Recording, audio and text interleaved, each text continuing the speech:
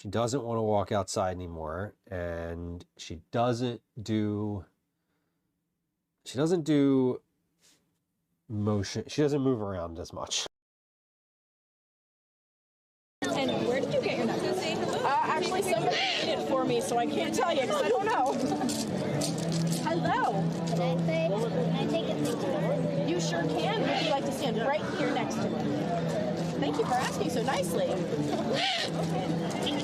Be photobonic, by the way. Thank you, guys. He's looking at you. Look at you, He's talking to you. He probably sees the camera and thinks it's a big eye. I don't know. He's definitely looking. Yeah. Hey, thank you. Super. Let's go look at the swords. Oh, there was a kitten under there. Oh my God, there were 2 cats under there. There were literally 2 cats right underneath. Oh no, there's more cats. Okay, sorry. He really buried the lead on this one, huh? Okay. What the? There are 6 cats underneath of shop cats. Get out of here. Okay, we have to go look at this. We have to go look at this guy's cats. I was about to walk away to look at the swords, but now I'm like, there's cats. Sorry. You gotta hold it out as soon as you see kitten fun. Seriously. Oh my God. Look at these kitties. Oh my God. Look at this guy's cats. Your friend saw me? Where did your friend see me? On YouTube. Wait, your friend saw me on YouTube? What do you mean he saw me on YouTube? What was I talking about? I don't remember. He didn't have the volume on. Oh, okay. Why? Why? No reason. I don't know, because sometimes I talk about things that I would probably say in front of you, but your friends are, He subscribed. less. And He liked and subscribed my video. That's cute. Hello, Calvin's friends.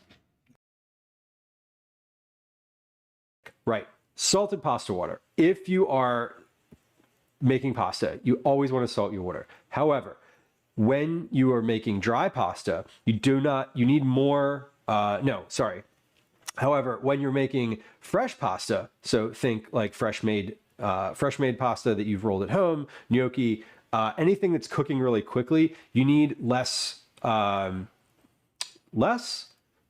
need more salt. If you're making fresh pasta, you need more salt in your water because it's going to be in the water for less time. So it's absorbing, it needs to absorb less of that water to fully cook. So if you want the same amount of salinity, you want to have more salt to start with in your water. If you're using dry pasta and it's absorbing a lot of water, you don't have to put as much in because it will absorb more of that water and thus more of the salt. So a little bit of kitchen advice for you. This one, here we go. We're just going for it. That's so much water. Oh my God. Okay. Try number 2.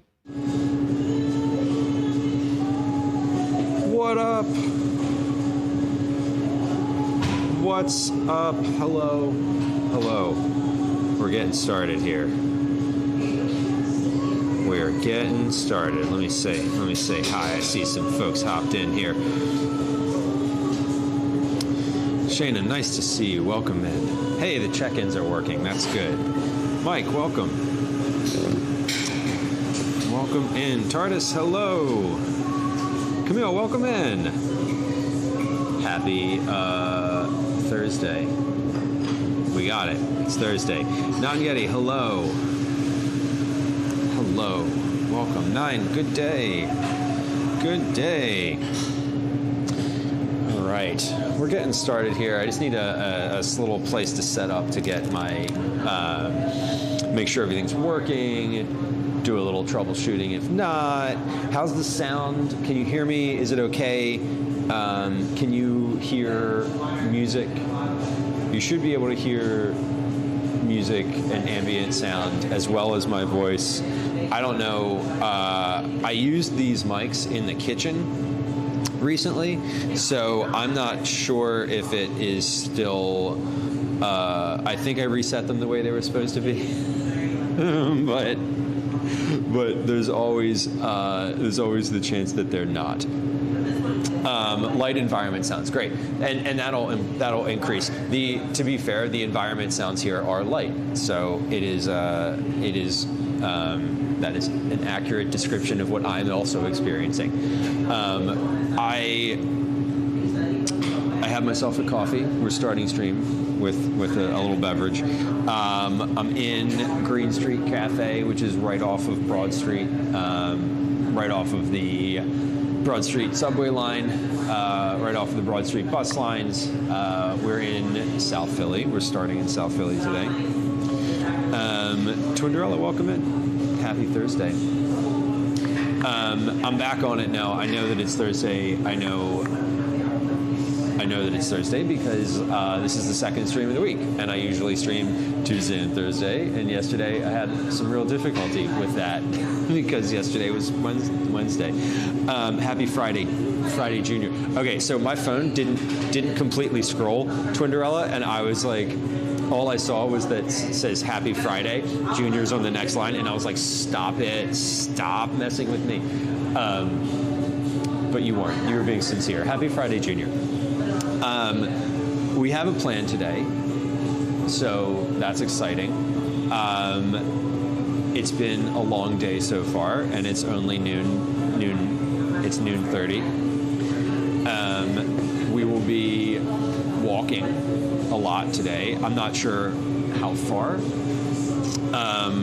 but we will be walking. Let me turn the location on because I am no longer at my house, so I can do that. Let's turn on. Let me check here. Let me check and make sure. I want to see that the YouTube stream is going.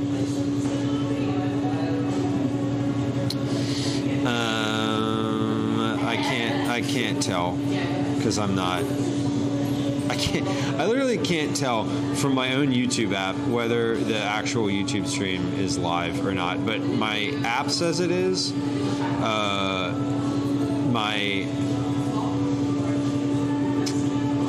I'm connected to the YouTube chat, it says. So, yeah, it's going. Okay, cool.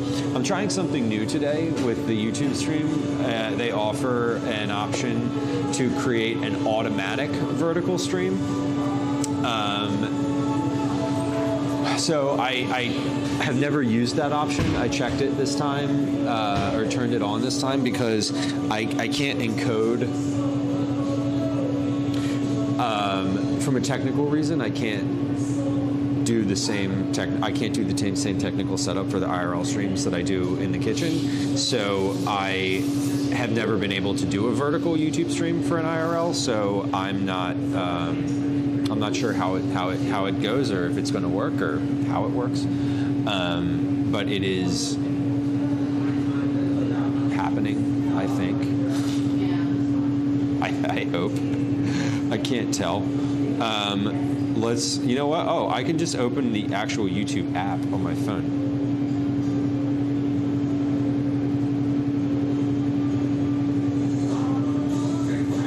Yes, it says live. Okay, what happens if I click that? I'm probably going to get my own damn self sitting here. Oh God, I didn't realize you could see that much of me. I thought it was a lot closer. Okay, cool. Well, that's fun. Can I change this to vertical on this thing? I don't know. Whatever. It doesn't matter. I mean, it does matter. It matters greatly, but I can't do anything about it. So we're gonna annoy it. We're gonna annoy it. Ignore it. We're gonna ignore it. Legs and all. Jesus, this camera is like. This camera's wilding out. Do I have a shopping list? I do not have a shopping list. You mean like in life in general? Yes, absolutely.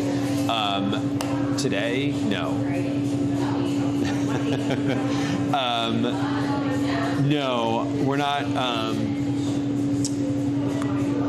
We're not doing shopping, any shopping today. I am probably going to get another snack at some point. I say another snack. I didn't get a snack today, but we're probably going to get another cafe offering somewhere.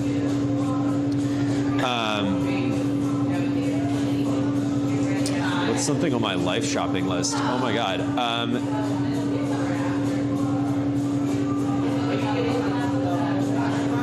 I have been proud of myself that I've maintained a consistent early bedtime schedule since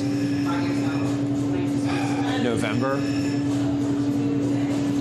and I would like to continue doing that.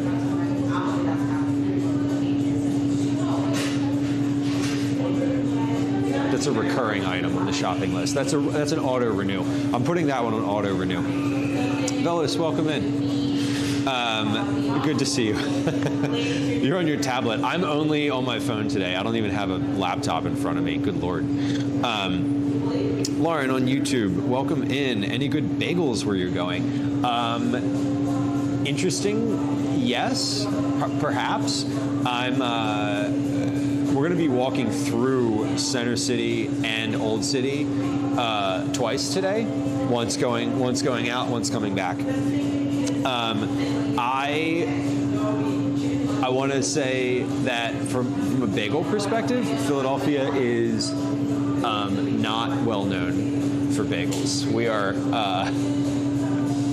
We're not at all well known for bagels. Although a new bagel shop just opened up in South Philly along Washington Avenue, which we've taken the bus down before, which I haven't tried yet. There's one that's like Montreal style bagels that a lot of people seem to love in the Rittenhouse area. I'm trying to think of other bagel specific spots. There's a lot of spots that like have bagels, but we're just not known for bagels,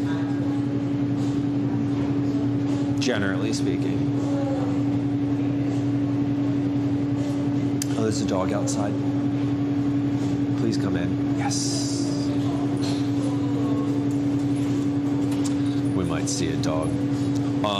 All of our counting commands are on today, so our Go Birds command, our weed command, our dog command, our friend command.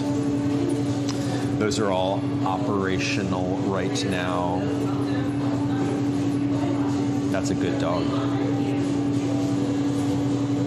That's a real good dog.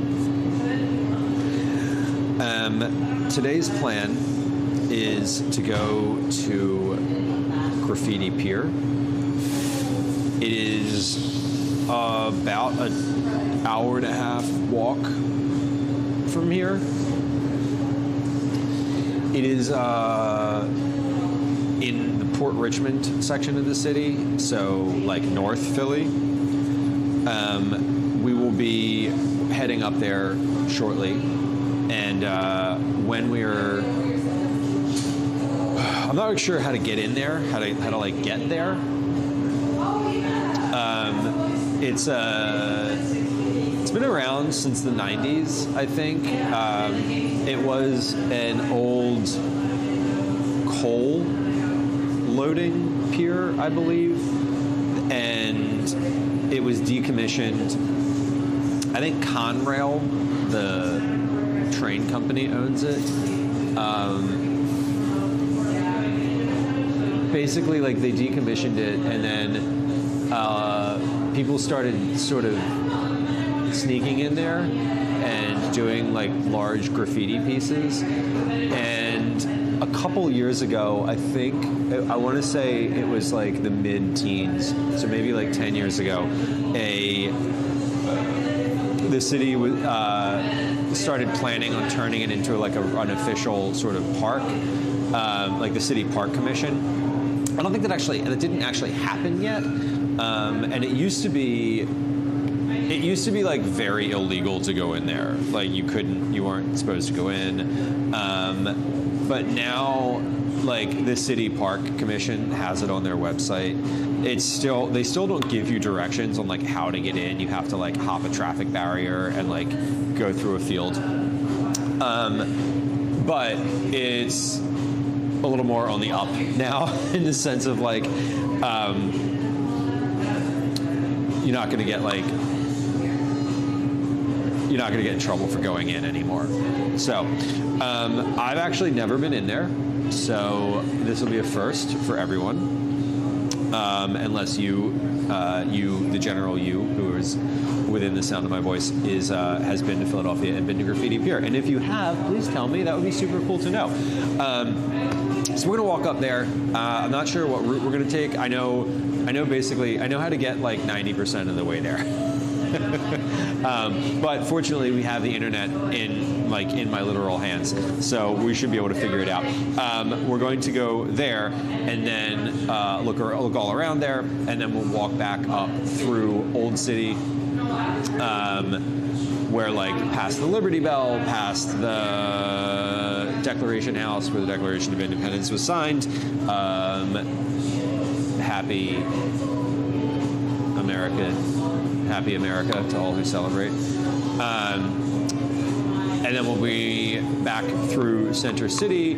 I might get a snack at some point, and we'll probably finish in Rittenhouse Square, which is a large public park right in the middle of the city. So we're basically going to go from here, where we are now in South Philly, way up North Philly on foot, and then we're going to come back down to Center City. So that's the plan today. It is 7 degrees Celsius outside right now. That is, I don't know, in the 40s Fahrenheit.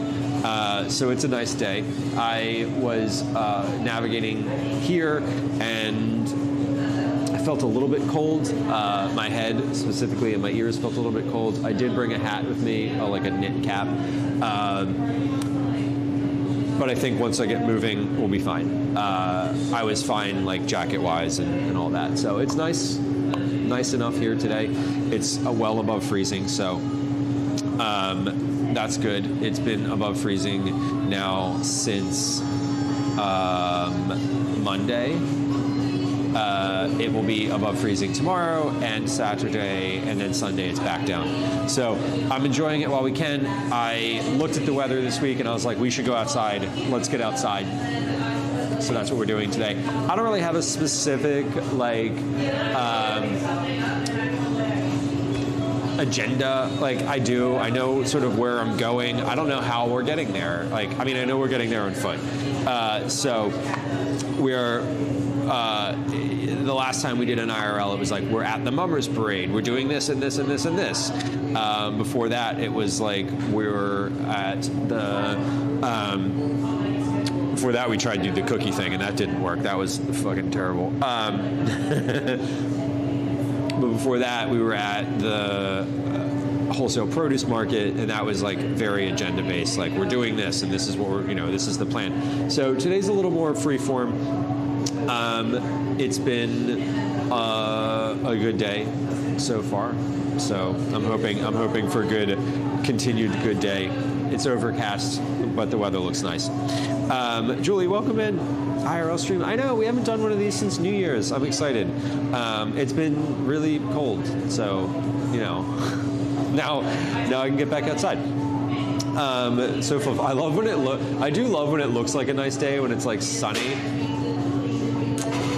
And then you open the door and you're like, oh, never mind. Never mind. Brutal. Okay. We're almost finished here. I just wanted to give my equipment a little time to see if it had any hiccups. It hasn't. It looks good. Things on the encoder look good. We have a good bit rate. My upload speed is great, so everything seems to be going. We have a couple IRLs coming up. We're gonna do we're going to do a couple out of the city or out of Philadelphia. The next one out of Philadelphia is going to be in Toronto. And then we're going to do another one in Providence like we did last year sometime in the end of March. Excuse me. So sort of wading back into the IRLs as the weather gets nice. Hopefully it doesn't rain either of those days that I'm planning on doing those. I don't really care if it's cold. That's not a problem. Let's finish up and get moving though. That's the plan. It's almost 1 p.m. Oh my God. That was so much at once. That was too much at once.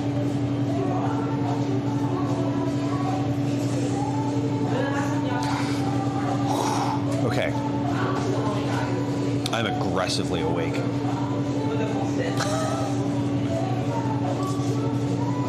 Oh my God. Yeah.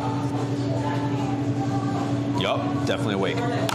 Okay, gonna use the restroom for just a moment before we go because I'm 41 years old and I don't leave a place that has a restroom without using it. Shart, welcome in. Good to have you. We're going to be walking around today. Shannon says it's snowing after 4 inches of rain in 4 days. Holy shit, that's a lot of rain. I think we would welcome some rain. I say that, but like, please don't rain. It's not going to rain today. It's not supposed to. I would welcome some rain in Philly because it snowed, and then all the trash sort of built up, and like the roads look awful. The sidewalks look awful because they just have like silt and shit all over them. It's bad. So I would welcome a little bit of rain, not 4 inches. Savory Sailor, welcome in. Hello. Julie, it's supposed to rain in Jersey tomorrow. I know. I'm hoping it doesn't rain in Philly where I am. I was looking at the weather and it might not. It might rain tomorrow night. But I'm taking Calvin on a field trip tomorrow and I'm like, please don't rain. We don't want that. Okay, I'm gonna throw the BRB screen on, and we will BRB. I'm just gonna use the bathroom, and then yeah, and then we're gonna start. Try number 2. This is so ridiculous. Why did I agree to this? Welcome in. Oh, baby. Okay, let's see. How many? Meow. Meow. Why does this cat look like an orc? We already downloaded this one. Meow. No. Meow. Mommy milkers. Yum, yum. Is that good enough? No. That one's cute.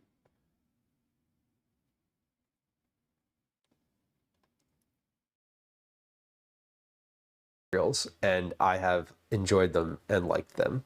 I think I do actually double tap like them. Does anybody double tap with their pointer finger? Who does that? That was a weird, that felt deeply inaccurate to how one actually double taps. But it's for visual purposes, it's hard to just be like double tap. I don't know. Maybe not. Maybe you'd get it. Who knows? Because that's funny and humor is how you deflect from the grim reality of the world. God, that got dark in a hurry. Anyway. Sorry.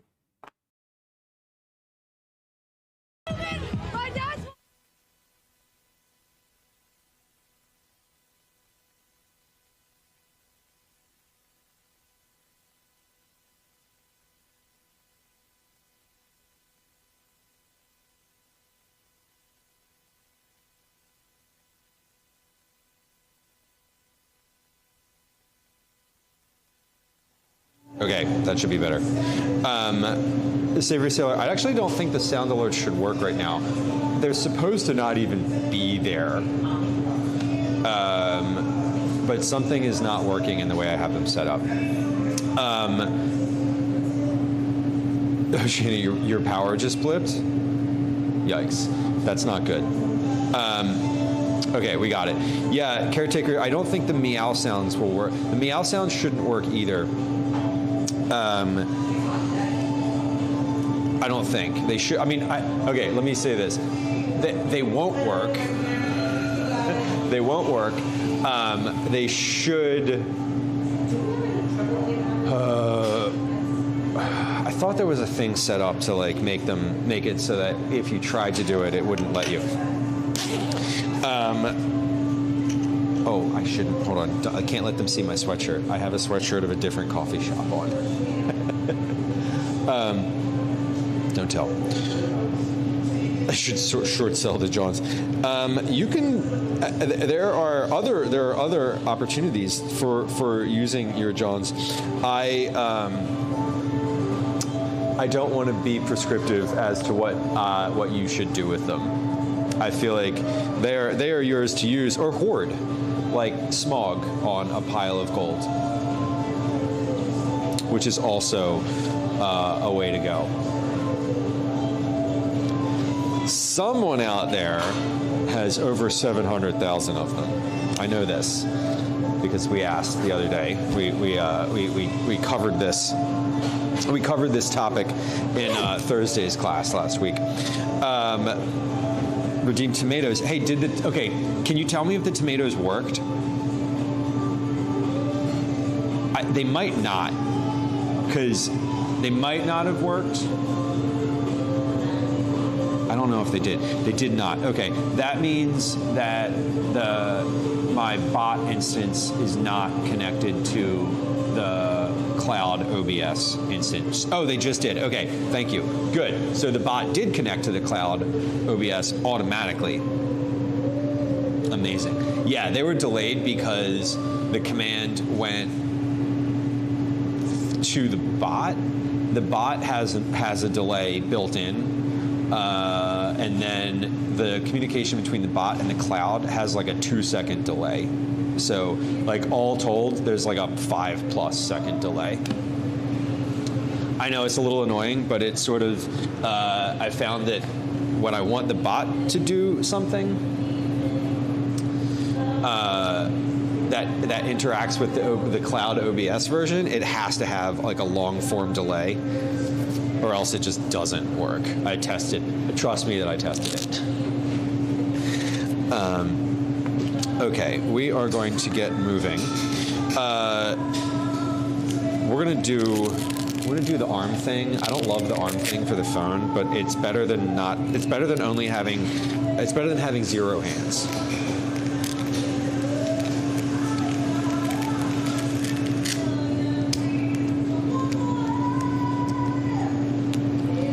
Zero hands are annoying.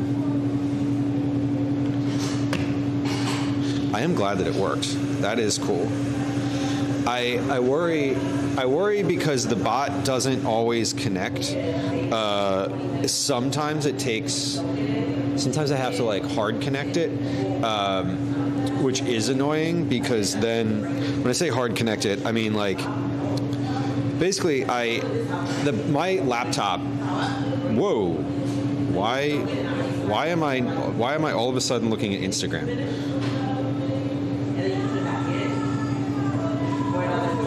I don't know. That was annoying. I can't put this. I can't like. God, this arm thing is super annoying to like set up, but it's good when it's on. There we go. We did it. We did it. Yay!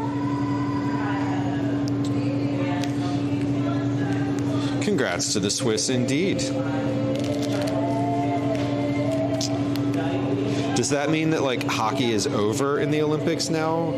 Or is there like multiple versions of hockey like there is ice skating? God damn this thing. Why am I so inept? Okay, that's a rhetorical question. We don't need a real answer to that. Thank you though. Okay, good. Let's get our camera off of the little this thing. We're going to put our camera on our pole. There we go.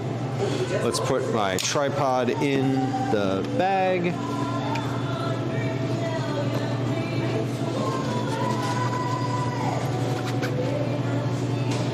And we're going to zip the bag. That's an important thing to do. Let's zip the bag. Great.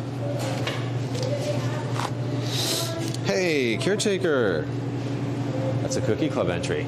I'm glad the chat thing works too. That's good. The more I build into the bot, the more I want the bot to run in the cloud, as opposed to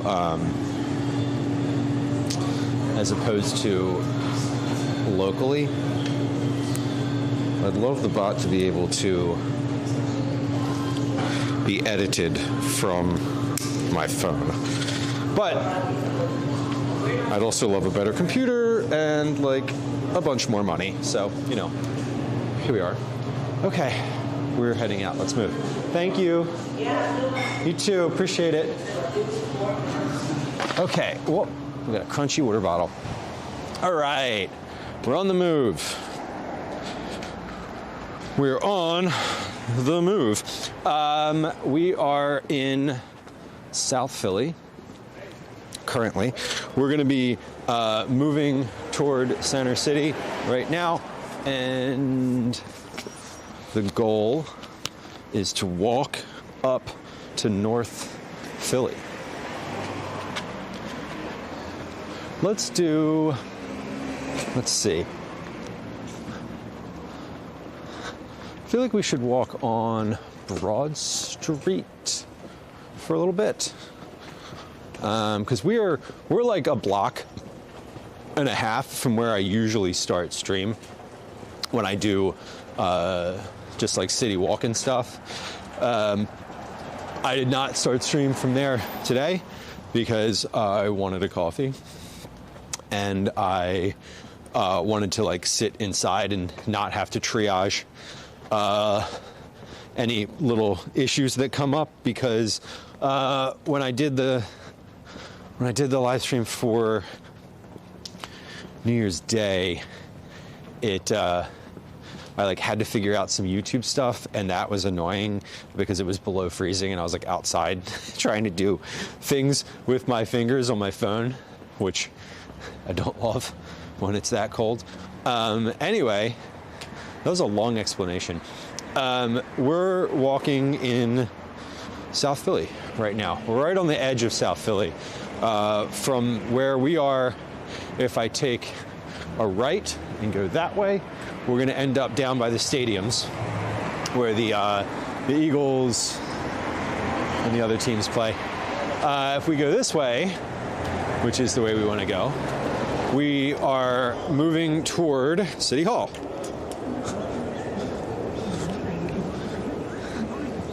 So this is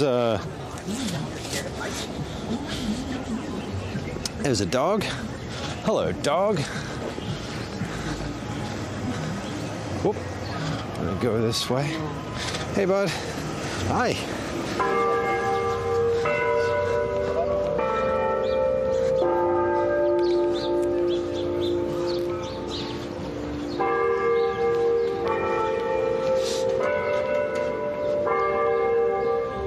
The National Shrine, Saint Rita of Kashmir.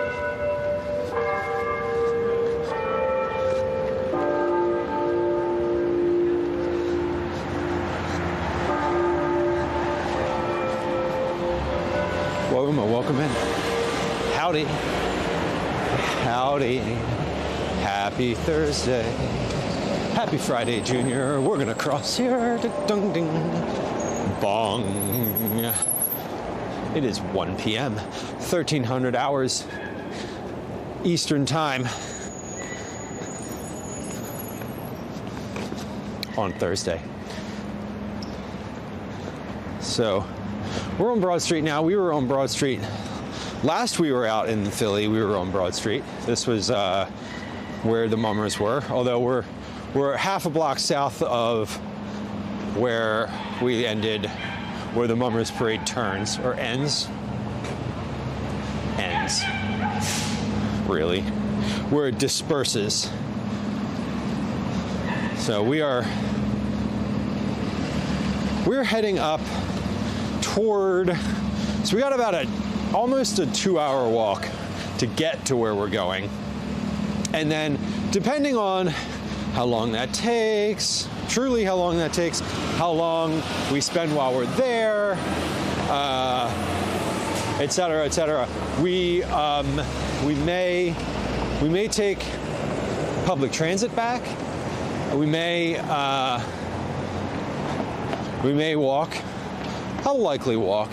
The goal is to walk. So the goal is to be live today for 5 hours or so, maybe a little more. Probably about that, if I'm guessing. We do have a command for dogs. Yes, that's our second dog of the day. It's a 2-dog day, as opposed to a 3-dog night, which is a totally different thing. That was a terrible joke, and I'm not really sorry, but I'll apologize anyway. It's a hollow apology.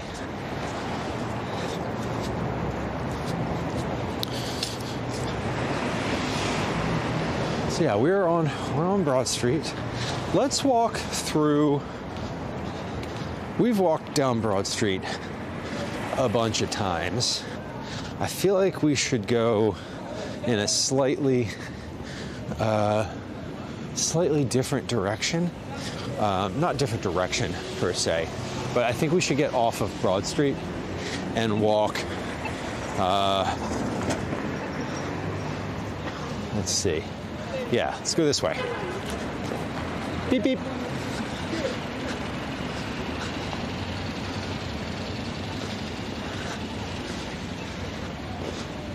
And we can cross here.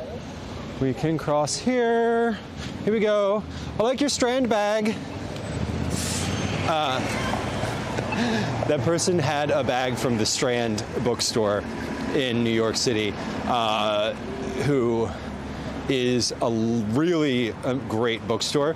They sell all of this merch that has like Strand logos on it. I have a Strand bag in my backpack. It has my tech stuff, tech setup, all of my little tools and wires and such.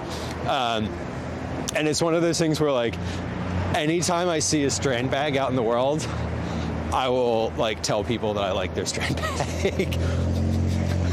I don't know, because it's just, it's one of those, it's, I feel like a Strand bag is like, it's almost like a virtue signaling thing, if that makes sense. It's like a, look at me, I enjoy reading, which like I do, so yeah. Twinderella, I feel like there is a command that's just like commands. Like if you put that in chat, it has access. I think it has access to all of the active. I know that the bot should return all of the active commands that you as a user, based on your like level, have access to. So like moderators will have different access than VIPs will have different access than like regular folks. Subscribers will have different access. I think I did though. I feel like I made a commands recently because I found out that you could do that in StreamerBot and it would like do it automatically.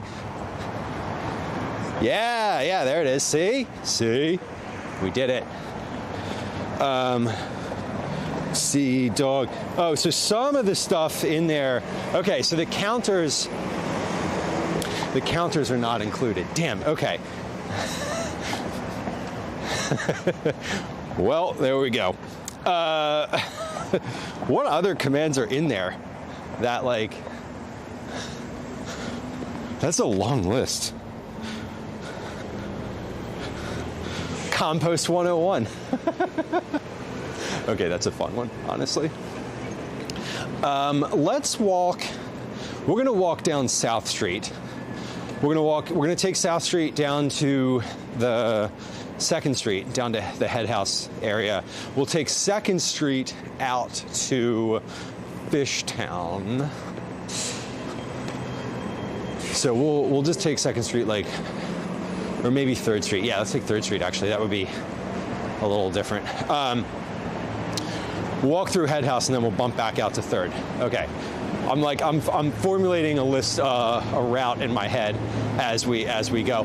It's like in a video game where you have the map and like you can't see the map yet until you've been in the area.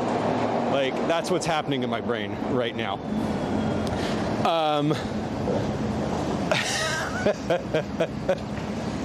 Oh my God, I forgot about some of those. The sneaky town command I set up when we went down, when we were in Baltimore that day. And my buddy Paul, like this guy that I used to work for in Rhode Island was, he like, anytime I would say something about Baltimore or like, anytime Baltimore came up, he'd be like, Baltimore always was a sneaky town. And he was always referencing that movie, and I thought it was really funny. And anytime I hear the word Baltimore in my head now, I think of my friend Paul saying that quote from that movie, which I've never seen and don't know what movie it is, in fact. I don't even know if that link still works.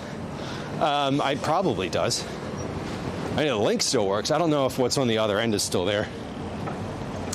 Mouth sounds. Okay, we are at Bainbridge, so we have one more block to go to get to South Street. I'm also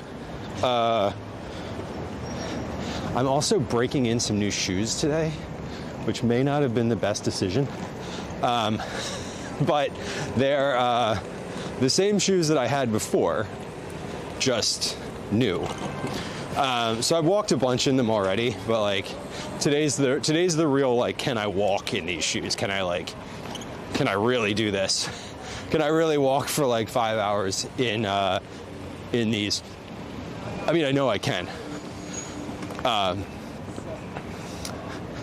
But it's just the first time it's happening. So, you know, things are new. I don't have a spreadsheet. I don't have a spreadsheet, which is wild. Right now. All right, shout out to you got? Are you on the walk? I'll bring it real quick. Yeah. This corner. Shout out to my grandmother, Vivian Hutchison, the most beautiful woman in history. All right, Vivian. Vivian Hutchison. R.I.P. Love God. Keep God in your life. And if Puff Daddy ever gets out of prison, we're gonna put him right back and just put a pineapple there so he can do what he wants with it. And it's probably not gonna be. It's gonna be a little messy. We got you. Go Birds! Go Birds! Go Birds! See, that was a well-deployed Go Birds. That was a like, I'm not sure where this is going, but you're walking away, so let's end it nicely. Oh God, yeah, that was when I say Go Birds can be a reflexive statement in a time of slight discomfort, that's what I'm talking about. Did I sound real? Did I sound authentic? Did I sound like I was like a football guy from Philly? Probably not. Anyway, the bit about Puff Daddy was interesting. I'm not sure what he was getting at, and I don't know if I really want to know, but here we are anyway. We're on South Street now. This is a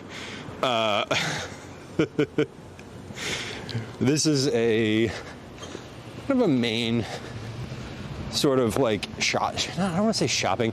It's almost like nightlife, but South Street's just like where you go somewhere. Going to South Street is like going to the mall. If you are of a certain age, that will make sense to you, and if you are younger, you may never have been to a mall, and that's fine too. Velos, right? Yeah, I mean, I'm on Broad Street in broad daylight, so I'm also like, okay. Liz, I don't think that man cared how I sounded either. That's correct. HC Logger, can you send me a sandwich from Jim's? Oh my God. I know. See, I didn't read your correction, but I knew what you meant because I feel like you know exactly where I am and where I'm going to pass. Liz says, I don't think I've heard anyone refer to him as Puff Daddy in over a decade. No, that's actually fair. That's actually fair. No, that person initially I had the camera on me and I was walking up and I saw that person on the sidewalk and they saw me and we made ostensibly eye contact. But he was like, no pictures, no pictures, no pictures. And then I think he saw me talking and was like, oh wait, are you filming? He's like, let me say something. So I was like, all right. When someone says to the camera, let me say something, it's always like, well, go ahead. Let's see what happens here. Yeah, Julie, I don't know where he was going. I don't know where the person was. Just like, you know, it's just a colorful human walking somewhere in Philly with a with an Eagles hat and a small dish towel over their shoulder. Fascinating.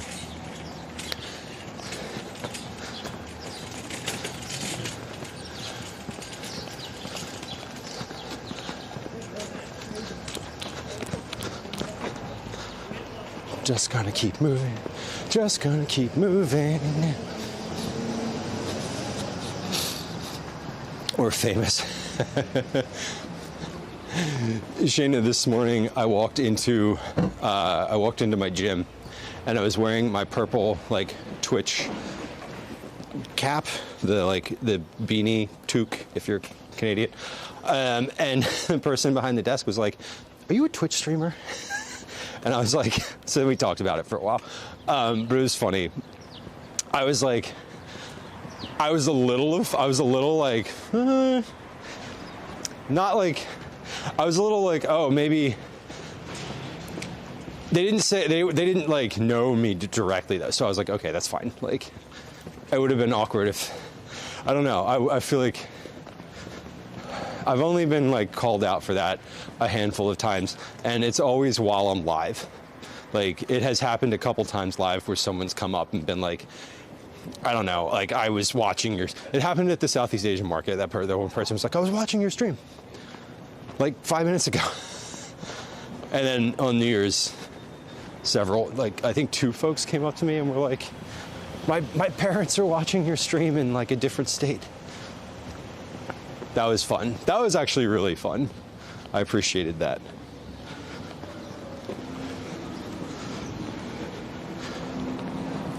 But we are moving. Google Maps says that this is a 2-hour walk from where we were. I don't know if Google Maps is always like horribly over time in terms of like walking speed. Google Maps assumes a walking speed that is, I think, far slower than what I actually move at. Philadelphia Magic Gardens. This place is great. This is one of those places where I don't know if I'm allowed. We were talking about this the other day. But I have that, I have that on my list of places I'd like to go, but I have to call first to get confirmation that it's okay to bring a live stream camera in there. I mean, you know, makes sense. Shayna, there's in this tree up here, there's all sorts of them. There's like a little clutch of them right next to, you know, all together on one of the branches.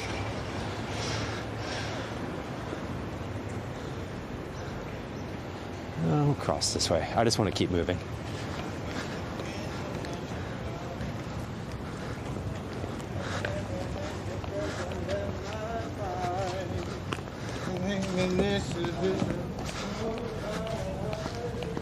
I bust the windows out your car.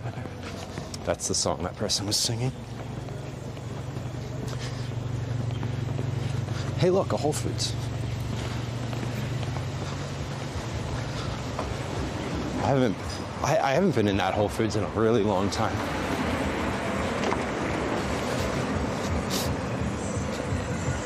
think I stopped shopping at Whole Foods when Amazon bought them. But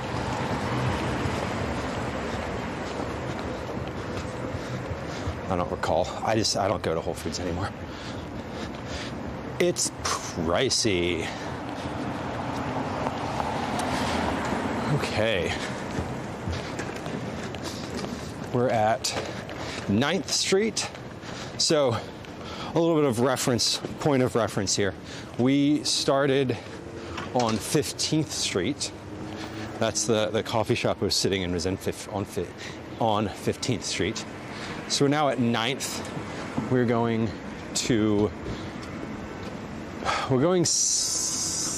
southbound or eastbound currently. We're walking in an eastward direction. This is going down in numbers, and we're heading toward Front Street and Columbus Boulevard, which is the eastern edge of the city. That's the Delaware River. And then we're basically walking towards New Jersey.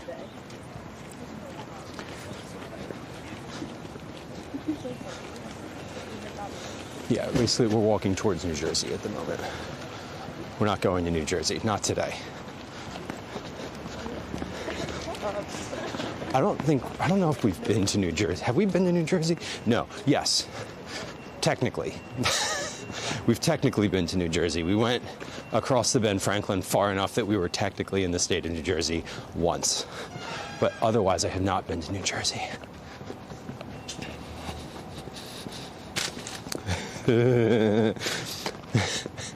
Shayna, I hate when grocery stores, or I hate when any store like that, if you're driving, like,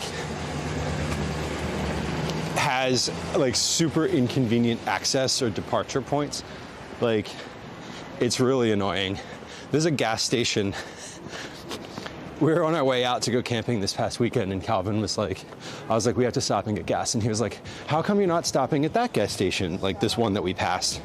And I was like, well, I can't turn into it from here. I was like, I have to make a U-turn and go back, and then when I turn out, I have to go the opposite direction and make a U-turn to get back to where I was, and like, I don't want to do that. So we're gonna go to one that's like farther away, but I can just pull in and out of. It is funny what people will both gravitate to and avoid just for the sole purpose of like minor conveniences like that. Dan, welcome in. Happy Wednesday. Nope, try again. Happy Thursday. Happy Thursday. We got 2 dogs. 2 little dogs. 2 happy looking dogs out on a walk. Easier to walk, Shannon says. Yeah, that's why I live in the city. Because I don't like driving anywhere if I don't have to. It is super easy. Super easy to go grocery shopping. For me anyway, just on foot. Although you do have to, the one thing I will say about the city is you do have to have a hand cart most of the time if you're like shopping for more than just like a few things. It's always funny when you like stop at a store. You were like not planning on stopping at a store, but you stop somewhere, and then you're like, oh, now I have to carry all of this home. Oops. I always keep a tote bag in my backpack or purse or wherever. I have like, in my purse I have like a little tiny roll-up one, and then in my backpack I have like a full tote bag, like a folded canvas tote bag that you can just deploy if I need it. Okay, so we're good. These are the things that you learn carrying in the shopping in the city.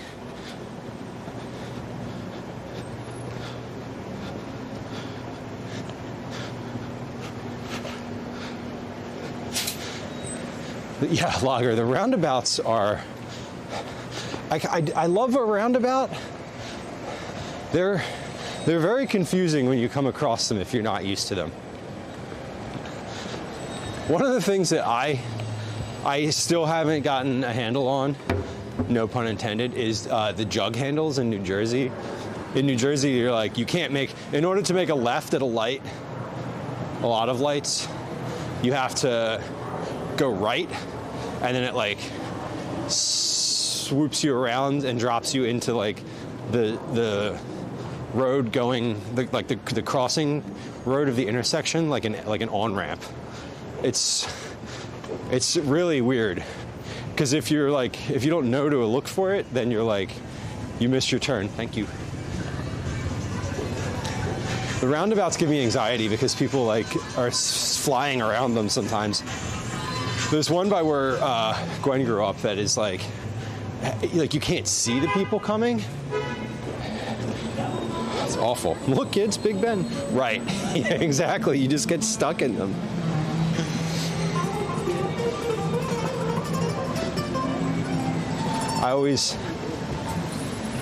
There's a merge, one of the merges, the highway merges in Philly from South Street onto 76 is really, it's like you have to navigate it a very specific way.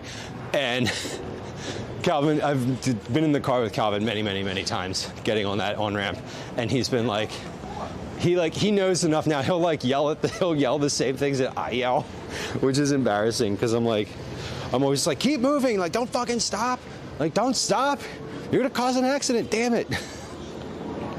I don't really get too angry while I'm driving, but that's one of the things where like people stopping at the bottom of an on-ramp where you definitely have to keep moving is like actively dangerous.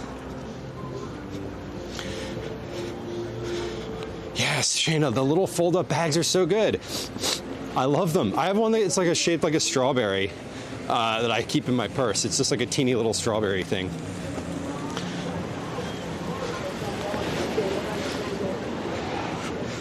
Yeah. Shayna, the backpack thing is for real. I know exactly how much I can put in one of my backpacks. I have a shopping backpack that I can take on a bike. There's Jim's Steaks.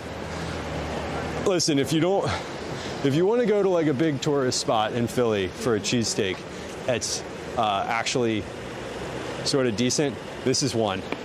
This is the one. You don't want to go to Pat's and Gino's. I'll tell you. For reasons of taste and also reasons of like, they're just I don't know. I'm not gonna get into it. They're not great. We don't align politically. We'll say that.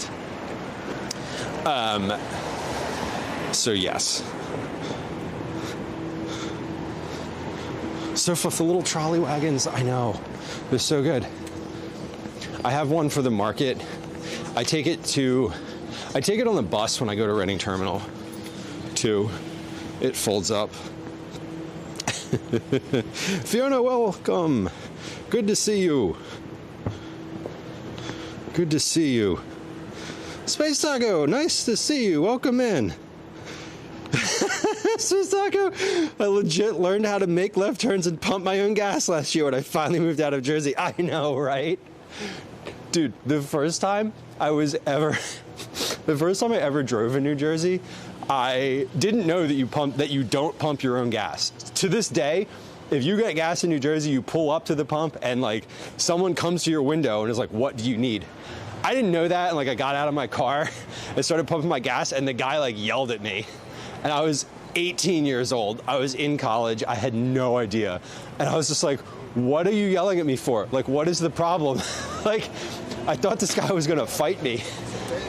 Mainly because I didn't know in that moment that it was someone who worked there. I'm used to people doing, let's go down 3rd Street. Is this 3rd? Yeah, this is 3rd. I'm used to people at the gas station offering to pump gas for you, and then they want you to like give them money or tip them or whatever. Like, they don't work there. And I was like, this guy's gonna fight me right now. Like, and I'm not into that at all. Like, I'm not a fighter. I'm a runner. I will run, or I'm also a cowerer, if the need calls for it. But the person in the bright orange safety vest and jumpsuit calmly explained to me that I was not in any capacity allowed to touch the gas pump. And I was like, okay, we got this. Now I love getting gas in New Jersey because I'm like, I just get to sit in my car for a few minutes. It's great. Anyway, welcome in. So thank you for the shout outs. I appreciate it.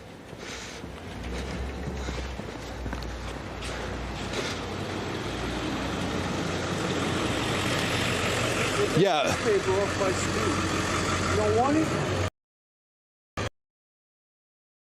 Exactly. Sounds very similar to the Jersey, the Jersey thing.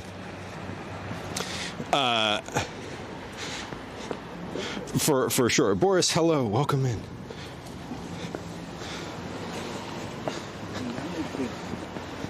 We got some shout outs in chat. Space Taco, a very lovely DJ streamer whose channel I very much enjoy lurking on. And chatting. I chat, but I love the DJ stream because you can just like chat emotes and it just like helps with the hype, and I don't feel compelled to have to like always converse. I'm more likely to chat in a DJ stream than anywhere else. Just facts. Flipsy Fiona, also a nice shout out. Thank you. A fellow IRL streamer. I say that now because I'm IRL. In real life, I'm in real life all the time when I'm live and when I'm not. Obviously, maybe not. Whatever. But anyway, Fiona is living the van life and taking us on travels, and I kind of love that. I was lurking a little bit the other day. I forget where it was. I think you were eating. You were at some restaurant. I don't know exactly where, but that's such is life on the road, I suppose. Okay, we're now tripping over one of these fucking snowbanks. Anyway, we're on 3rd Street. We're moving in. We're in Philadelphia, as we usually are. We're heading towards Old City. We're on 3rd Street. We're gonna blow right through Old City. We're not gonna look around at this moment. We're gonna look around on our way back. We're heading to Graffiti Pier, which is a place I've never been. It is quite literally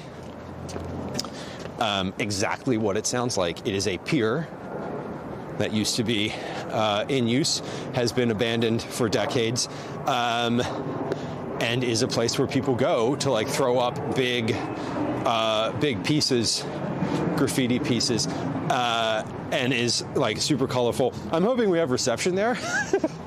I don't know, maybe we won't, but I've seen other people there before, so I've seen other people stream from there before though, so hopefully it'll work. Anyway, True Caretaker says we lost most of our full service pumps in Calgary. I didn't grow up with them, but I appreciate them, and I also appreciate the fact that gas is like cheaper in New Jersey. Yeah, Space Talker, they make it seem like it's super dangerous, but like literally every other state is like, what are you talking about? Avo, hello. Avo says, am I the only one whose parents made them pump the gas when it was cold out? You know, no. No. I remember two things from when I was a kid. I remember pumping gas, doing the gas, like pumping gas in the car, and going into the ATM and getting money out of my mom's checking account. Those were like my tasks as like someone who was helping with errands, and pushing the shopping cart. Obviously, time-honored tradition in the grocery store for the child to push the shopping cart. They find it fun. I think it's great. And, you know, I feel unburdened when I take Calvin shopping with me.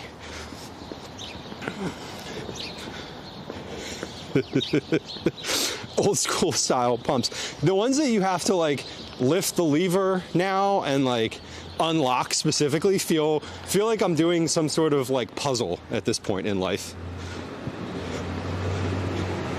New Mexico, that's right. We were talking about this. Okay, so you're there now and you're in it. Okay. Fellas, the Prius life sounds fun too. we're starting to look at vehicles. I say we. Gwen is starting to look at vehicles. I am nodding my head and providing an opinion when asked. Albert asks, is tipping the gas person a thing? Not to my knowledge. I have never tipped a gas station attendant. That might make me a bad person, but I don't know. I was told when I went to school, like when I went to university, after discovering that Jersey had you couldn't pump your own gas, I had a friend that I was in school with, in the dorms with, who was from New Jersey, and I don't know if he'd worked as a gas station attendant. I don't really know. I don't really know what his deal was with that. I forget. He had a whole host of other things that I don't forget about him. Anyway, I asked that question. I was like, are you supposed to tip them? Because I don't really know. I've never had this experience before. And he was like, no, definitely not. He's like, you don't need to tip them. Like, they get paid, blah, blah, blah.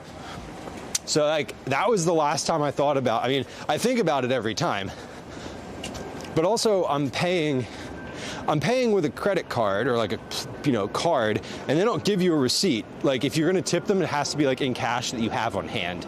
It's not like a restaurant.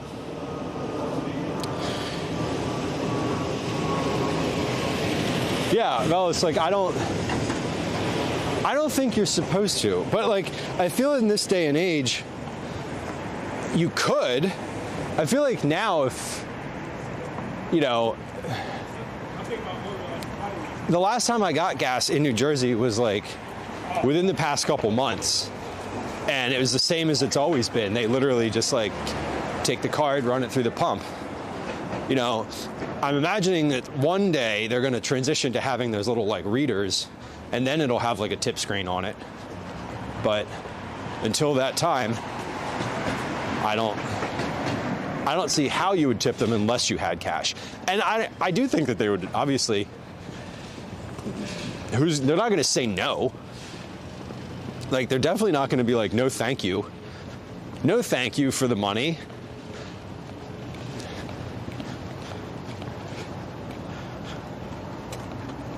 I don't know. Yeah, Space Taco, I don't know what they get paid, but like, I know that I have heard that you're not supposed to, and I've never, how sometimes, like, if you don't know if you're supposed to tip somebody, like, they'll tell you, maybe not directly, like, please tip me, but like their body language will tell you. They will wait, and like, just after the thing has ended, they will just continue to exist right next to you in your presence, and then you're like, oh, I think I'm supposed to tip this person. I've never had a gas station attendant do that in Jersey. They hand you your card, they hand you the receipt, they're like, thank you. As soon as you grab the card, they're gone. So my impression is, unless you hand them money in that transaction, they're not expecting you to. Like, I've never felt, there's occasionally there's that awkward moment where you're like, I think I'm supposed to tip this person. I've never felt like that either.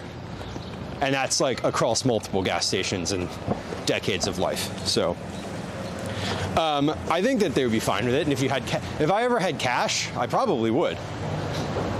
If I had like a couple dollar bills,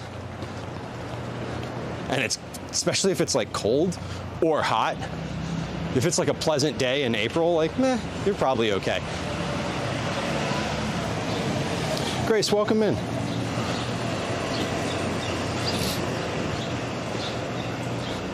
Avo, I would love a camper van, or like a van. One of those like big square johns that you can like stand up inside. These look so cool. They also look like they'd be really expensive. This place is great. This place has like been the same basically forever. It's a restaurant, but it looks like a big old bank. Pretty cool. Low Burger, welcome in.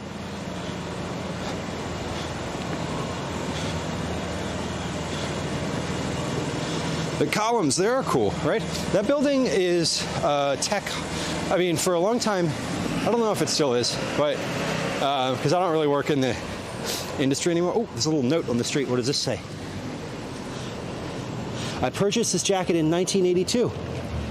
If my memory is correct, I was out skiing the slopes in the Apache ski resort. Also the Alps in Switzerland, France, and Austria. I hope you enjoy it. Tom, I wonder where that jacket went to. Sounds like a parka. I love little notes on the street, like handwritten notes on the street like that. I especially love grocery lists or any type of list. Any shopping list I find on the street. I love it. I take a picture of it. There's actually a channel in Discord for it.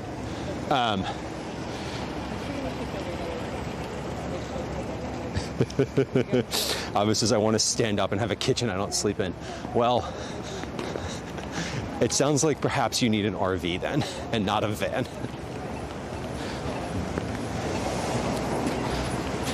What a sad note to lose. Well, hopefully, my hope is that the jacket had the note in the pocket or something, and someone has it. Yeah, it is a sad note. If you have that jacket now, you're not gonna have that information anymore. Although that's the type of note I would just take a picture of.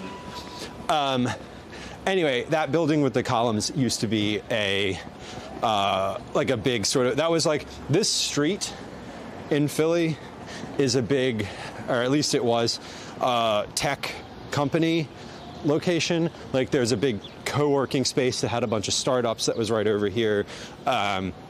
There's a bunch of like web companies all in this block. And I know that that bar used to be a big like techie sort of like, I don't know, tech industry gathering spot in the city for whatever that means. I don't really know what that means, but it was for a while that was its reputation. It says I feel like I'll be judged when I lose a shopping list. I feel awful when I forget my shopping list at home, and because I don't have it on my phone. It's like a handwritten list most of the time, and there's definitely been plenty of times where I've been like, I'm going to the store after I do this other thing, and I'll forget to put my list in my purse, and I'm just like, so frustrating. Because there's like no way to recreate it if you like, once it's on the list, I sort of like put it out of my head. Because it's like, because I know it's written down somewhere, you know?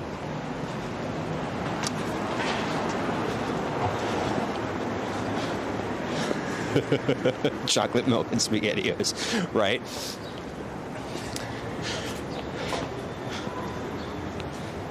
Yeah, fellas, the box trucks are fun. I remember my Boy Scout troop owned a box truck, and there was definitely a couple weekend camping trips where it was pouring rain, where we like put up a tarp, pulled everything out of the back of the box truck, and just set up some tables in there and hung out in the truck all weekend with like the door open. It's really fun. Hey, the Betsy Ross house is right here. That's a historical thing. This is also, when The Real World was filmed in Philadelphia, it was filmed in this building right here with the columns. Now it's some sort of tech company. Mira from K-Pop Demon Hunters. Gonna be golden. We love that show. Oh my God. I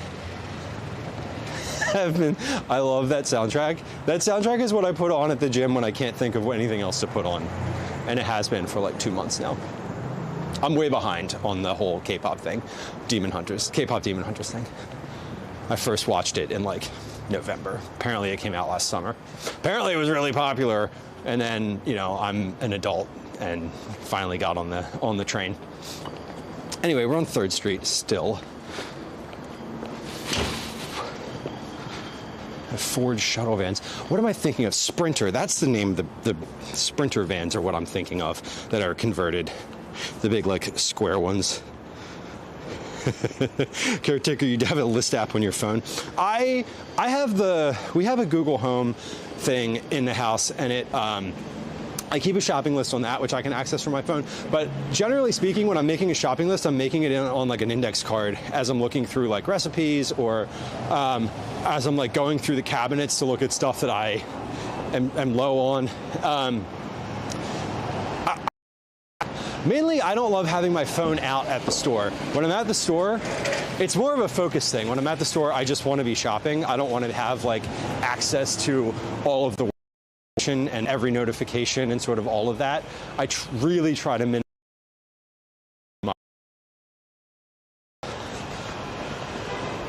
It was funny, just yesterday, Gwen was like, hey, did you see the Instagram story that I posted? And I was like, I haven't even opened Instagram. One, I don't have it on my phone. But two, I was like, I haven't even gone on Instagram in like 2 weeks. Like, no, I didn't see your story. I'm very sorry. I'm a shitty person.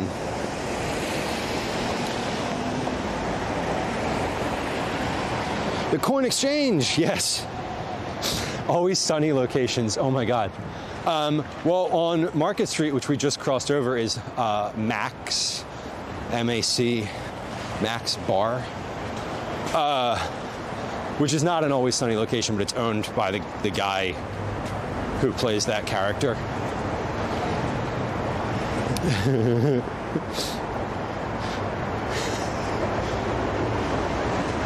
Adult meals that follow My Little Pony. Bellas, you have outed yourself as a brony. This is facts. Listen, that's okay. Everyone enjoys what they enjoy. There is zero judgment here. We're passing underneath of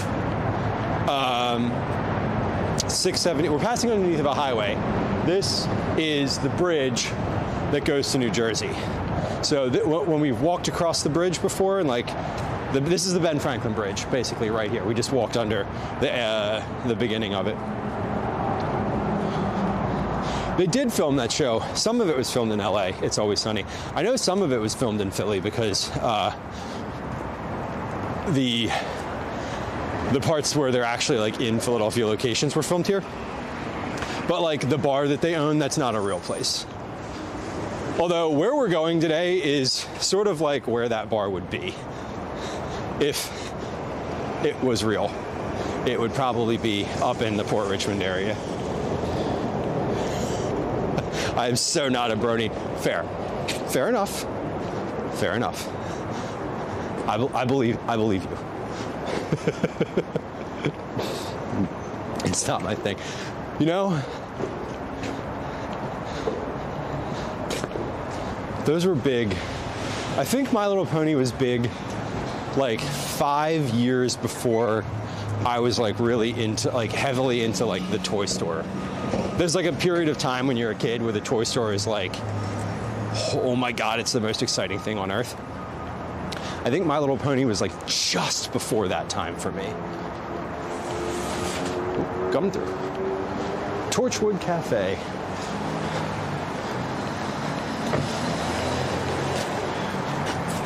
Oh, Rocky locations. Boris, they do a run every year called the Rocky Run in Philadelphia. It's like 50 miles long, and it's supposed to take the route. So in the Rocky movies where he's like, you know, the epic training scenes where he's like running, all the places that he runs by are like, the Rocky Run like hits all of those locations, but the run is like 50 miles long. It's like, and then you think about it and you're like, he did not actually run that far in the movie. Or like, I don't know, do boxers run 50 miles at a time? Anyway, it's a long run. Rocky locations, we've seen the Burning Barrel before.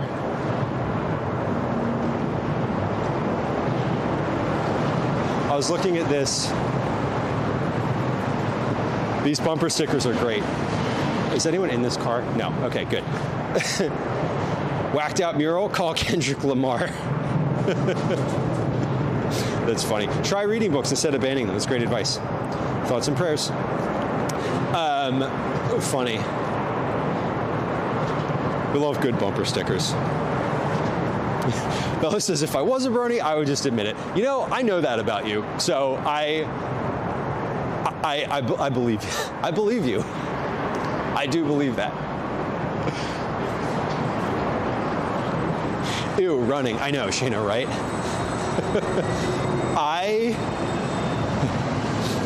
Calvin and I on Tuesday I'm gonna, speaking of running, I'm gonna run right now because I'm crossing the street. So it's 5, 4, 3, 2, 1, 0. Oh my God, oh my God, oh my God. Okay, we made it.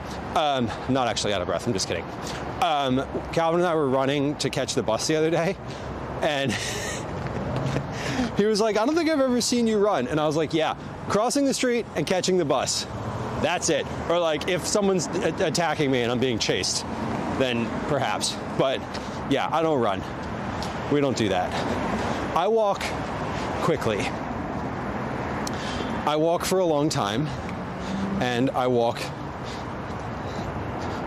speedily, but I don't like running. Running hurts my knees. Like, it's too impactful. I have good cardio health. Like, it doesn't make me out of breath to like jog somewhere for a little block or two.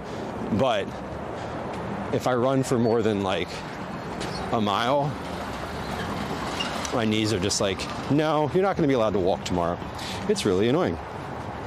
So if it only runs in emergencies, right?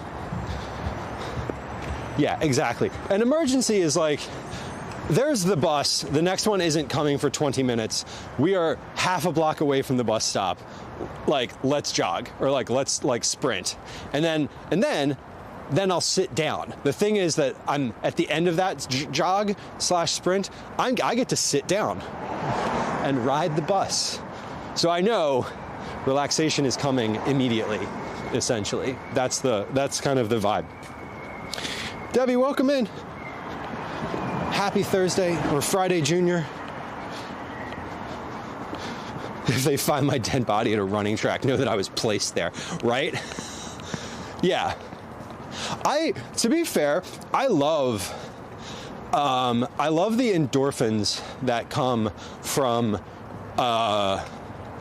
like elevated heart rate, like cardio. I love cardio, like just in general. I don't love starting, but like I enjoy riding the exercise bike. I enjoy doing like the elliptical. I even enjoy the rower. But running like physically hurts. So it's not the like exercise and exertion that I don't enjoy. It's the fact that it hurts my body. So there's like there's a little difference there for me anyway. But like, I don't know. I like rode the exercise bike for an hour the other day at like, I don't know, my heart rate was somewhere between 150 and 160 the whole time, which is like pretty high. Felt great. Yeah, Avo, knees, right? I did not treat my body kindly when I was younger, in the way of like, I used to skateboard and like jump down steps on my rollerblades over and over and over, like that kind of stuff. And I don't do that anymore. I really try to take good care of my knees at this point. I know, I remember when I was a kid, my dad had knee surgery, and it like, I mean, that was like a while ago, and so surgery's a little different now. Like it's less invasive, but I remember it was like, he just had like bad knees and like had issues with them and then needed to get surgery on them, and I like don't want that to happen very soon. I would rather avoid that for as long as possible. Hip issues. Yeah, so when I was a kid, my mom had hip surgery. She actually had her hip replaced again, like recently, like within the past 5-6 years, 5 to 10 years. And it was like a wildly different recovery.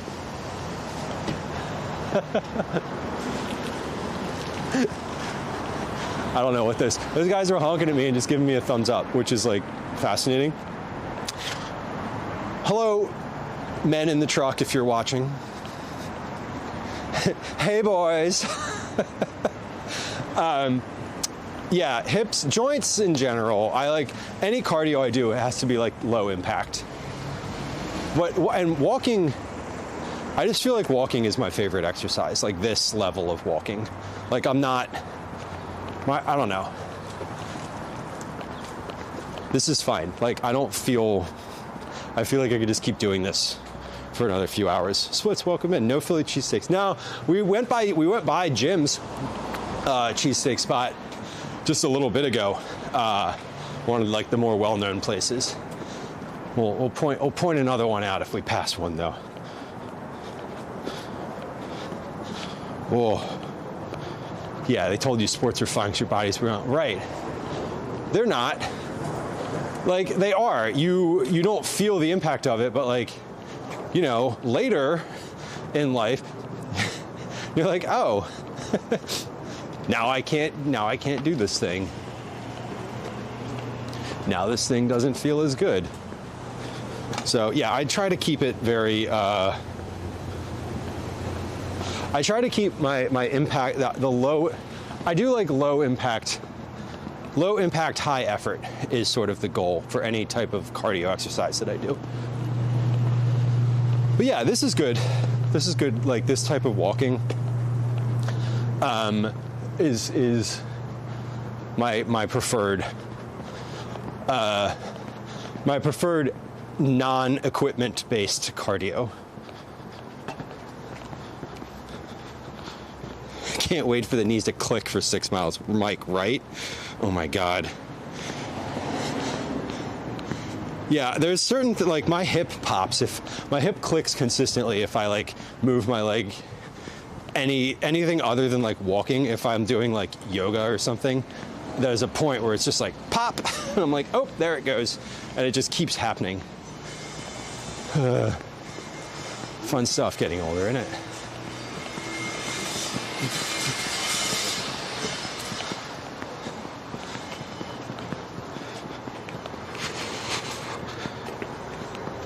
Yeah, little burger, a walk and talk. I enjoy walking with other people. I enjoy walking with y'all. I mean, because I'm talking, I'm doing this, you know, it's a little different. There's not a person here, but I will say, I appreciate doing IRL live streams that are just walks like this. And one of the reasons, other than like showing y'all places of the city and like going places I haven't been myself, which is super fun, is I'm walking at the speed that I want to.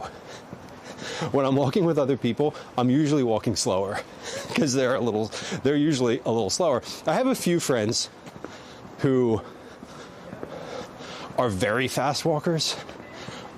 You'll see I'm hoping when we go up to Toronto in a couple weeks that I'm hoping that the weather cooperates. I'm hoping that my equipment cooperates. And I'm hoping that my friend gets to go with us on like a walk around the city, because he is a faster walker than I am by a bit. Few people that I know consistently,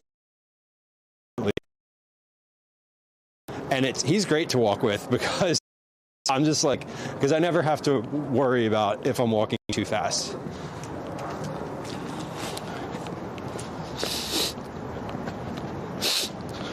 All right. Had a little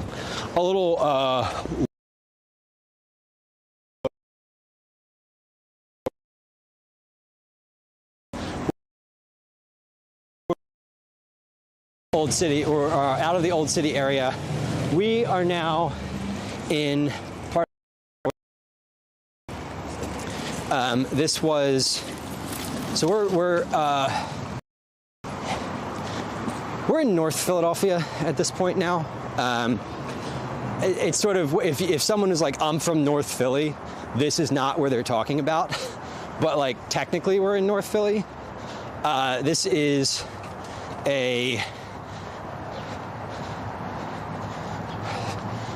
like the southern part of North Philly.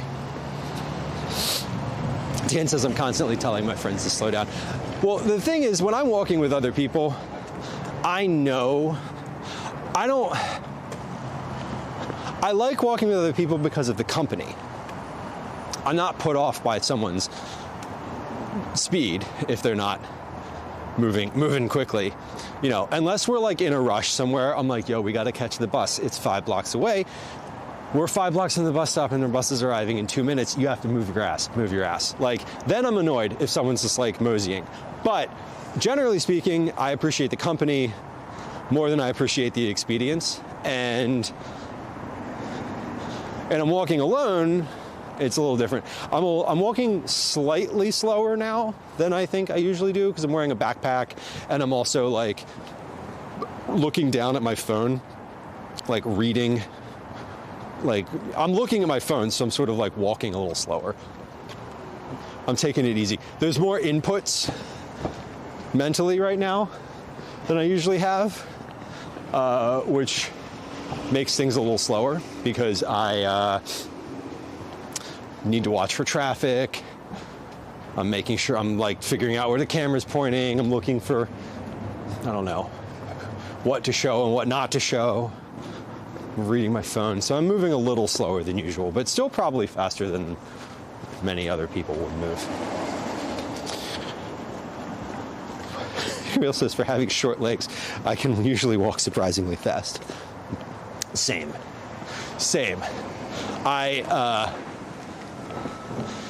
I'm not very tall. I have yeah, I move pretty quick for my height. I can empathize with that for sure. Okay, we are in Northern Liberties. I probably. Shana says mom was taller than me growing up. Yeah. I have indoctrinated Calvin into the fast walking group because basically the moment that he was no longer in the stroller and was like walking on his little legs, I was walking. I think for his whole life, I've been walking just faster than his top speed. And I think he has felt exactly what you feel, Shana, where he was like, he's just been sort of catching up his whole life. So he can keep up. When we're in a group of adults and he's with us, he will be in front. Like, he is fast. He is a much faster walker than most adults that I know now because otherwise he's getting left behind. Not really. I'd say that jokingly. But yeah, I'm like, come on, we got to move. I don't actually say that, but again, if we're trying to get to the bus stop, I do actually say that. But generally, I'm like, you know, he just wants to keep up, and he wants to keep up because if he's too far behind, I can't hear what he's saying, and he's usually saying something. So he does like to be heard. Coming up on Girard Avenue.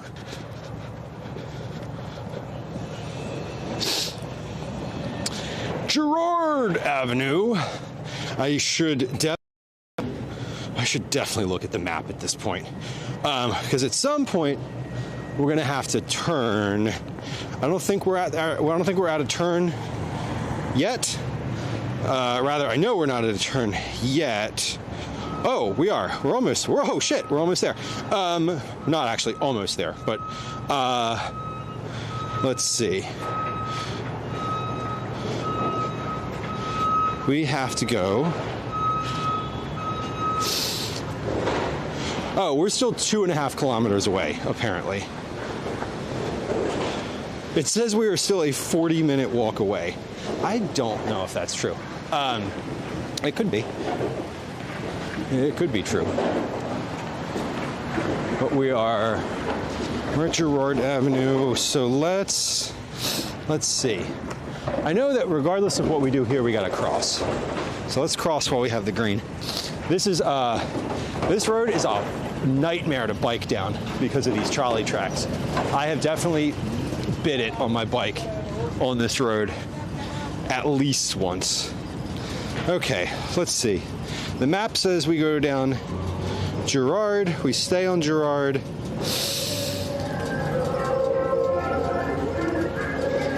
We do Girard to East Girard all the way down to Burke Street. Okay, I know where that is. All right, so that's good. We're just on Girard Avenue now. We're heading toward, we're in Northern Liberties. We're heading toward Fishtown, which is just another neighborhood of the city. So we've gone through a couple neighborhoods. We went through, we were in South Philly, in the Point Breeze neighborhood. We were in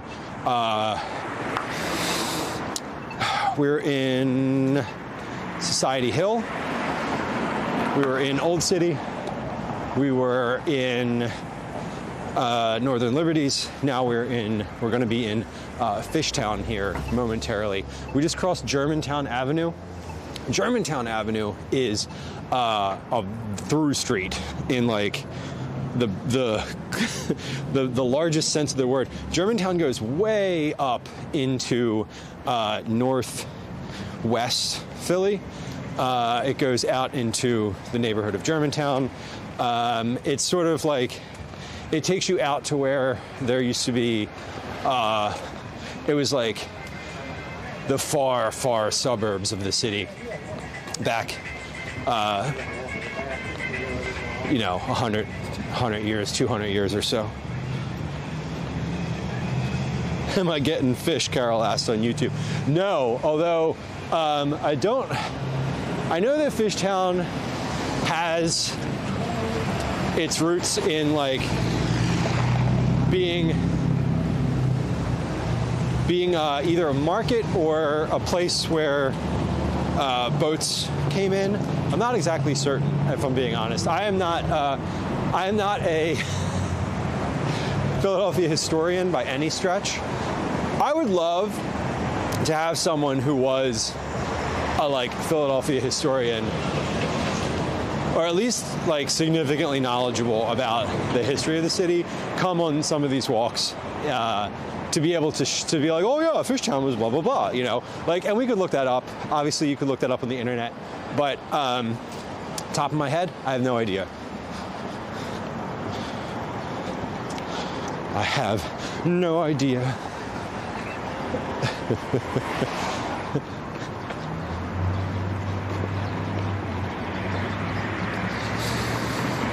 We are at...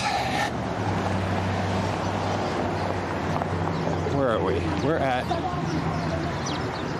that was Hancock Street, O'Neill. What is our next numbered street? Our next numbered street should be Front Street. We should be at Front, because basically we are turning, Philadelphia is, if you took two rectangles and you put one at the bottom, and then you put another one on top of it, and it kind of went like that. We're at the juncture where they turn here. Philly has a kind of a distinct shape. So in many parts of the city, when you hit Front Street, which is basically like First Street, then you're at the highway, and then you hit the river. Like, then you're at the river. Here, we hit Front Street and then just like keep going. So it's a little different. Slightly different. Hope you stay away from the bad parts of town. Well,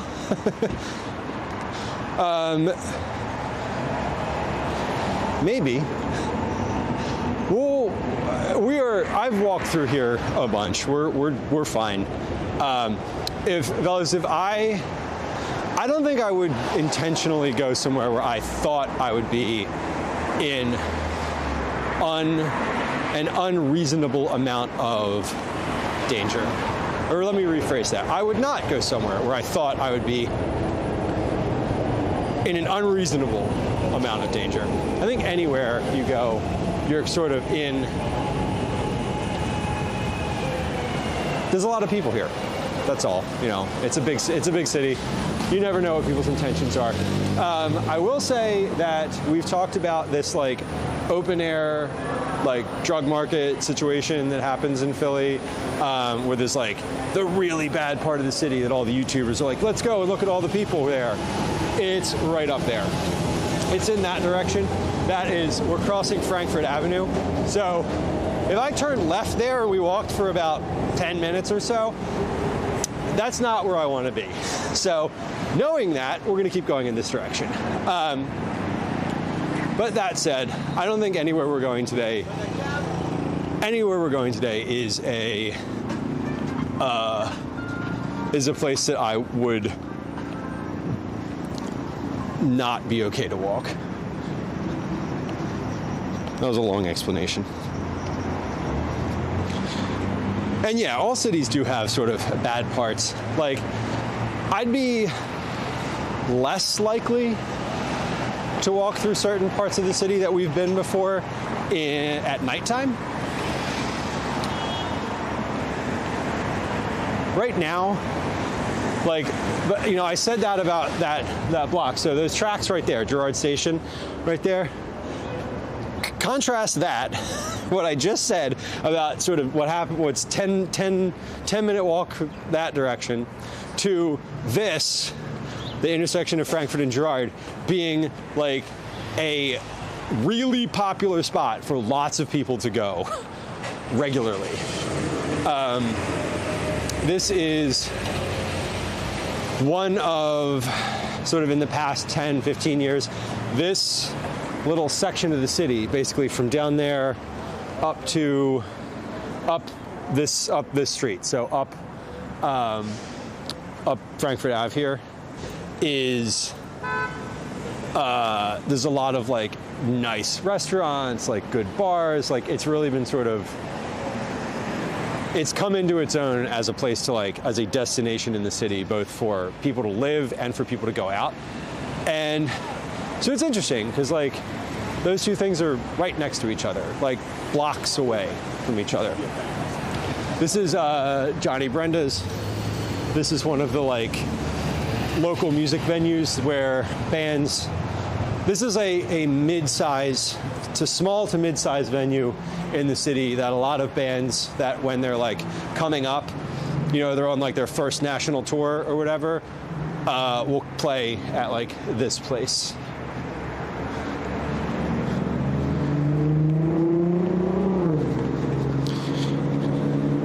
Gentrification at its finest. I know, right, Caretaker? It really is, though. Like, it really is a, you know, the neighborhood's like, I feel like if you were to come to Philly and you were looking up where to go when you get here, Fishtown would be really high up on a lot of like current contemporary types of lists, right?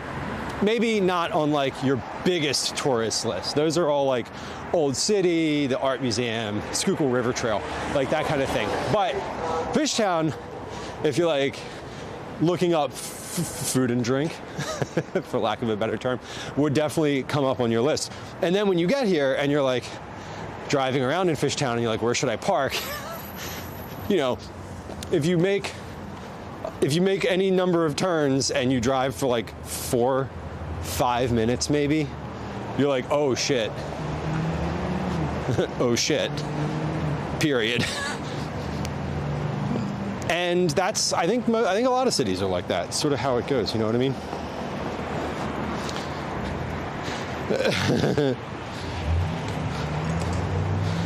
Lol, can you go to Walmart?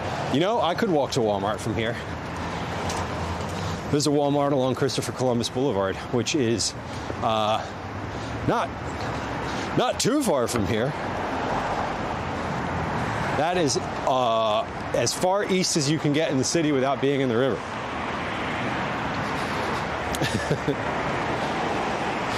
So I see funny stuff posted on those polls all the time. I've seen a lot of it today. I'm like, next time I see something that's interesting, I'll point it out. I'm always looking at the signs on the poles. There's so much like little graffiti and placards and like things like that all over the place. It's kind of great.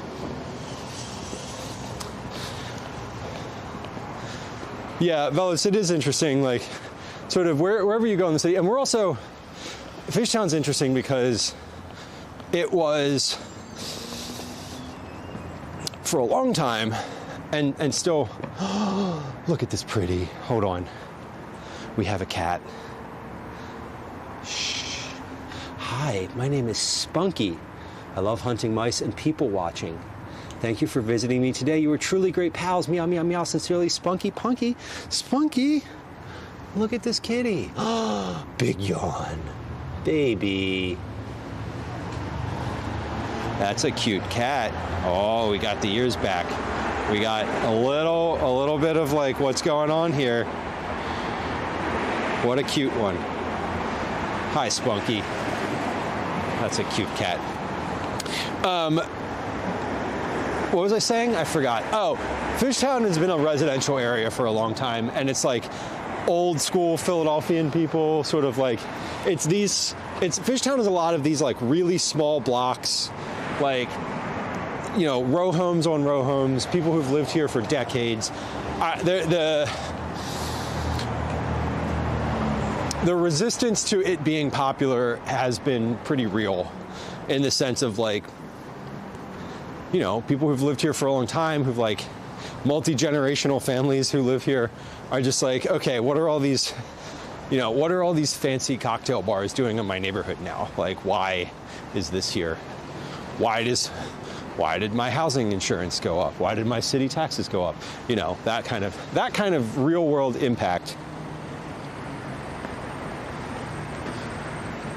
We're gonna wait.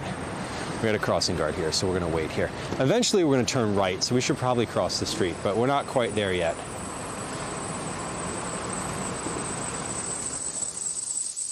All right, we got a green.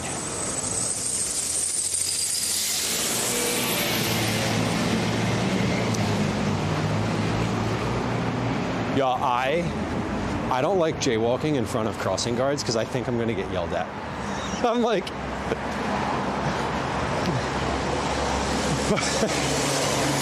that's a me thing, but I'm like, I feel like if I cross the street here, they're gonna be like, hey, you're setting a bad example, and I would be like, I know, you're right, I'm sorry.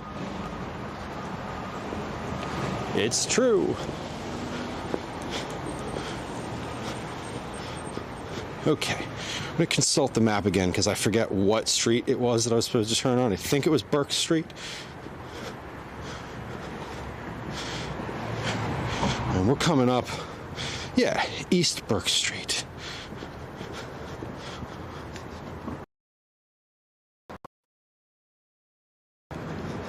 All right, now it says 24 minutes.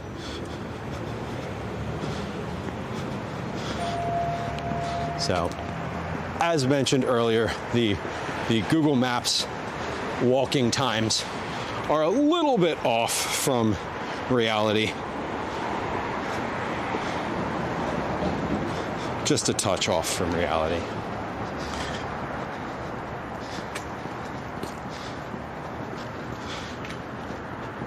Now, I don't know, again, I'm not sure if I am, I don't know exactly how to get into the place that we're going. I know that there's no signage, and it's sort of like an abandoned pier. So we may have to like look around a little bit when we get there. Yeah, jaywalkers for life. Like right here, I wouldn't mind it. Say again? Yes. Yes. What do you stream on? Twitch and YouTube. Are you live right now? Yeah. What's your channel? Eat at Dad's. Is it like an eating thing? Yeah, I mostly do cooking. It's cooking IRL. Do you live around here? This is my card. You got it. Yeah, I mean, I live in Philly. Okay. Yeah, it's local. I walked here, so that's what. Yeah, we're live. We're gonna go down to Graffiti Pier and like fucking setup. Hang out. Oh yeah, thanks. It's like people in your chat right now. I have no idea. Yeah. I don't like too much anxiety to know how many people are in chat. For real. No. Yeah. But yeah, just do like food and IRL stuff and like walk around. But yeah, anywhere we should go. We're walking back. We're gonna go to Graffiti Pier and walk back towards Center City. Pier's cool. Yeah, I've never been. I've lived in Philly I've had many forever. makeouts and sexcapades at Graffiti Pier. That's what's up. Okay. Yeah. That's really funny. Yeah, I've lived here for like 20 plus years. I've literally like never been. So You like I'm that camera? all right. Yeah, it's good. It's like the stabilization on it is good. Yeah. It's the temperature, if it drops like too far below freezing, all this shit just doesn't work. Sure. I don't know. We were out on New Year's Day and like I could not keep my mics on at all. I bet. Like it was really fucking cold that. Yeah. Fucking cold. Yeah. Well, sweet dude, awesome. It was good meeting you. I'm gonna follow your shit. Super. So, awesome. Yeah, man. Yeah. You driving? Be safe. I'm walking. Walking. Yeah. All right. Well, be safe regardless. What's it, Gerard? Woo! Yeah. You're taking your life in your hands. Well, jaywalk again. Here we go. That was fun. I thought that person was doing like delivery, like a delivery, but I think they were just getting carry out. It smelled phenomenal. I really am like, I'm like, all right, now I kind of want pizza, TBH. Yeah, Velos, I think I've lived here for long enough too that I sort of know, like, all right, I've walked the whole thing, everywhere we've walked today, I've walked in daylight, at night, I've walked in every season. Like, I sort of know where I am, and I'm also like, there's enough people out right now too. It's like, it's daylight, so. Yeah, caretaker, the crossing guards intimidate me, right? Like, I can't jaywalk because they're literally looking for that. They're like watching what you're doing while you're walking. Huh.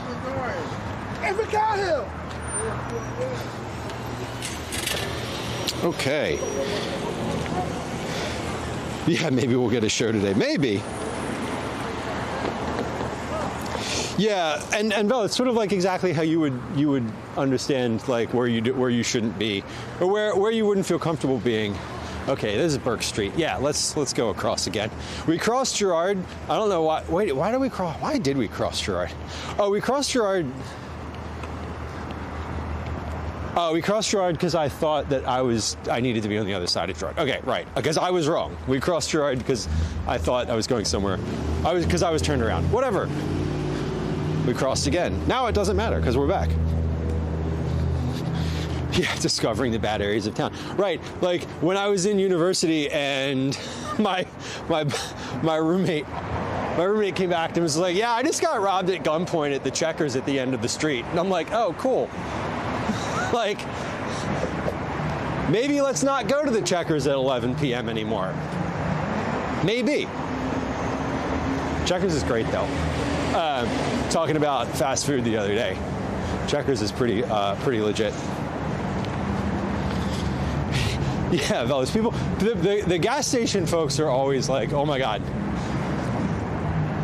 I get nervous when I am in a situation like I'm sort of stuck somewhere and someone approaches me. Like generally, if I'm just walking on the street, like I am right now, like I'm a little more comfortable with that because I'm moving. Like that guy who was on Broad Street when right before South earlier today, when he was like, oh, can I say something? And I was like, sure, but I kept moving. And he was like, I'll walk with you. That's when I was like, now I'm nervous, like a little bit, not a lot, but people are unpredictable. You know, I have had this thought before that I have this thing in my hand, right? Like I have this camera, but this camera's on a pole. And I have thought before that like, if I really needed to, I could probably just take like unsurreptitiously sort of unclip the camera from the pole, and then I have basically like a weapon. But again, I'm a nonviolent person. I'm like, that's when you would see me running on stream. you know, Kathy, welcome in. Hello, hello, hello. Okay, so we're in the middle of nowhere, which is exactly where we're supposed to be. We're heading down toward the river, and I am pretty sure that I just need to walk along the road here, and we will eventually get where we are supposed to be. I think I'm going to cross. We're going to cross here. We're going through that little road down to that stop sign, and then we're going to turn left. So there's no crosswalk here, but there is a median, which makes this a lot easier. So let's get across here. Is there a crosswalk up there? There is. Okay, we are gonna. There are literally signs here that say "Do not cross the street." So we're gonna do that. We're not gonna do that. We're gonna listen to those signs for the purposes of any legal observers to this stream. We are following the law and not crossing the street. We have not jaywalked at all today. Please do not rewind the stream to the parts where I was like, let's jaywalk. Anyway, this road seems dangerous to cross. So we're going to do that at a crosswalk where it's safe-ish. And then we're going to go up this road for a little bit. Just a little bit. All right. But there is a crosswalk up here. This is,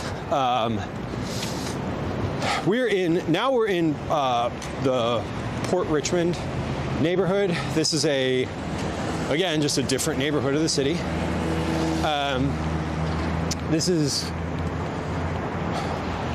We're starting to head northeast. So for most of our walk today, pretty much the whole time, we've been walking just directly north. Now we are moving in a northeastern direction. We're going to cross here because there is no crosswalk on the other side, and we need to get over there. So let's do that. Uh-oh.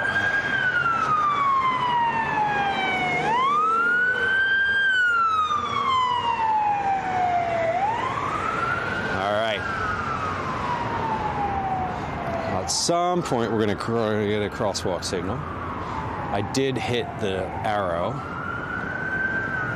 So they still have green. There is something of a median here, so that's good. Oh, damn, that was a long crosswalk. That was at 25 seconds a moment ago. This is, there's not much down here. You can see basically nothing because the highway is in the way. This is Route 95 here.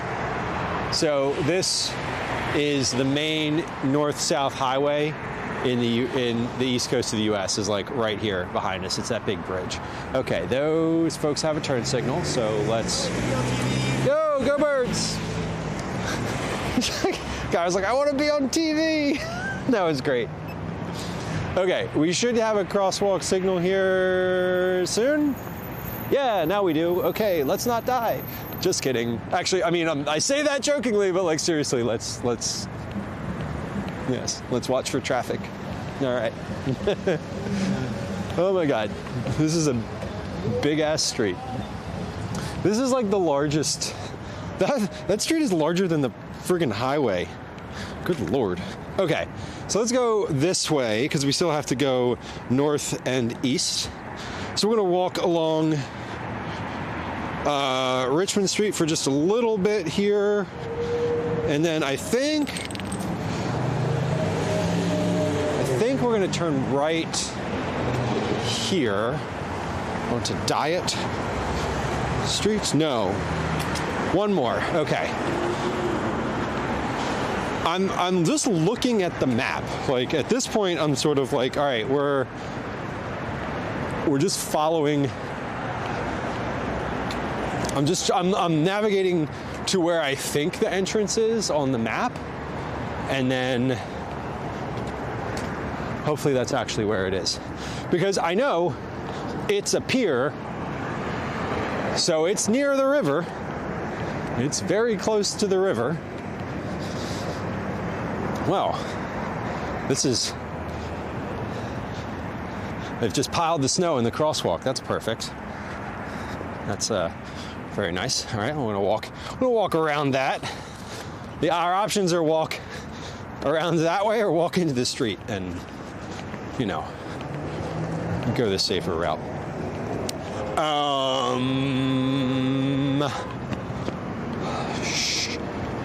I think we should make a right here, because it looks like this street goes close. The street looks like it's getting in close-ish to where we're gonna be. Yeah. So if I go through here, so I'm gonna make a right and then a left on North Bank. I am assuming that there might be some people here, because it's a nice enough day that it's possible that there's folks here. Let's take a look. Any traffic? All right, I have a turn signal, so we're just gonna go for it. Oh, damn. Yeah, look at these, all these houses being built down here. Or, yeah, these are row homes. These are not they might be condos, but this is like crazy developed down here. Neat. Well, you're not worried about parking down this way, that's for sure.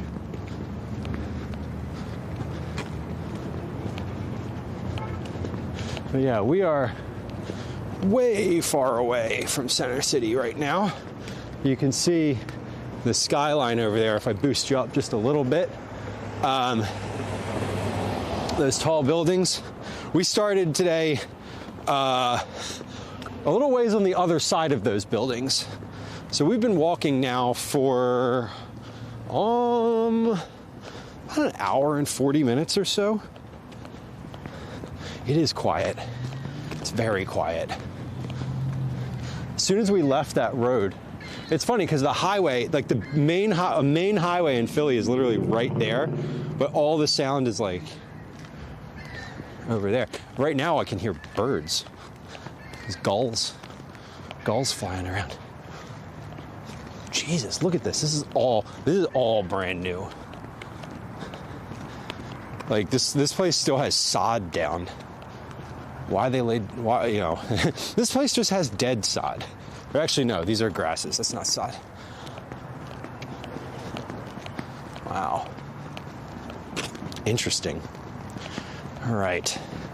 Well, like I said, I hope that our reception holds up down this way. Because we are not in an area where there's very much. Although we are going to be on the river, so it's pretty open. It'll be pretty open. Not a lot of buildings blocking, I should say. So we should be able to, things should be fine. Hopefully, I don't know. We'll see. All right, and then we were making a left onto North Bank, which is so wild. None of this existed like literally a year ago. This was open space down here. And now there's like big condos with garages. Pretty wild, honestly.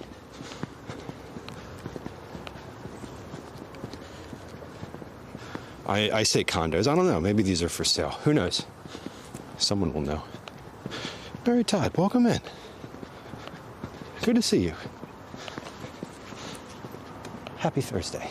I hope you're well. I hope you are well. We are in Philly. We're out on foot today. We're in the very southern part of northeast Philly at the moment. We're walking to Graffiti Pier. We're almost there. We've been walking there for about an hour and a half. And when we're finished there, we're gonna walk back. We're not walking back to where we started. We're walking somewhere a little different, give it a little different scenery. But on the way back, we're gonna get, probably get a snack somewhere and take it to the park. We might, I just realized that we could probably go to Paris Baguette, not an advertisement. Paris Baguette, if you're watching, I love you. Please sponsor me. I will eat all of your pastries live on stream, and I will rate them highly. Or whatever, I'll give an honest opinion. You tell me what to do. I will do whatever you want, within reason, for financial gain. Anyway, who am I talking to? Who knows? Doesn't matter. We're gonna stop and get a snack on the way back. And then we're gonna go to, or I think we're gonna finish day in Rittenhouse Square. So that's the goal. Rittenhouse is like way back that way, like 5 kilometers or so. But we're almost at our destination.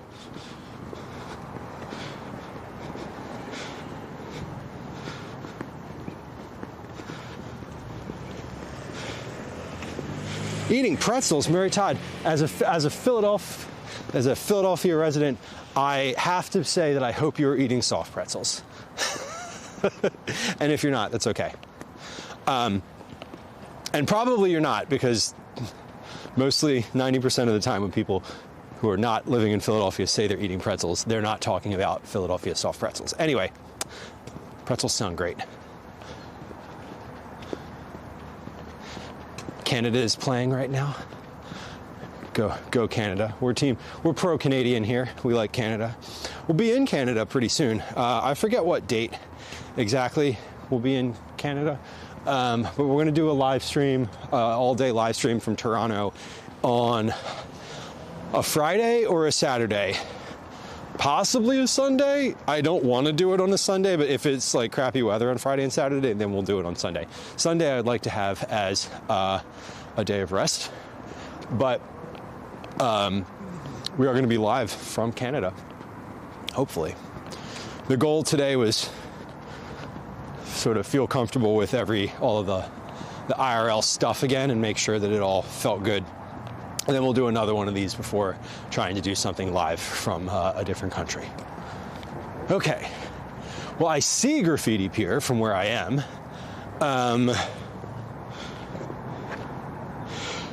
Mary Todd. Holy shit. Mary Todd says they're eating soft pretzels from York, Pennsylvania, shipped second day air to Alaska. Mary Todd. That warms my heart. It genuinely, that makes me super happy to hear. That's kind of amazing. I love knowing that. I genuinely do. Okay, let's see. I can see Graffiti Pier from where I am. It feels like I need to go.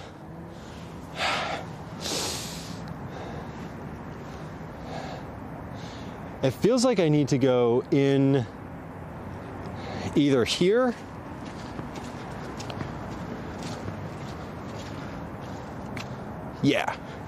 here is probably where I want to be, because if I'm over that way,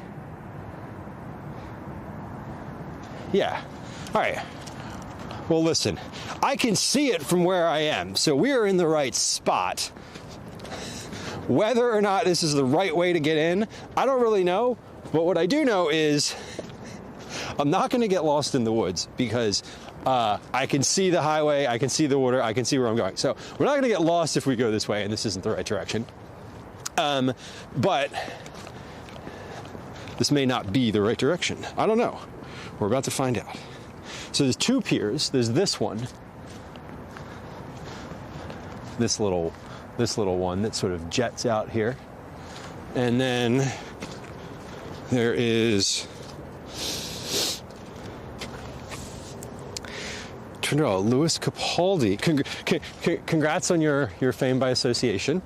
Can you let me know who Louis Capaldi is? Okay, Mary Todd, they're really tasty. I bet. Okay, this is where we want to be. All right. This is, okay, so this is we're walking in right now. So it's a British singer. Got it. Okay. So this is Graffiti Pier.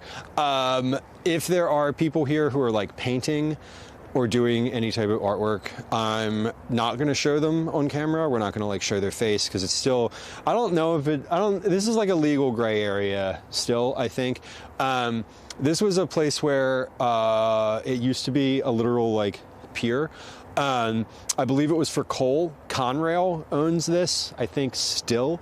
It's like a whole pier, you'll see, where like trains used to pull out here and put coal on barges in the river, which is right here.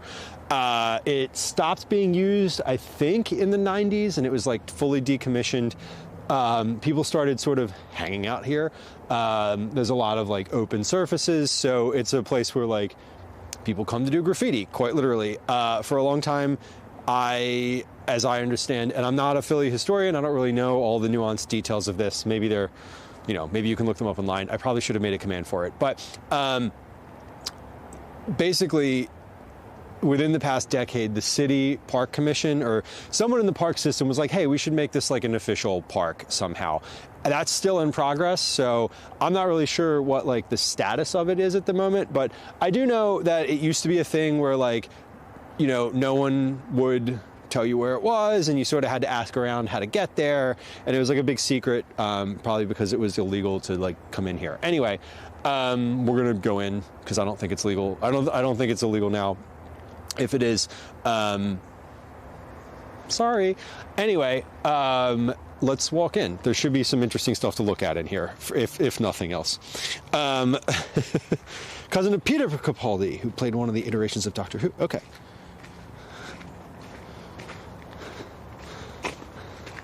Oh yeah, So Fluff. I think I know that song.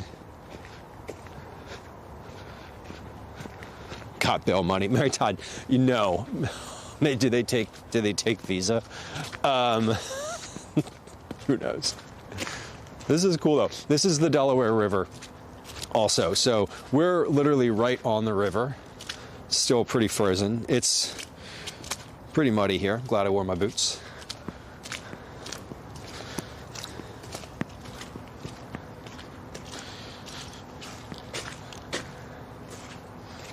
Let's see. Oh yeah. This is super colorful back here. It is also really quiet. It is eerily quiet back here. I don't hear, I'm also listening for people talking. I'm not like nervous because it's all, again, oh, yep, definitely people here.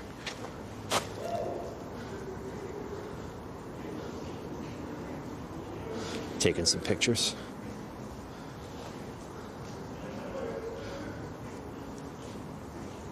Fun. Yeah, it is a little freaky back here, but this is neat.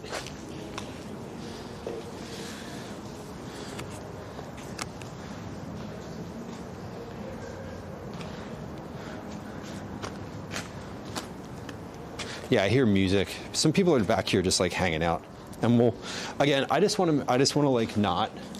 If there's people back here like doing graffiti or like doing things that we shouldn't be showing on stream, I just want to be aware of that. There's definitely still like,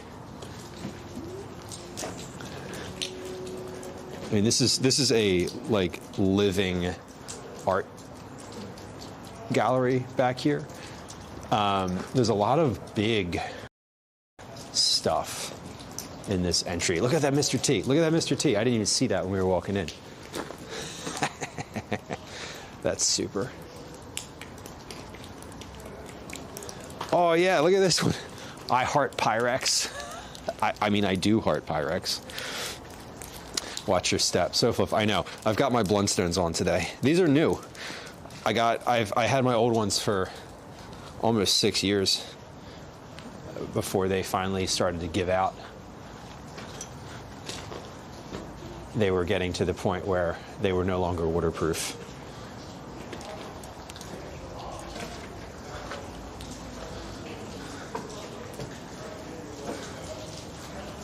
Yeah, I mean, this is a pier. So all of this used to, like, there's train tracks on top of here. I don't know if they're still here or not. But we're basically walking down one side of this pier, and then the other side, there's people over there. So I want to see if I can sort of catch what they're doing over there. I expected there to be people here. Look at the, just like the drips. This is neat.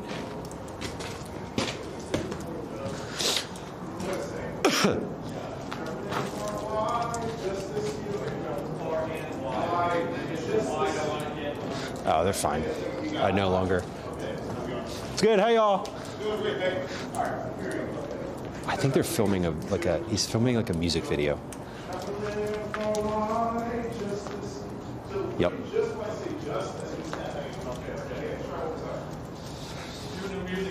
Is that right? I was like, I know there's going to be people back here, but I'm like, what's going on back here? It's just like, I'm like, all right. I hear singing. I'm like, all right, cool. You laughing? You said they're shooting a music video. So, all right, cool.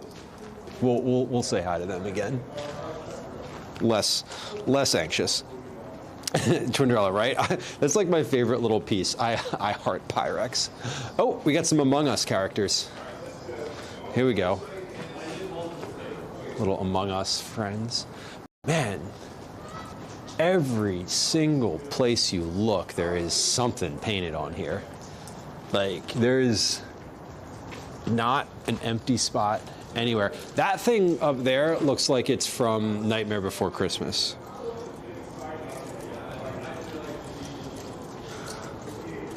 Neat. Yeah, I have never been back here, so this is my first time. I've seen like pictures of this, but I've never actually been here. Lived in Philadelphia. This existed before I lived in Philly, but it's all brand new to me.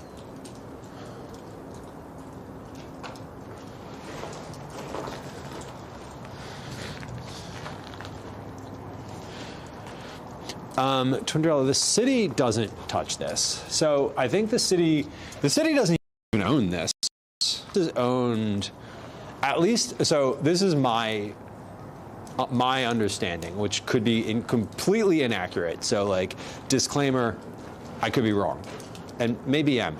But the city doesn't own this. Conrail owns it, like literally the railroad company.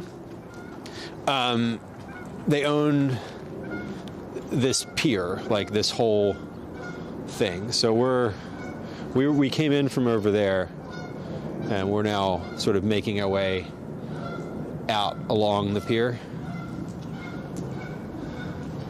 This is it's like private property, I think, but it's not like closed off. Obviously you can walk back here. I don't think. Need a burger? Little burger. There we go. Oh, obviously, there's a dick. Look at that. Of course, there had to be. But yeah, I mean, I think it's private property. I know that no one, the city does not paint over this. So my understanding of this is that this is just like, if you come back here and you want to like throw something up on the wall, you can. And people do, obviously. Like, there's sort of pieces everywhere, and some of them, like, you know, obviously someone, you know, painted this, and then it's gotten tagged over, and, you know, there's sort of layers of things here. The big stuff that was up front seemed to be kind of left alone a little bit, but what it looks like, at least from what I'm seeing back here, is that a lot of this is just like layers of paint, literally. Oh my God. Nice. That's great. So comfortable in the summer. It's not the summer, it's February, but I've often thought of shaving my head. I think about shaving my head probably once a month. And I mean, I think about it once a month. I don't think about doing. I don't think of it in terms of frequency. What does this say? M-O-M.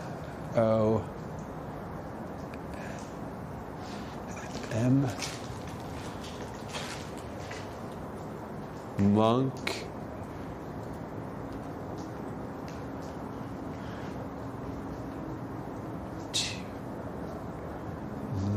Monkey. M-O-N-K.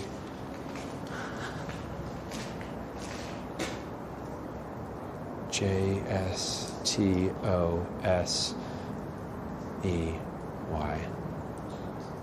Monk Jace. I can't even read that. It's like too big. My eyes can't focus on that. Interesting.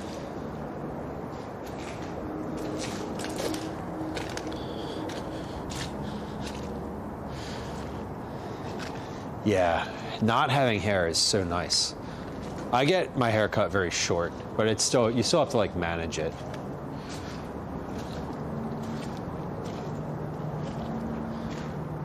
Even with like very short hair, you still have some sort of follicle management happening.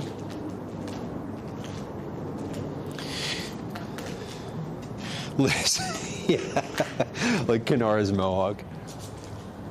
She's had that thing for a while now, which is wild. She did it as like a sub bonus or sub goal, or there was some, I forget exactly why. It was like her community hit some level of milestone, and she like dyed it, and now it's just like her thing, which is amazing. Even the trees are painted. But yeah, this is it's coming back. So we're sort of like 2/3 of the way out on the pier, and we're starting to get some views of the bridge down here. Sofa says Astro Canuck shaved his long hair off on stream years ago and never grew it back. That is exactly what I know. What I know will happen for me. If I ever shave my head, I'm just never going to have hair again. That's sort of how it is. And I keep saying that to the woman who cuts my hair. I'm like, one of these days I'm going to come in for the last time, and I'm just going to ask you to cut it off, and I'm going to tip you like a couple $100, and then I'm never going to see you again. Which is not true, because she lives in the neighborhood, and like we've been neighbors for 20 years. So anyway, I feel like that is exactly the vibe. There are geese standing out on the ice down there. Yeah, Velos, I feel like most people can't imagine themselves. It's hard to imagine yourself with a different hairstyle because of like the movement and all that. And I know that there's like AI, like you can get like the generative AI to like make it look like that now, but it's not the same as looking at yourself in the mirror. Yeah, Liz, it's funny because, oh, there go the birds. There they are. They were the ones just standing on the ice. Liz, one of the things that people have noted about this location, like the Graffiti Pier, is basically like, oh, you can see the skyline, like you can see the center city really well, because and up until like a year or so ago, all of that was just empty space. There was literally nothing there. Speaking of AI, this one says fuck AI, which like I don't know if I completely agree with that, but like, I don't know. I don't use it for anything. So if you had deer laying in the front yard, that's cool. That is really neat, honestly. I'm taking a couple photos.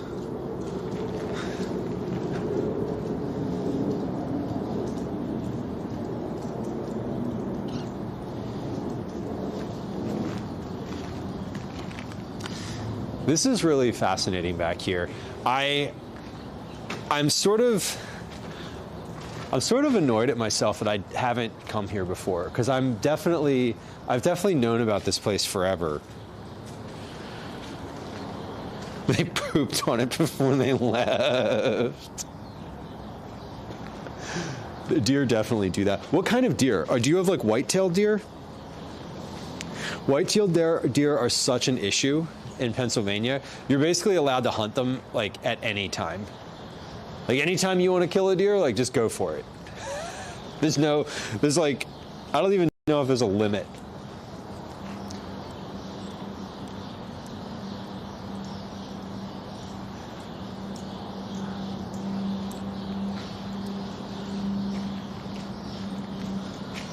Man.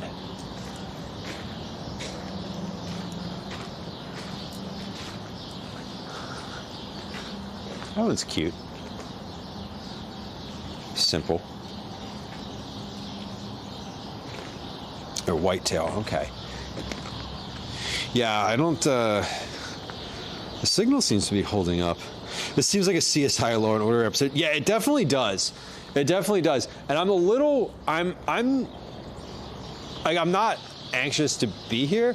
I'm a little anxious about, if there's like people back here in some capacity, or anybody who's like sitting here quietly, I think is the thing that I'm anxious about, like coming around one of these little things and like, you know, just someone just like sitting here on their phone or whatever, or like doing whatever it is someone would do back here. But honestly, I'm not like that nervous. It's like mid-afternoon and it's also kind of cold out. I don't hear anything back here, and you know. Mule deer, pronghorn. We just have white-tailed deer, and like a lot of them. There are trash cans back here though. That's interesting. I'm just moving really slow because I'm kind of taking all of this. This is a lot to take in all at once. Oh, look at that Donald Duck. That's so cool.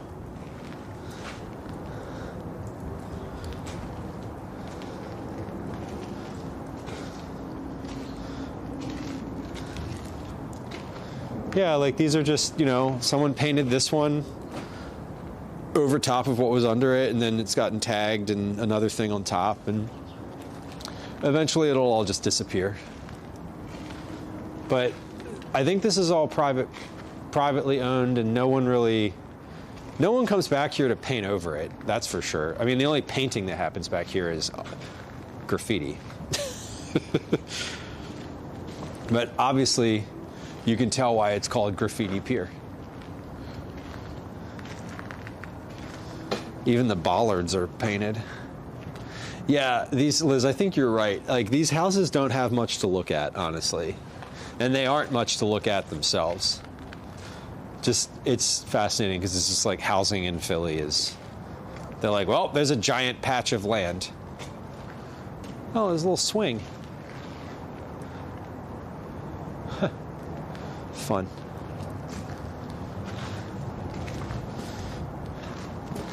There's a quick tag, just says I had sex here. Okay, cool. Good to know.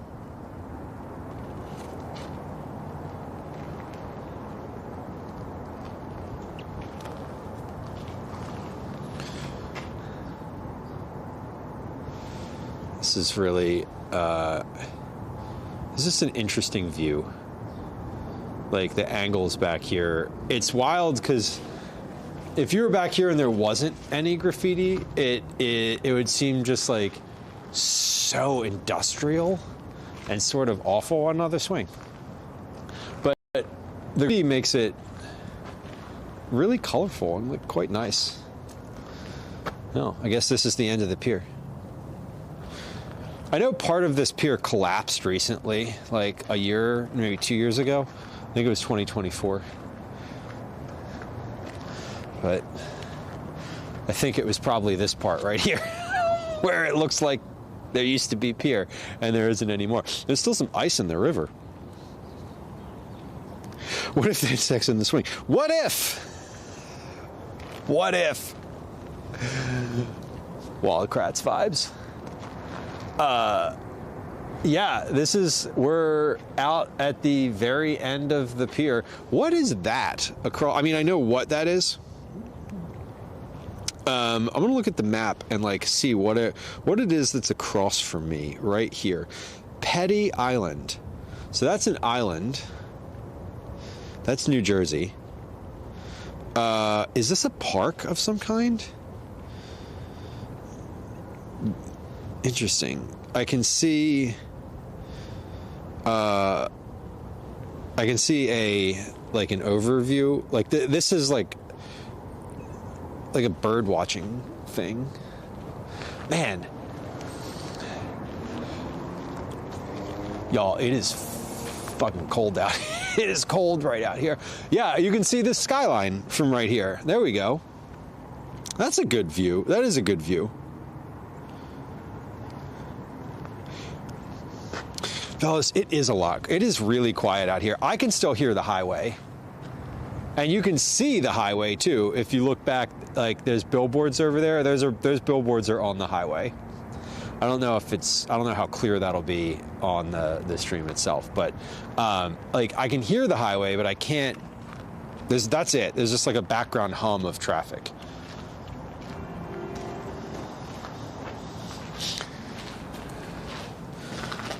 Let's see. How sturdy do you suppose this is?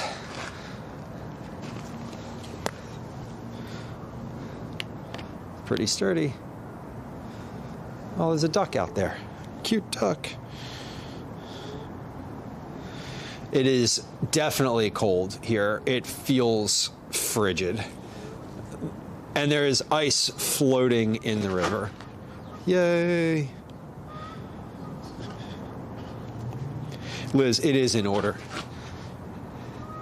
It is in order. So we have not walked. On the walk back, we're going to go through Old City and then Center City, and then we're going to finish up at Rittenhouse Square. So we're about 2.5 hours in. It's about a 2-hour walk back to Rittenhouse, I would say. This is a tugboat barge. Oh, hold on. There's tugboats pushing this giant ship up the river here.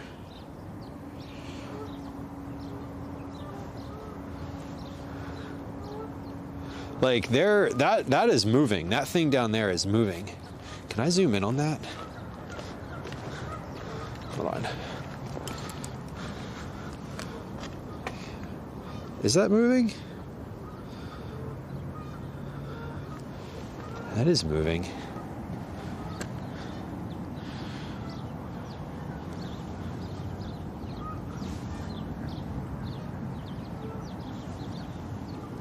That's cool. That is that ship looks ancient. What are they doing?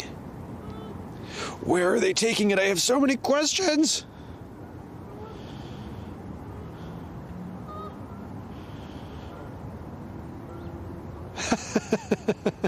Twinderella, that's great.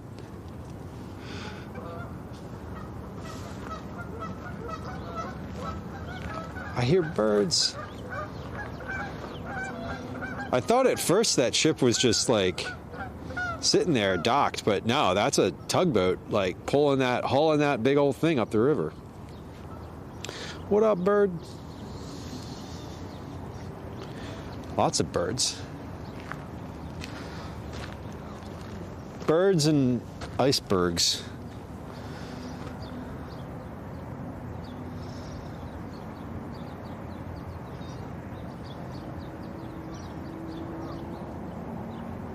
There's 2 tugboats. The Fortune. That ship is called the Fortune, it says. This is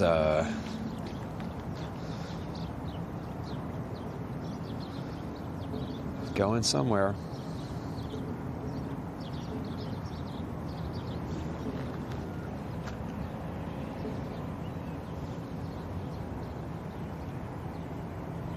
Oh, I can hear it now. I can hear the engine on that thing just like chugging.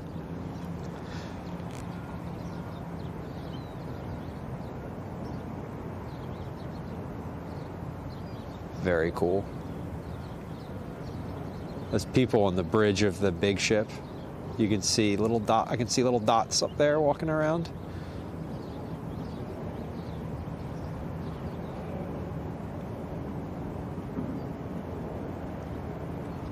I wonder what that ship is for. What it does. Wonder where it's going. They're towing it north. So they're towing it upriver right now.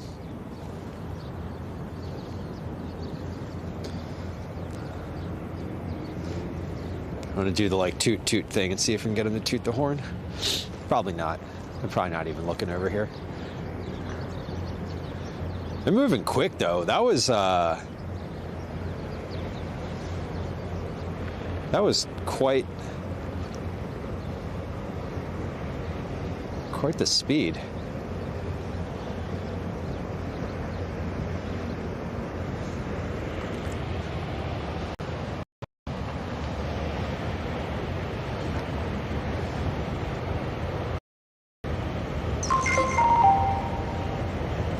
People on deck too. This looks like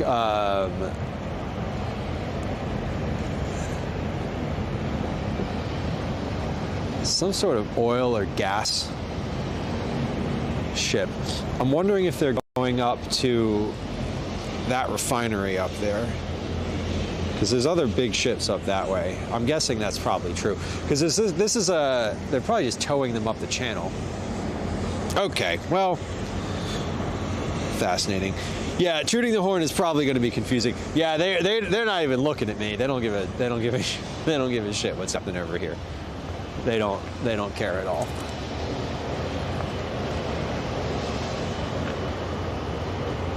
They do not care.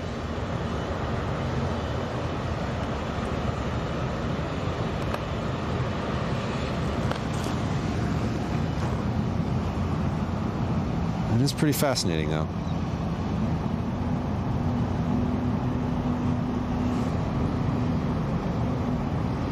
Good ship, right? Yeah, that was cool.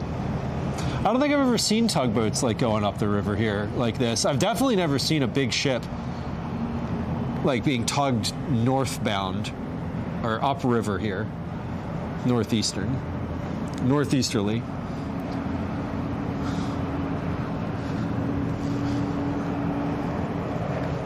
Fascinating. The Fortune from Monrovia.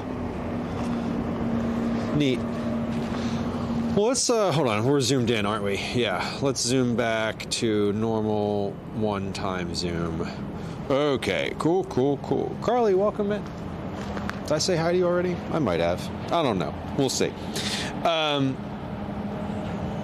Those you don't live too far from the Detroit River. Yeah,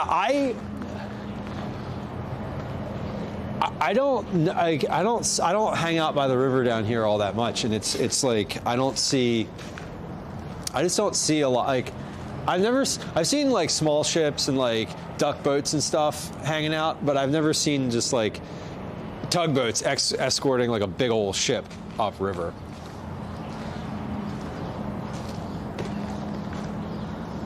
Abuse of power comes as no surprise. That's why I voted for Bugs Bunny, it says. I mean, yep. Sounds good. Hey, Carly, thank you for your resub. I appreciate you.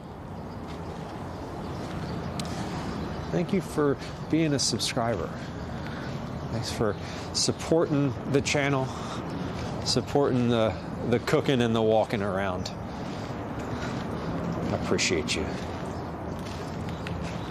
We're making our way back towards the entryway to the pier.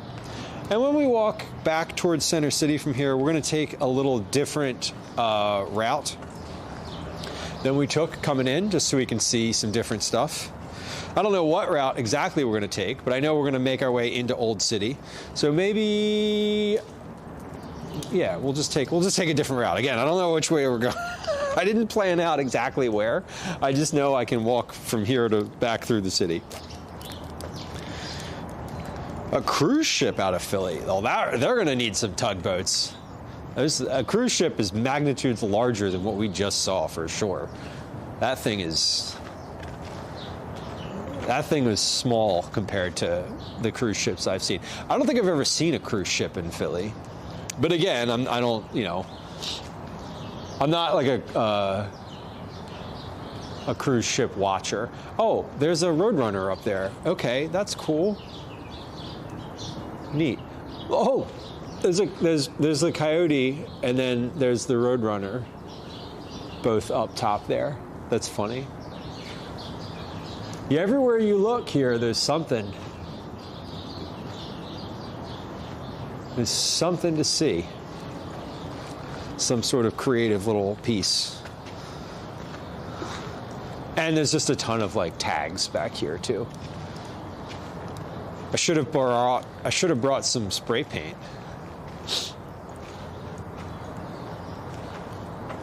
Maybe this seems like the place where if you wanted to try graffiti for like the first time, it might be like okay to come back here and give it a shot somewhere, honestly. Love is rage. Yep, sometimes.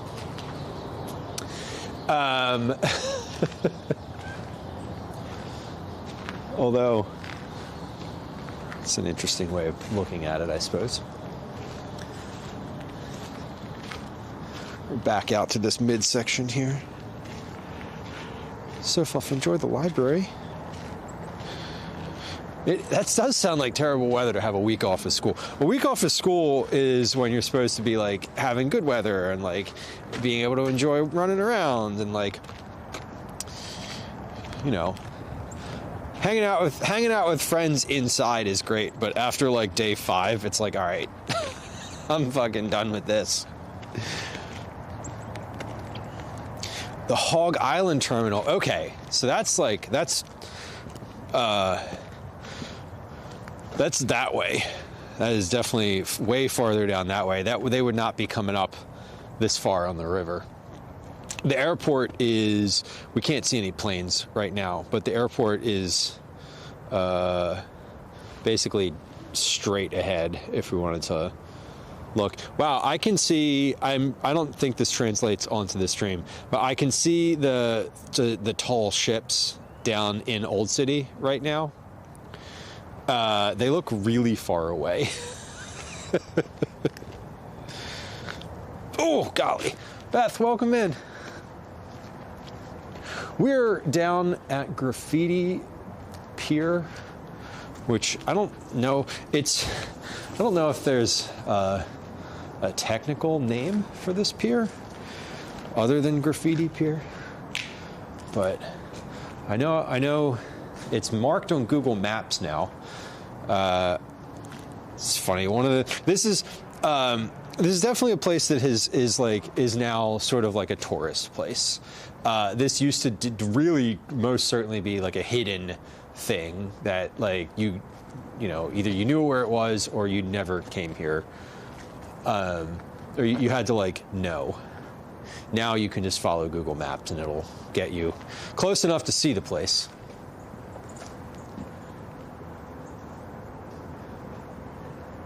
I wonder if they're still filming a video back here.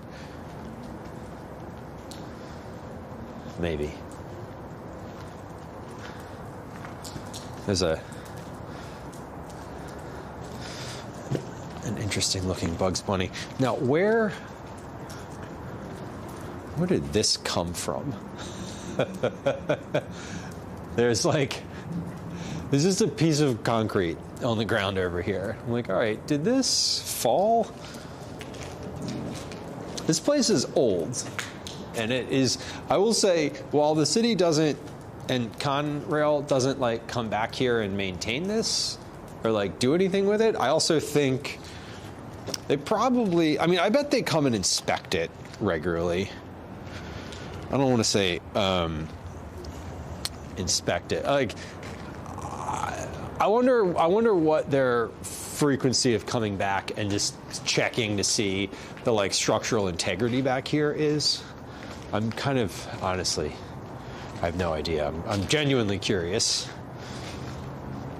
Because like 2 years ago, a section of this place just collapsed.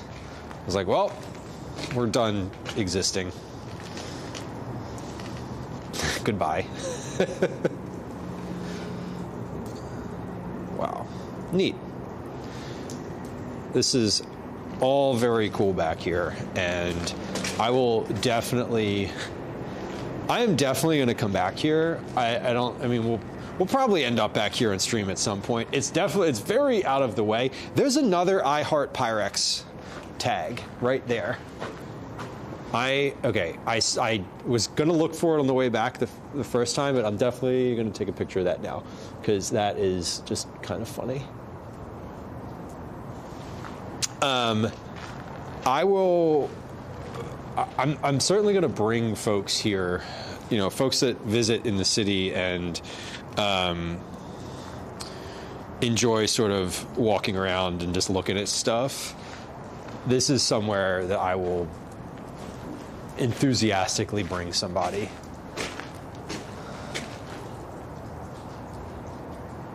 It would also be more interesting here. It'd certainly be more comfortable with other people around who you knew, who you were with.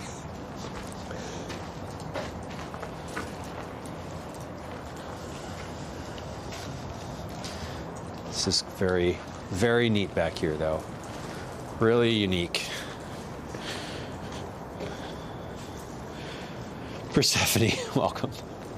You're right. Pyrex might be a band or something, but I like to think that it's somebody who's just super enthusiastic about measuring cups and glassware, honestly. That's what I want. I want that to be true. I very much want that to be true. God damn, there's even graffiti out on the, like, chunks of the pier over there. Whoa, what is that? Oh, that's like the wake from a boat. I was like, is that the tide? I'm like, no, we're on a river, and the tide does not look like that. But we got wake coming in over there. Cool. Is that going to hit over here too? Are we going to get to see some ice moving around? We are. Yay! That's fun. Yeah, this must have been all frozen in and like locked in up until just recently. Up until this week, I bet this was frozen solid back here. Cool.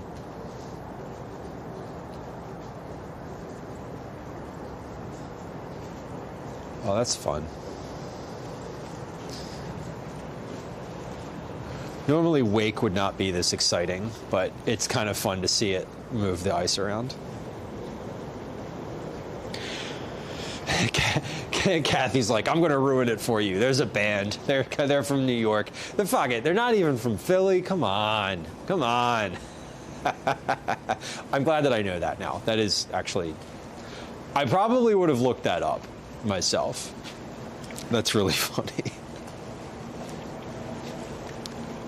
I would want to think that too. Yeah, I'm like, listen, this is usually a cooking stream, and I have Pyrex at home. You don't need to listen to Pyrex. We have Pyrex at home. But wait, the kid's like, what are you talking about? Ooh, it is drippy back here, though.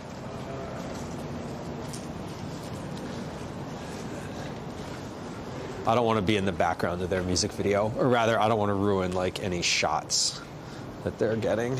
Oh yeah, I see them over there. I don't see them, but I see bags.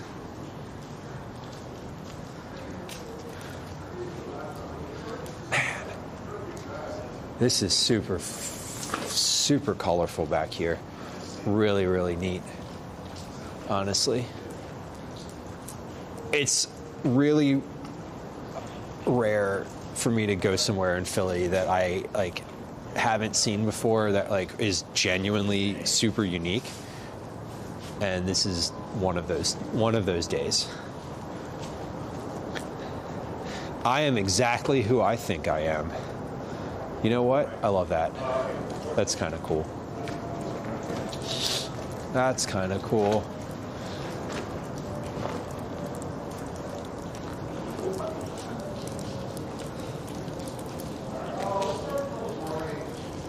Yeah, those folks just passed by me.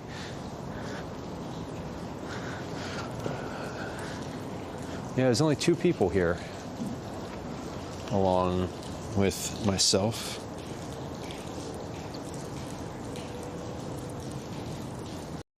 Any hardcore punk, Kathy says.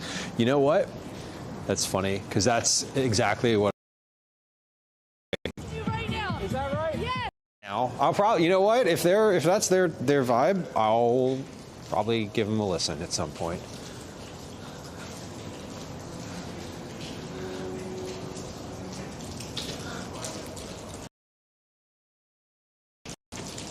This thing. What? This is cool. We're right about back at the beginning again. Oh man, the reception doesn't like it now. The reception's like, you're underneath a bridge in the middle of nowhere. What are you doing? I can see my bit rate just like dropping, and my bit rate looks like a yo-yo at the moment. Sorry. Let's get back on the other bridge where apparently we had reception. All right, there we go.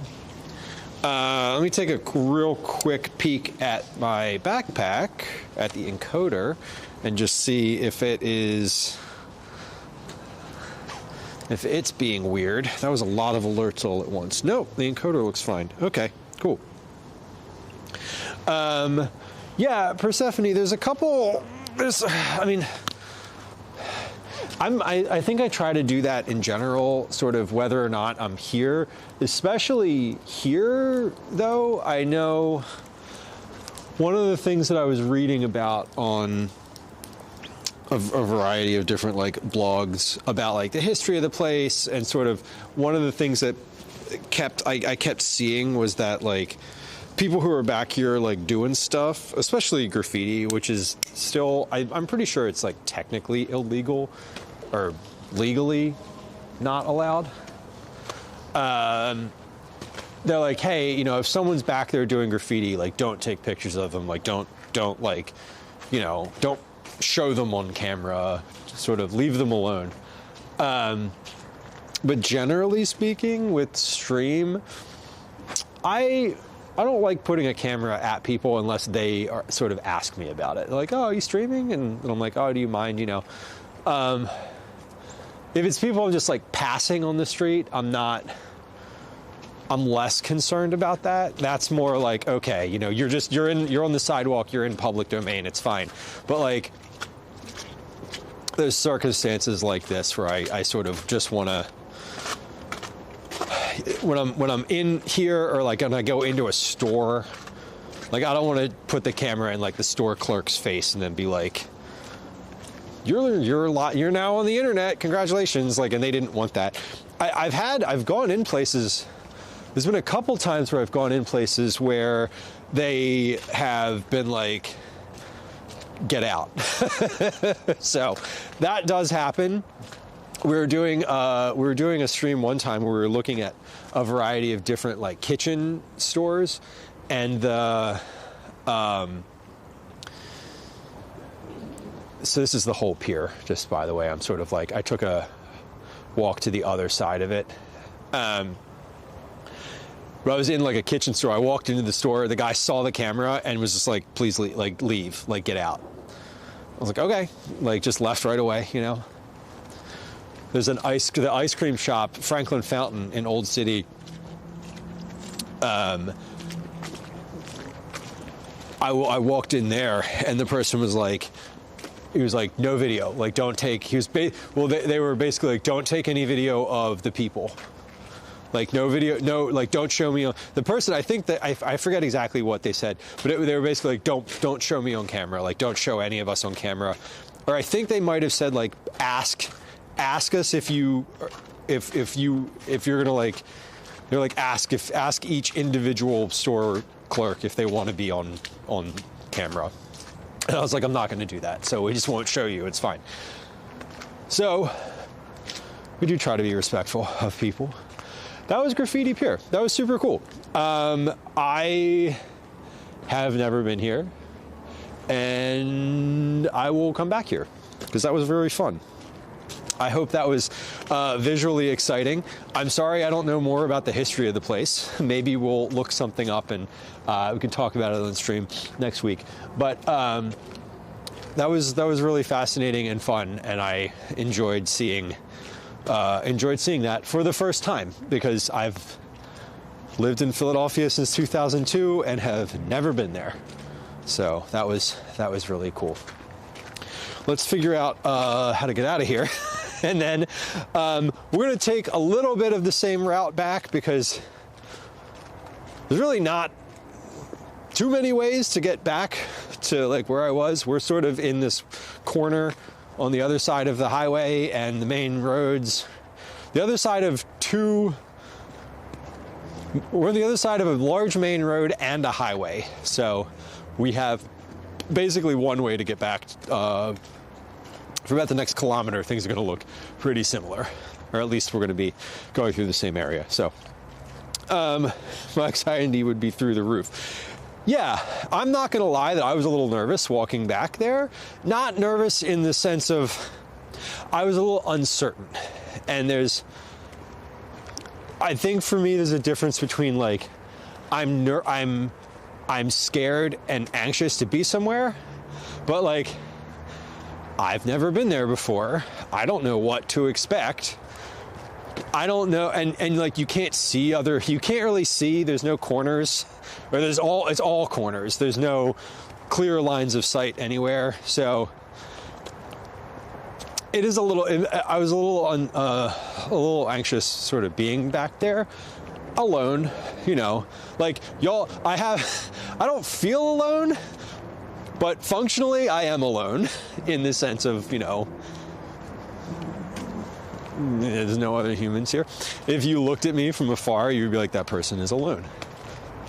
And valid and true. But I don't feel alone. So thanks for coming with me. I appreciate y'all. But it is not so much that I'm like, all right, I won't go there. Only so much that I'm like, all right, let's go slow and keep our ears open and just make sure that, you know, ears open, eyes up. Things will be fine. We're here as protection, right? Yeah, I mean, Kathy, the thing is that when I'm IRL streaming, I will say that if there was an emergency and I needed help, I imagine that someone in chat would be able to call somebody, and I know that I would be able to articulate exactly where I am in the world. I'm at Graffiti Pier.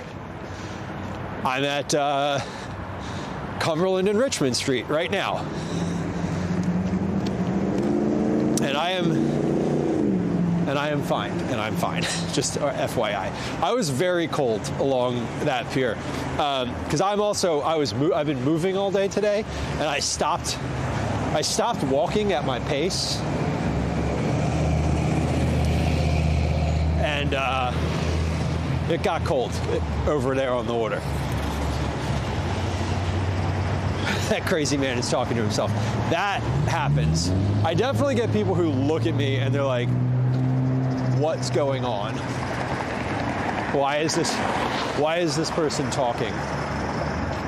Usually they see the camera and they just assume I'm like some asshole TikToker, just some asshole live streamer who's just like, well, making content. Which, like, valid and also true. As I said that, I was like, wait, that's literally what you're doing. Damn. Anyway, let's cross the street here because this road sucks and I'd like to not be on this road. Can I cross? Wait, not yet. Not yet. Toyota, that guy talking to the camera. Yeah, that's me. That's me. Y'all are turning. Y'all are turning. Turning. Turning. You see me? You see me? Thank you.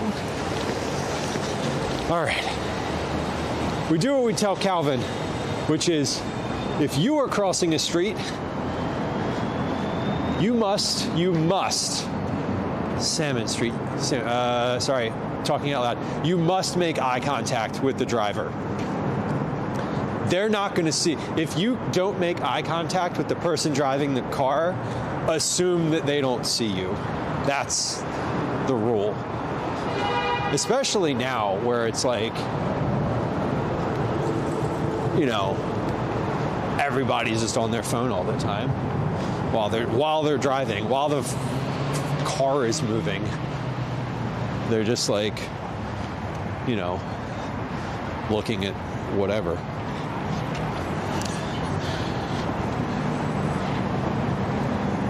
Yeah, that's just the rule. That's how it goes.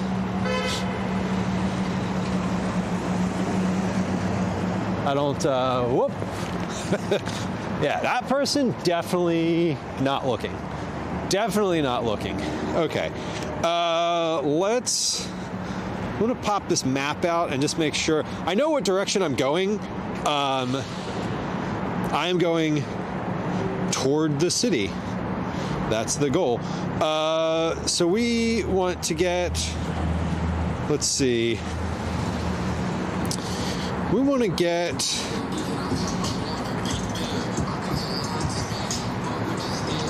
sort of on the other side of all this stuff.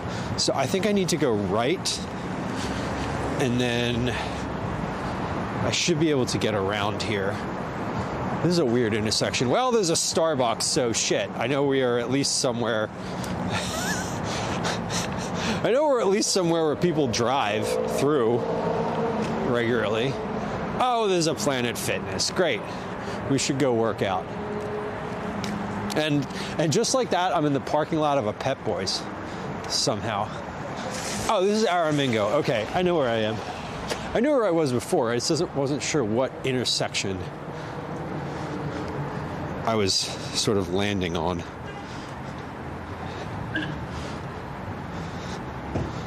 Bro, the forklift. Nah, I'm not trying to walk around in a warehouse at all while I even have my phone out. When we were down in the wholesale produce market, that was wild. All those like loaders, forklifts coming by, people just like honking at you, or just honking in general, like hello, hello, beep beep, be aware.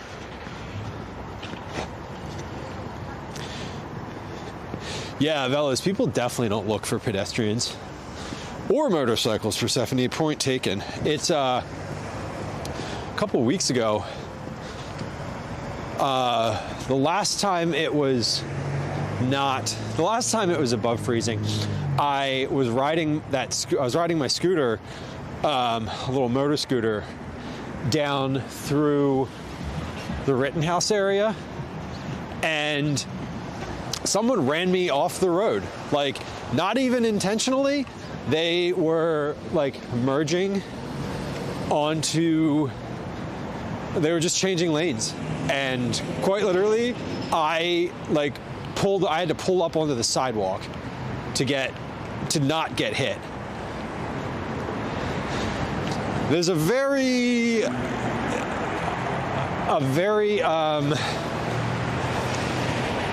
there's a lot of similarities. Shit, I need to cross here. There's a lot of similarities between going on a scooter like a motor scooter and a bicycle. And I've been biking in the city forever. So that is a crosswalk thing here. Okay. Biking in the city is like a deeply familiar experience. So moving to using a scooter was fine. Okay, here we go. Crossing. Moving to using a scooter was fine. The only I think difference is the only big difference is being in the middle of like the lane in a large street is scarier on a scooter because you're moving fast and people sort of treat you like a car. I think when people treat you like a cyclist or don't see you at all, it's almost less scary. I don't know. I think the scooter thing is still just new to me, whereas I've been biking forever, so it doesn't feel as harrowing. We were on Girard Avenue earlier, and we're gonna walk back onto Girard. So basically, I started out like behind that shopping center, and then there's this like big pedestrian hating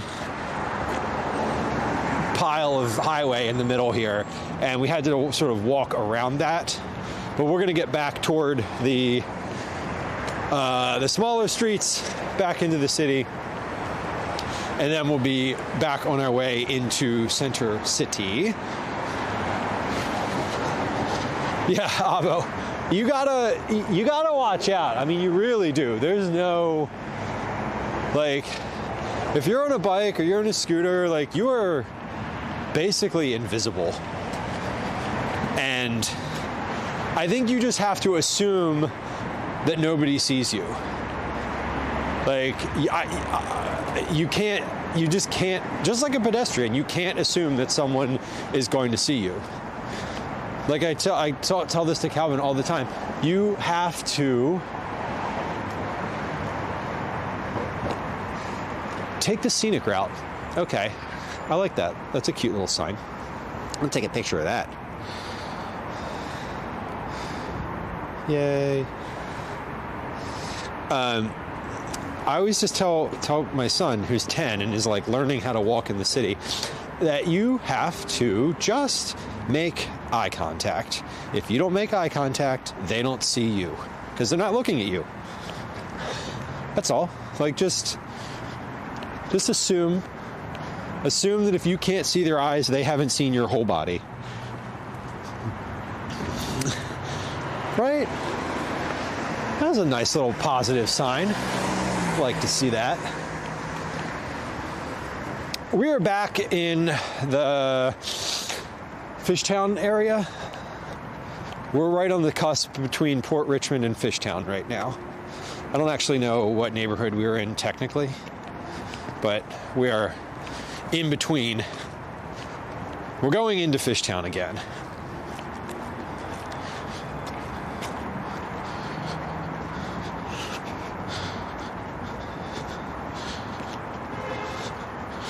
Persephone, that is intense. I'm glad you're okay. I've experienced some similar, like, mainly biking, but in the few months that I've had that scooter, I've had probably more close call experiences in just a few months with that than I have had in years riding a bike.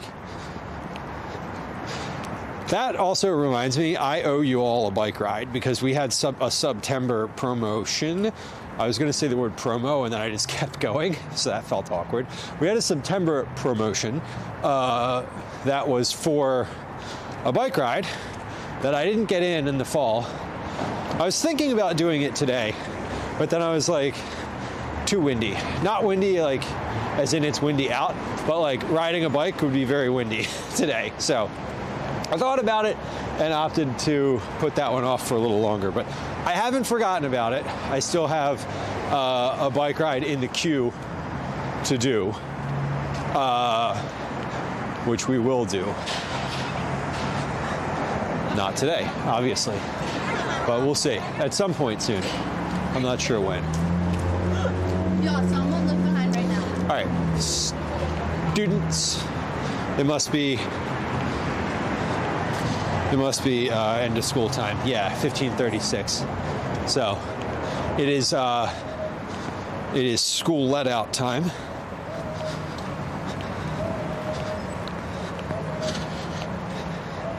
Fun. So we're going to see some more students walking around now, probably. Most likely.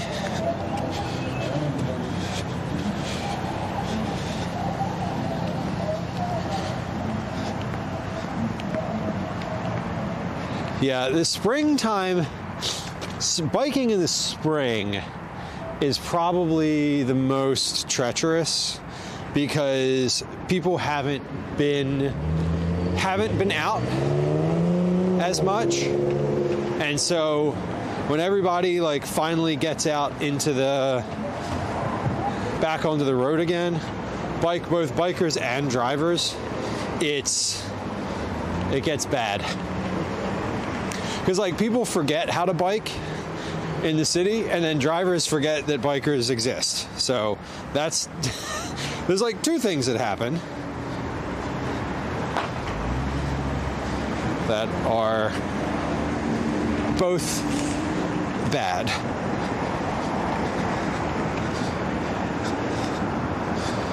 All right, we're back on Gerard. Oh shit, there's the JD Vance mural. Hold on, sorry.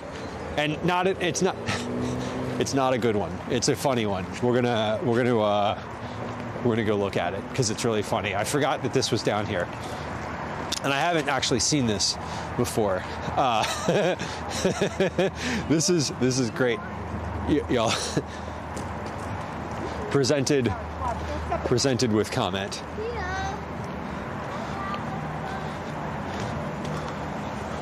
Do y'all want to see a really funny mural of JD Vance?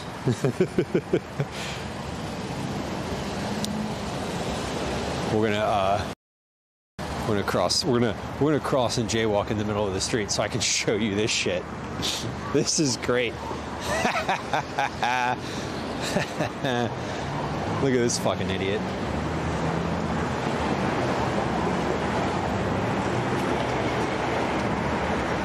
Wonderful. Obviously the yarn is a whole separate thing. The mural itself is funny all on its own, and looks, oh my god, it's so good. It's so good. It's so good. I forgot that this was down here, and I'm like really happy to see it. And I'm seeing these, by the way. I've seen a bunch of these today.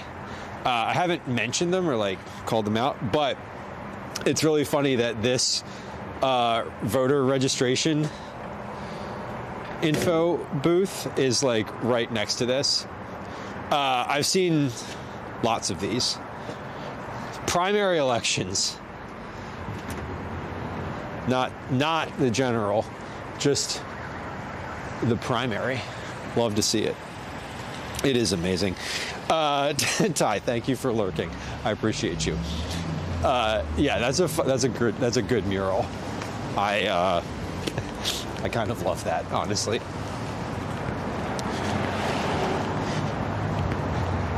I saw that. That was one of those, like, it was all over the internet. Like right when it got painted. Philly loves a good mural, I will say. It is, I think,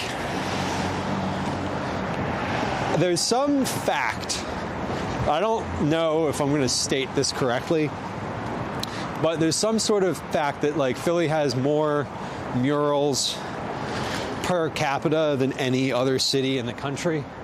Something like that. I don't know if that's stated correctly or factually at all, but it is There are murals everywhere. Look at the color of this car. Holy shit.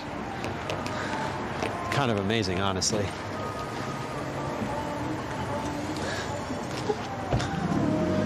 Bro, you don't need to honk. They're just getting in a car. Chill. People have no chill.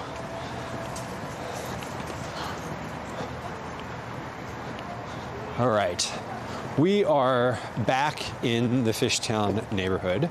We're on Girard Avenue again. We walked down the other side of Girard before. We were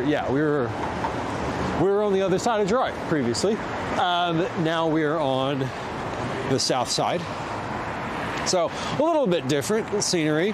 As I mentioned, there's only like a few ways to get back to where I would like to be. So we're taking sort of we're taking a slow approach. We're gonna go out to, let's walk down Front Street. We'll walk down Front Street, which means that we should get to some interesting stuff to look at in Old City on the way out, on the way back into Center City. So that's where we'll head. One of the things I do love about Philly, like maybe you might not want to walk necessarily through like the place that I just walked. And I don't mean from like a safety perspective. I mean from a like logistical perspective, like, it's lots of major streets, etc. But Philly is quite walkable. It's one of the things that I love most about the city.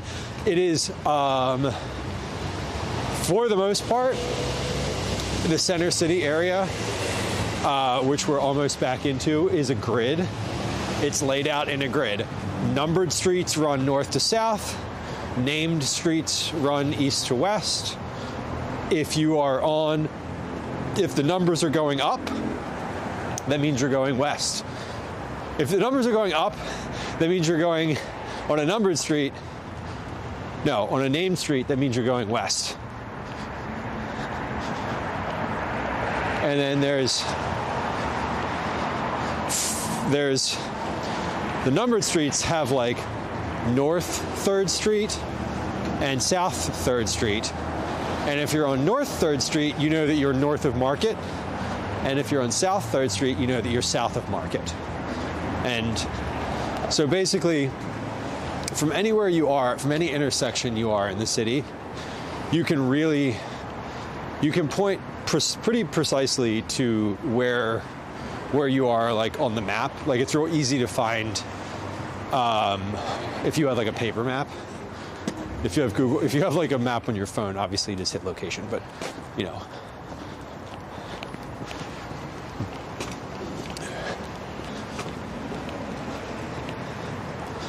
it's otherwise super easy to figure out where you are.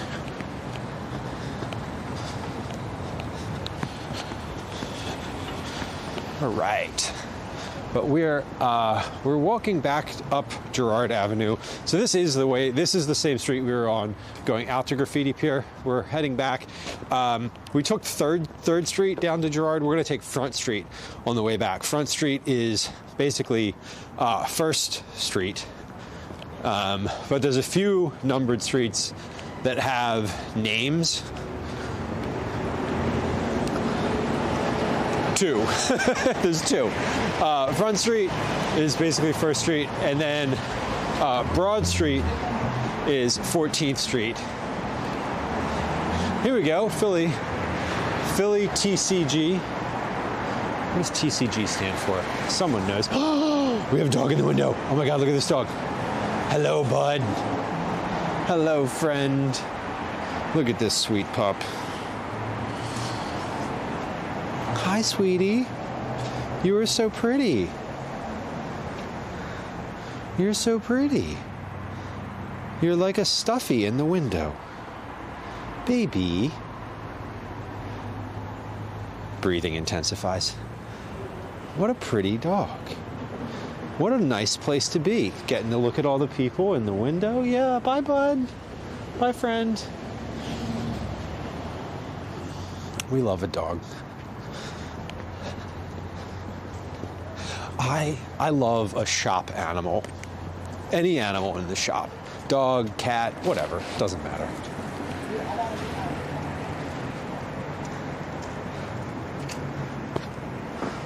Okay, we can cross. TCG. Say again? What's up?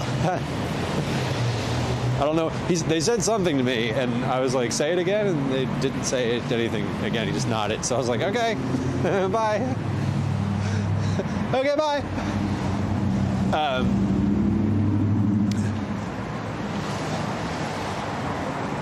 People see a camera and have things to say, almost always. Yeah, we love a shop dog. I love a dog on the street, but a dog that's like in a window, or a cat that's in a window, so good. There's a couple places I go. There's a corner store that I go to sometimes that has a cat that's just like a shop cat that just like hangs out, and every once in a while you'll walk in and there's just like, you'll be looking into the shelf and there's just like a cat right there and you're like, oh, cool. And then the beverage distributor that I go to has a cat that just lives inside of the store and is like, you just come across it sitting on top of like cases of beer. Or whatever.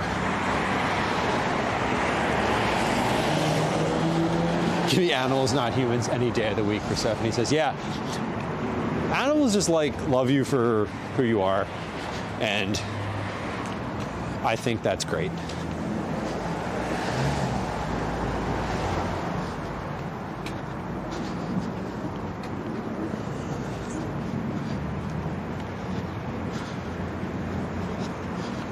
Okay, so we are back at the intersection of Frankfurt Avenue. This is Frankfurt and Girard. So we're moving back toward Center City still.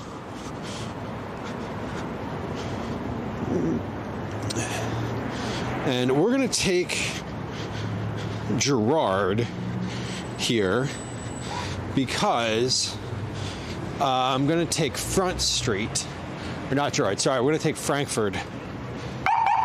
Oh, what's up? Thank you.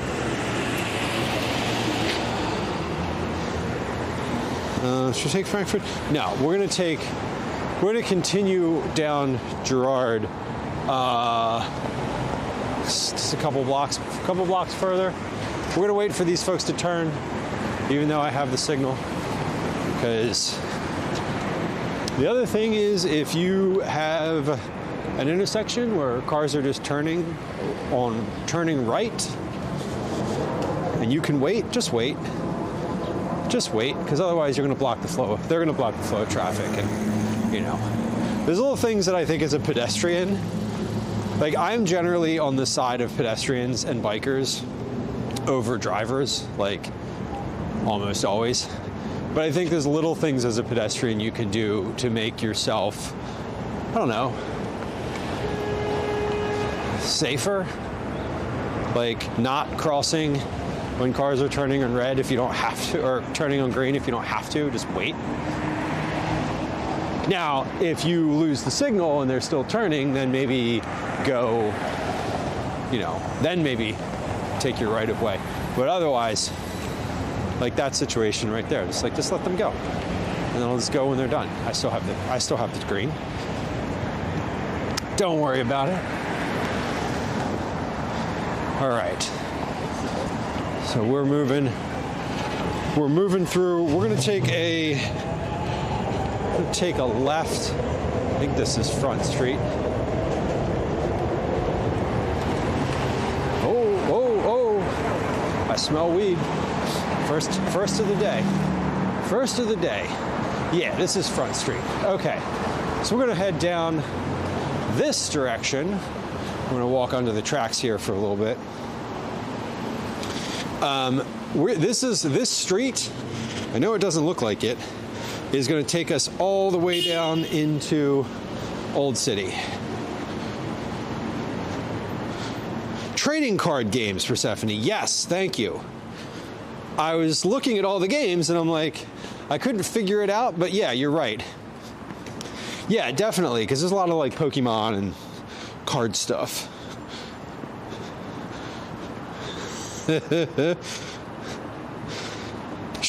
Shayna, I don't know why that command didn't work. It should have. It should have worked. Maybe it's smell. Maybe it's command smell. But that command should work. It was a counter. It is a counter. I think the bot might be off. The bot might have shut itself down. Let's see. No, the bot didn't shut itself down. There we go. Yeah. Okay. I was like, the bot didn't shut itself down because it's still putting like promos in chat. Those are all coming directly out of the bot. The bot, by the way, is just my laptop on the computer, on the counter at home. If all of a sudden there starts to be like weird stuff or the bot shuts down, I'm blaming the cats because they've been walking all over that laptop.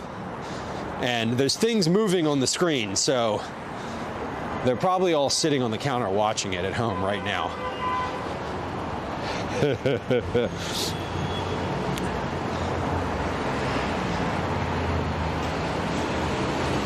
All right. Well, I'll say these shoes have held up really well.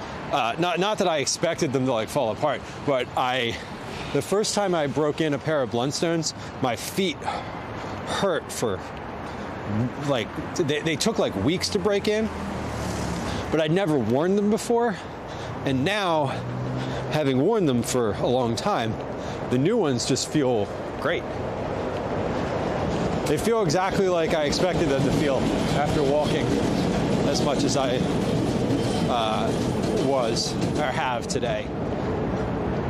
For walking for the length of time consecutively that I haven't like stopped.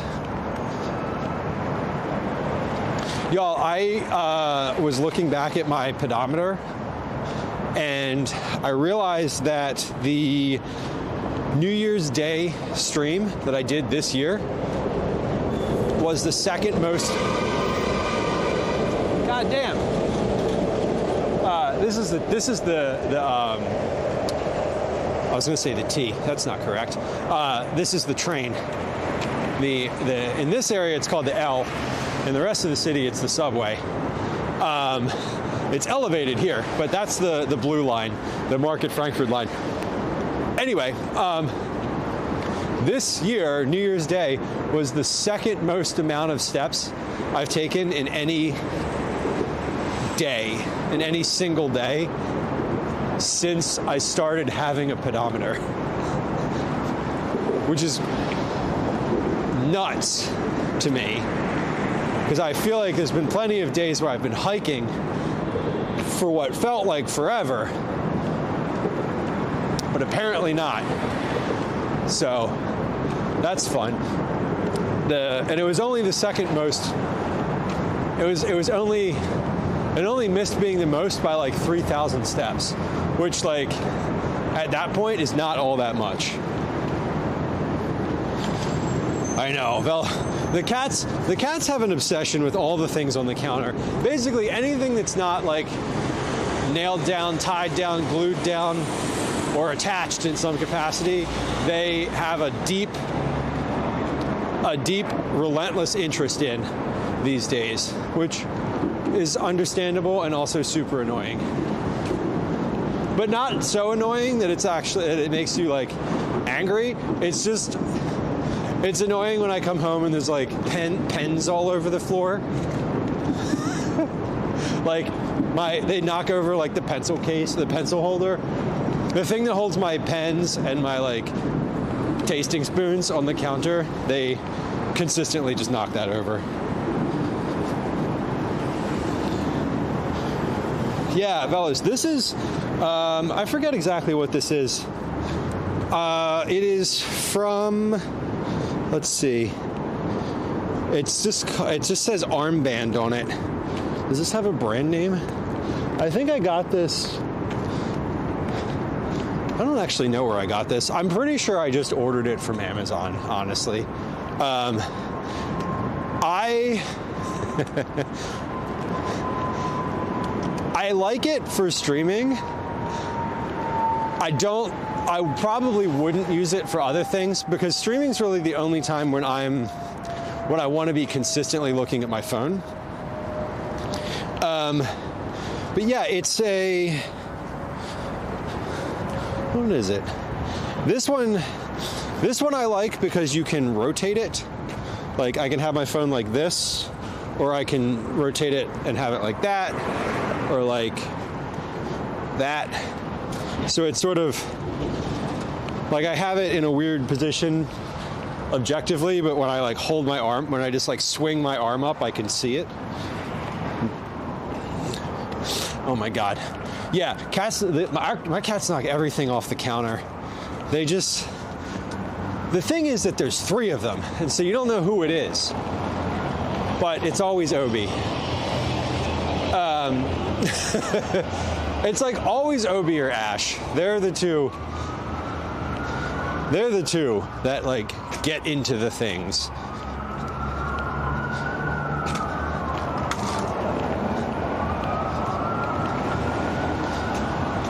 The 2 boys, obviously. Yeah, I didn't use this arm thing for a while when I started streaming because I kind of like holding the phone in my hand because it's like I can put it away, you know, but like now I have my hand free. The other thing, do you want to know the reason I actually started using it? Because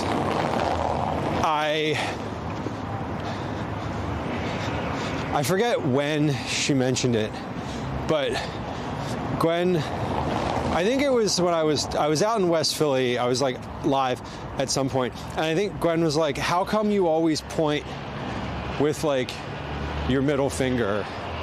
Or like, she was commenting on the way that I like pointed at stuff like this, and I was like, well, because, or no, she was like, how come you always point with your pinky? I had to like pretend I was holding my phone. And I was like, well, because I have my phone in my hand. And she was like, oh, it looks weird. And I got really self-conscious about it. So now I try to point with my pointer finger. It's funny what happens when someone points something out that you weren't aware of, and then you're like, oh, I guess that does look odd. Whatever. Catastrophe, welcome in. Hello. Happy Friday, Junior. We're walking. We're in Philly. We've been walking for a little while. I don't know how far we've gone today. There's a thing up in the top right corner, just underneath of the, just underneath of where that title thing is.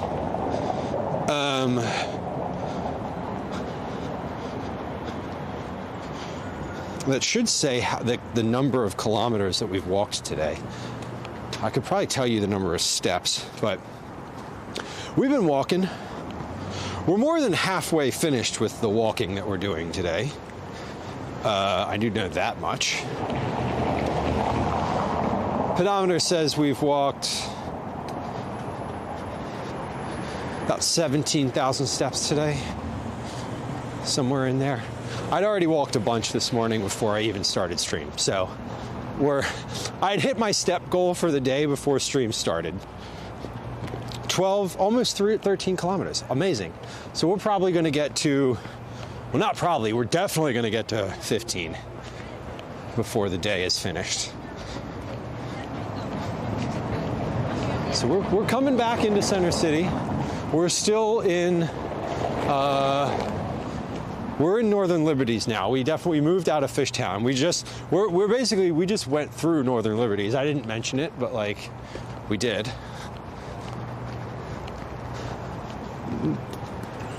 Am I training for a marathon? No, I'm just walking. This isn't a standard amount of walking, but like, if this is a standard amount of walking for a walking stream, And sorry, traffic. My looking at traffic took over. When I'm in walk mode and I just want to like go for a walk, this is a pretty standard length, somewhere between 15 and 20 kilometers.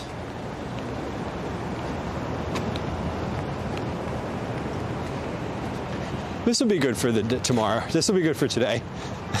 And then tomorrow I actually have a lot of walking. I'm taking chaperoning a field trip for school. That's a walking field trip. So when I say a lot of walking, it's not as much as today for sure, because it's 5th graders, but tomorrow at 2 p.m. I am going to be so incredibly overstimulated that I will need like 5 pastries and complete silence. But I know this about myself ahead of time. At least I'm self-aware. So we're on Front Street. We're still on Front Street. We walked off of Girard directly onto Front Street. Kathy, I hope you have a lovely rest of your Thursday. Thank you for hanging out today.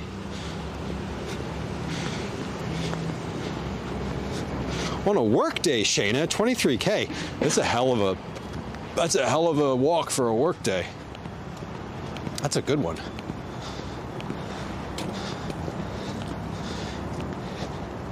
My pedometer right now is at 23, but again, I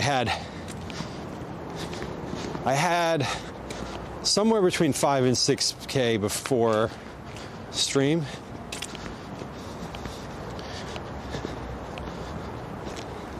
This morning was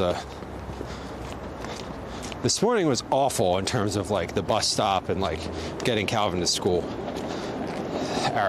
Our buses were not running regularly on time or on the right street today.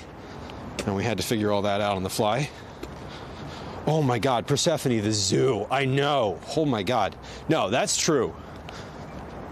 And that's like going to the zoo or any of like museums, like you don't realize until afterward how far you actually travel, like just inside of that like enclosed area or space, you know? You think, oh, like going to the zoo, that seems like it would be a relaxing, fun time. Like, no, not really. You gotta move all around. We did a field trip to the zoo in the fall this year. And again, I came back from the zoo and I was like, I am done. Like, I'm so spent. No, it's not really the walking though. It's the managing a group of 5th graders who are not my children. Like, being a responsible adult for their like health and safety, walking through traffic, managing the like, I want to go to the vending machine, I want to go to this exhibit, I want to go to that exhibit, like no. So I'm getting myself ready to do that again tomorrow, but I love it. Animals are worth it though. The zoo is a lot of fun. I grew up with a parent who was like very anti-zoo and really had like, I didn't go to the zoo when I was a kid. Did not go to the zoo. And as an adult, I'm not like, I wouldn't say I'm like rah-rah, like pro-zoo, you know, but I will say that as an adult now, I'm sort of like, okay, the zoo serves a very specific purpose, and that is to make money off the animals. But the other purpose is education. And like, you know, I feel like getting these animals that are either injured and rehabbed and can't go back to the wild, who are born in captivity, or like having animals that are not capable of living in the wild.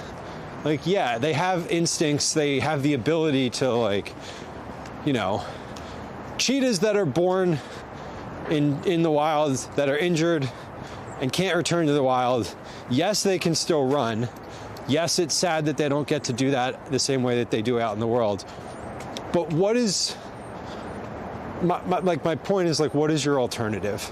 Do you just euthanize them?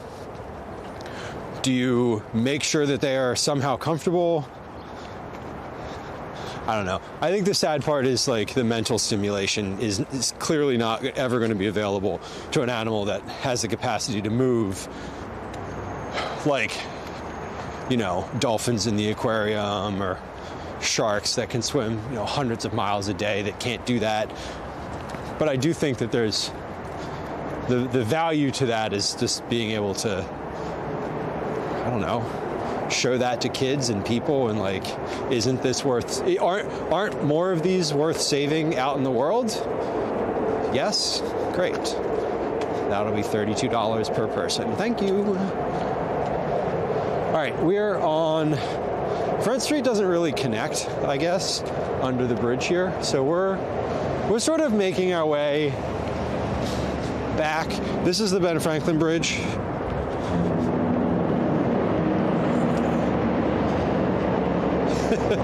Toyota, I know. I love chaperoning field trips, but I am also, I've done every field trip this year so far. I will continue to volunteer for them because I like doing it. I like being a very involved parent. I like having FaceTime with my kid's teacher. Not like FaceTime on the phone, but like, you know. And it's also a lot. It is a lot.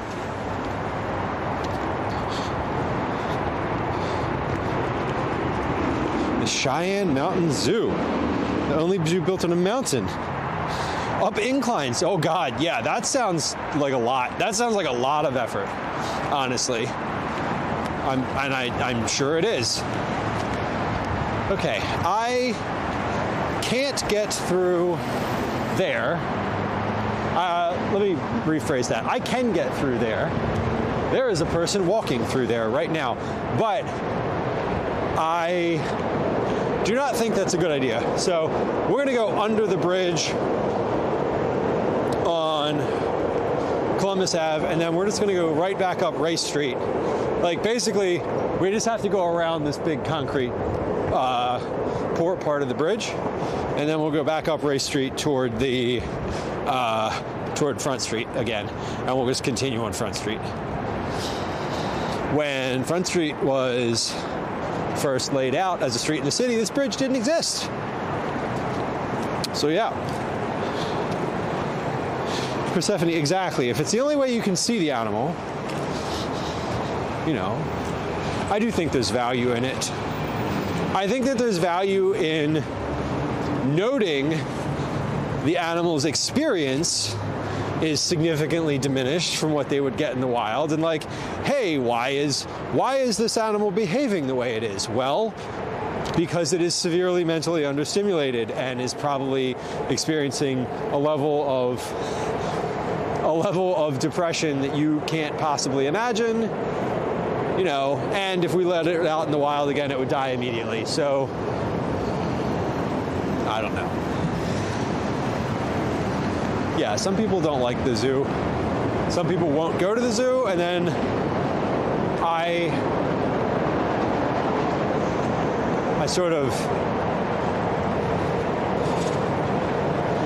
think I will go to, I'll go to the zoo with other people. I don't think I've ever intentionally been like, I want to go to the zoo, and taken myself there. Every time I've ever been to the zoo has been for some other reason. Like, I'm thinking of the most recent times that I went on a school field trip. I went with our niece who came to visit in 2020. when the zoo was open and was like, okay, what do we do outside? That. I think before that, I might have gone on a field trip. But yeah, I don't have like an annual membership or anything, you know. I didn't swing in the opposite direction from what I experienced as a child. Yeah, they do take it into consideration. I get that. And I think that it's loud under here. I think that more recently, in the past couple decades, it's probably been more of a consideration than it was, you know, 30 years ago, 40 years ago.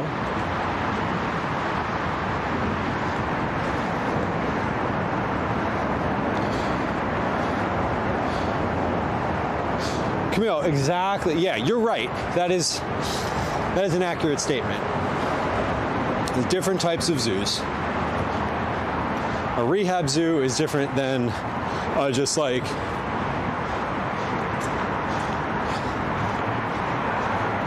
a big old for-profit thing.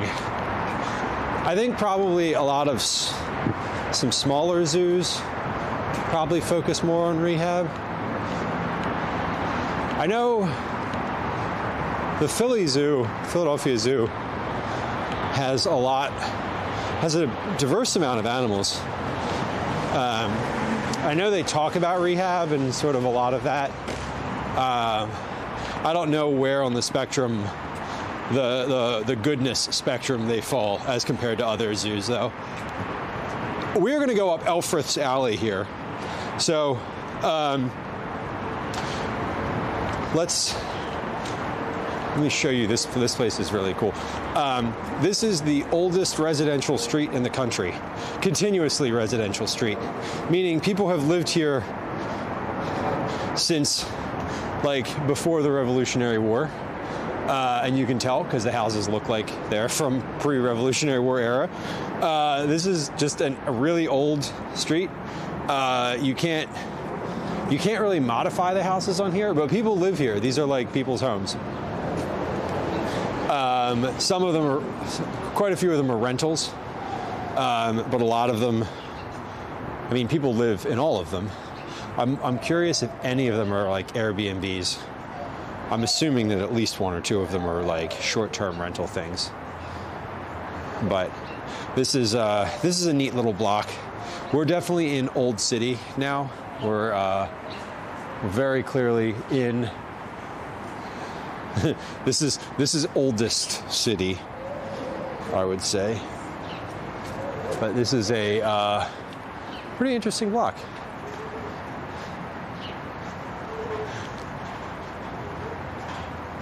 It's neat to look and just know that like the houses here, at least the outside of them hasn't changed a whole lot since forever. I think on the other end of this street, there is some level of like plaque or something that tells you sort of what the history of the block is. But pretty neat.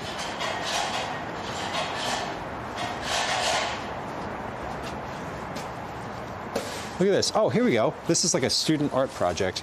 Elfreth's Alley makes Philadelphia famous. Elfreth's Alley is the oldest residential street in America that is still around. Most of the houses were built in the 18th century. Elfreth's Alley is popularly known as our nation's oldest residential street. People still live there today. Houses 1114 and 1110 and 114, 110, and 112 were built somewhere between 1757 and 1762. So these three houses, this is from possibly 1757. Good Lord, that's old. It is giving European. You know why? Because the people that built this were like, this is like first generation Americans. Persephone, that's awesome. They focus on breeding giraffes to minimize poaching. It is a good mission. And the other thing too is what that does, like those animals when they're born are like born into captivity, which is like sad. And it also means that they weren't taken out of the wild, which is good. We like that. This is cool. Oh, they're doing all the trim. Or they're painting these windows. I wonder how many coats of paint these windows have had on them.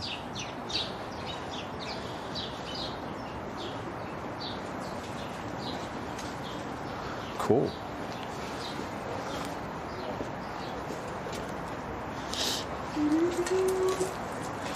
That is super cool. You have a YouTube channel? It's a live stream. Oh, nice. But yeah, yes, but it's it's for like live Where do we stuff. find the live stream? YouTube and Twitch. Hold on, I'll give you a card. Oh, thanks. It's mostly cooking, but I do like out in the world stuff. Oh, thank you. Yeah, that's me. Y'all in town for you? Just visiting. Visiting? From not too far away. Okay. Cool. Here. Oh, nice. Since you're into cooking. Oh, super. That's awesome. Look at that. Cooks vote. This is true. We were just looking at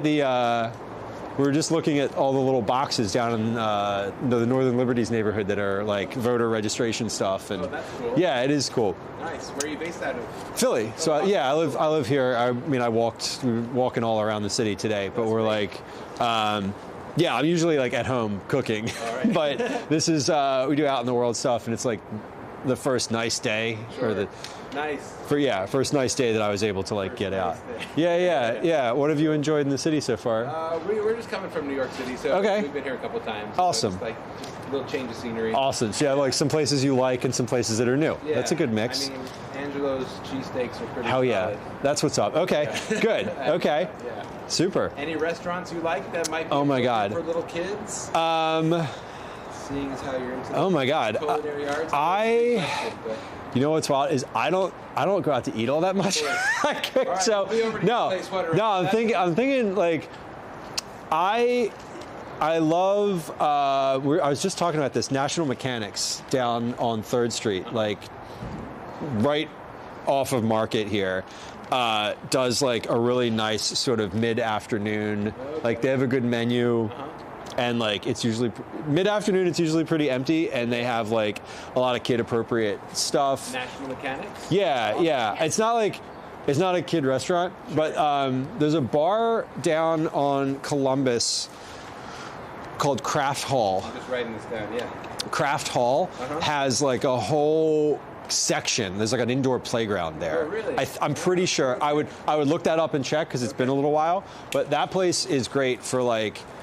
They have like games and stuff, and they have like a bar and like adult food and stuff. And a playground for the adults. Yeah. But National Mechanics has some neat stuff to look at inside. It's like the art in there is really fun. It gets weird and sort of macabre, but yeah, it's a good spot. Well, enjoy the. Appreciate the recommendation. Yeah. Enjoy the stay in the city. Take care. Yeah, you too. All right, but we're moving around. That was all for Sally. So speaking of National Mechanics, we're gonna go back. Are we gonna go past National Mechanics? No, we're gonna take a look. We're gonna pass. Let's go through. Okay, I know how I want to walk. All right, I know how we're gonna get there. We're gonna go through Washington Square because that is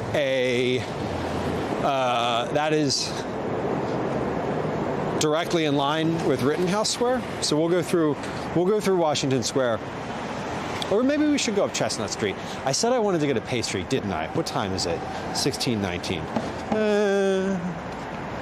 I don't know. We'll see. We'll see how I feel when I'm walking past like 15th Street. Anyway, that was all for Sally. We're definitely in Old City right now. We're not on Front Street anymore, we're on 2nd Street. So we walked from Front up Elfreth Alley, now we're on 2nd. We walked previously on 3rd Street, so we're taking a little different route back, but we're still going through Old City.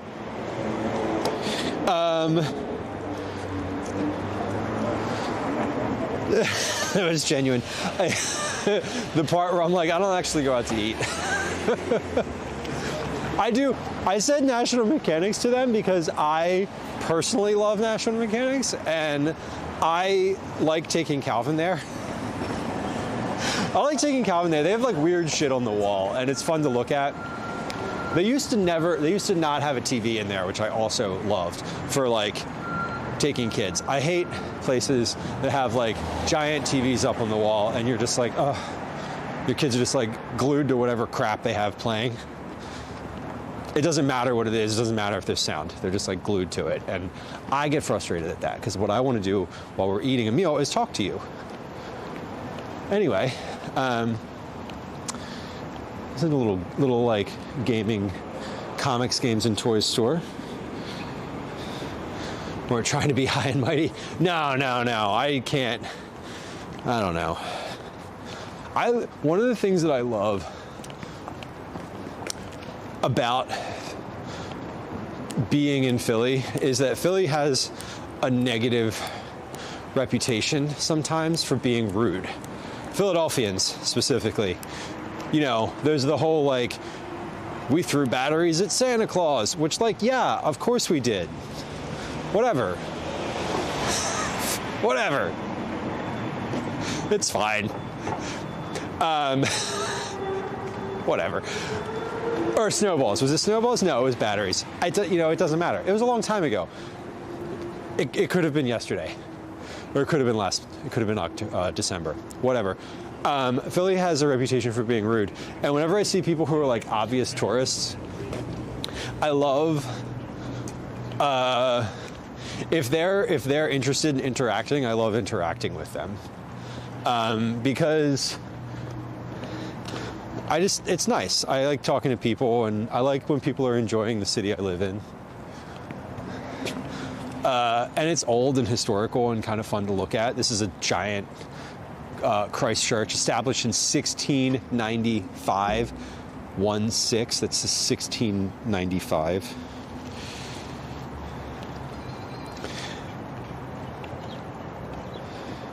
Oh, the batteries at Santa Claus bit. Yeah, there was I don't remember the exact circumstances. It was like at an Eagles game. So it was like context. It was at a sporting event. At a football or Phillies game, one of those two. So the people doing this were Philadelphia sports fans at a Philadelphia sporting event. So they were already like agitated and keyed up and like, you know, that's context. That's important context. And this was in like the 1980s, and they like, I don't know exactly what happened or like why or who said what, but apparently there was like a Santa Claus on the field at like halftime, and the fans in the stands like threw snowballs at Santa, or like snowballs or batteries or both, or maybe there were two different circumstances. Anyway, it's sort of like this not urban legend, but like unsubstantiated thing that people say about Philadelphia, which like did happen. And I think there's a thing that people say about East Coasters in general that I really feel like is true in Philadelphia. Yeah, I know zero about Philly except the cheesesteaks. Valid. The cheesesteaks and the Liberty Bell, which we're going to see in just a moment here. We're going to walk by the Liberty Bell, just FYI.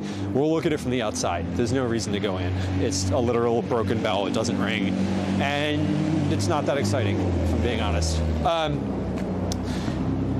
This business fights fascism. And you know what this business is? Penzies fucking Spices. This is a Penzies Spice, and they have a giant sign that says, "This business fights fascism," and I fucking love it. Hello. Dog was like, "Show me, are you on YouTube? Are you live on Twitch? Are you live on..." That dog was like, "Do you have a TikTok?" Yeah, fellas, I don't know what happened. Like, I really don't know, and this is a thing I should know. More so than like the history of Old City. I should know where the Philadelphians throwing batteries rumor came from, honestly. But yeah, I think one of the things that gets said about Philadelphians, or about East Coasters in general, is that they are they're kind but not friendly. And the example that I saw, the most recent example I saw on the internet of this, because this was like a Reddit thread, someone was like, what's it like to visit Philadelphia? Which those are like, I love those threads because people were like going off about all sorts of weird city stuff. Anyway, they gave the example of like, if you are getting on a bus with like a baby stroller, someone will help you get your stroller onto the bus without saying a word. They'll be like, do you need help? Then they'll like help you get the stroller on, and then they'll just walk away. Like they're not going to interact, but they'll be friendly. And I found that to be sort of like exceedingly true, where like you can ask someone for directions and they'll give them to you, but they're not going to like engage you further. So anyway, this is a really long way of saying that I like being a little bit warmer when I encounter people that are sort of obvious tourists, or in general. But I think Philadelphians are also not receptive to that warmth. They're just like, whatever.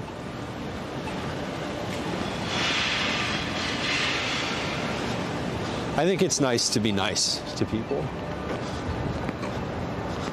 And I enjoy it. It doesn't hurt at all. I was telling Calvin the idea about like my sort of theories on karma the other day, and how he is that dog blue? Yeah. Yes, it was. Yes, it was. I noted that and my brain sort of buffered for a while and then didn't land on anything rational.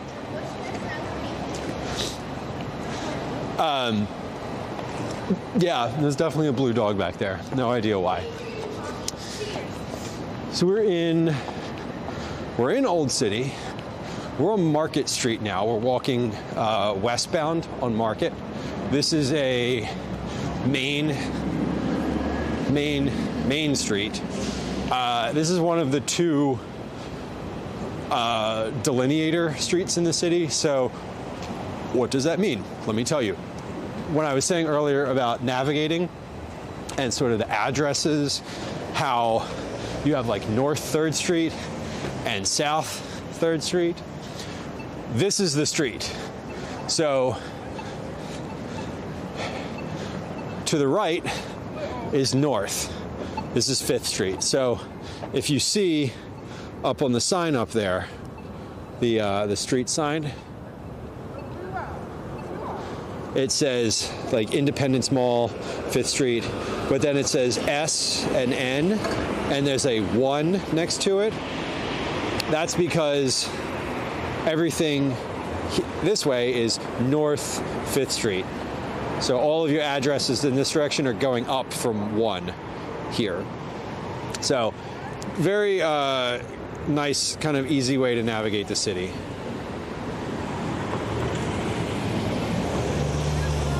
That dog was odd. As long as you can find Market, I mean, yes. And to the point, I think, Persephone, my sort of point that I was interested in making and arriving at in various ways was that if you're on a street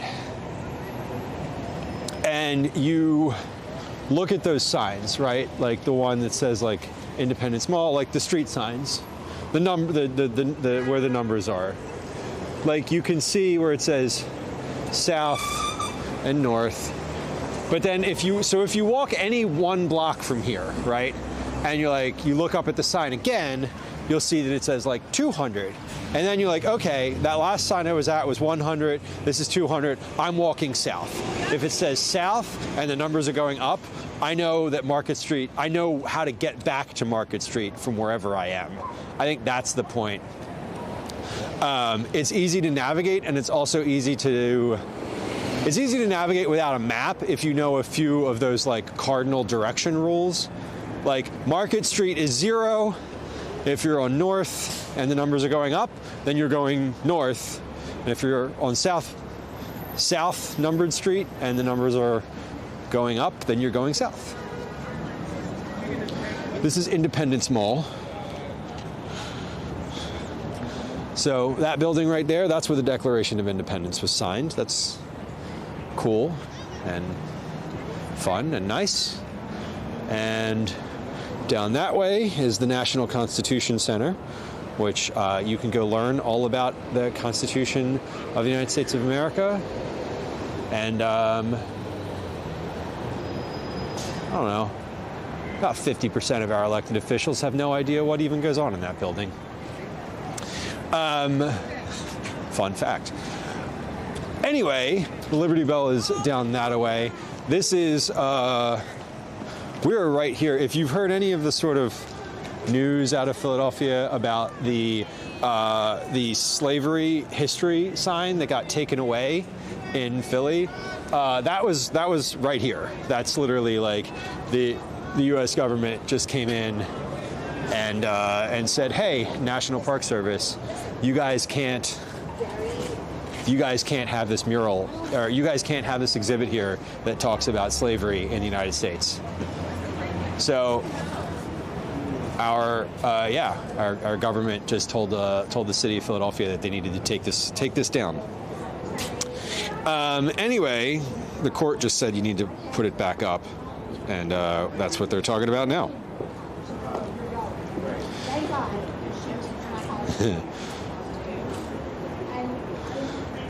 So yeah, but what's been nice is like they took this down, and basically every day people come in and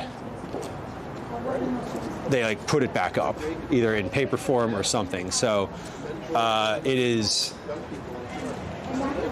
an interesting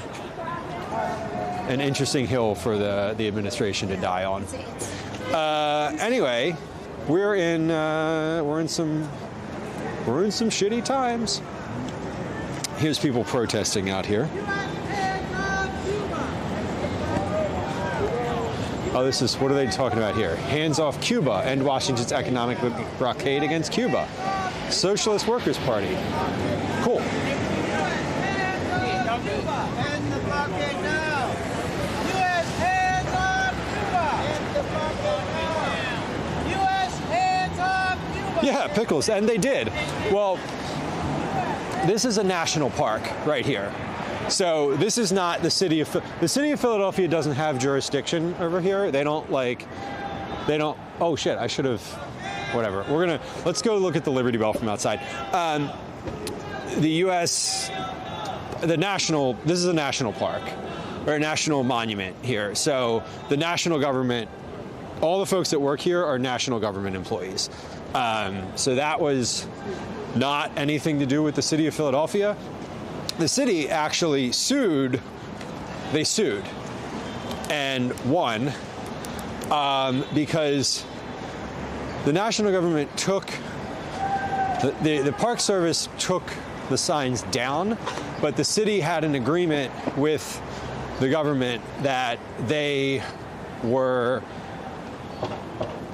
city had the right to, basically like the right of refusal for any changes that the national government wanted to make. And I think I'm stating that correctly.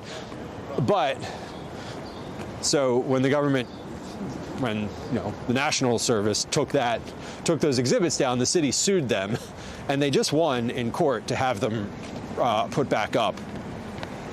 Now, will they? I don't know. Should they? Obviously. But it has been an interesting like point of contention, where it's like every little thing, it's like such a little thing. Like, oh, it's an exhibit, why should you care? Well, why take it down? What's the point of whitewashing history? Exactly.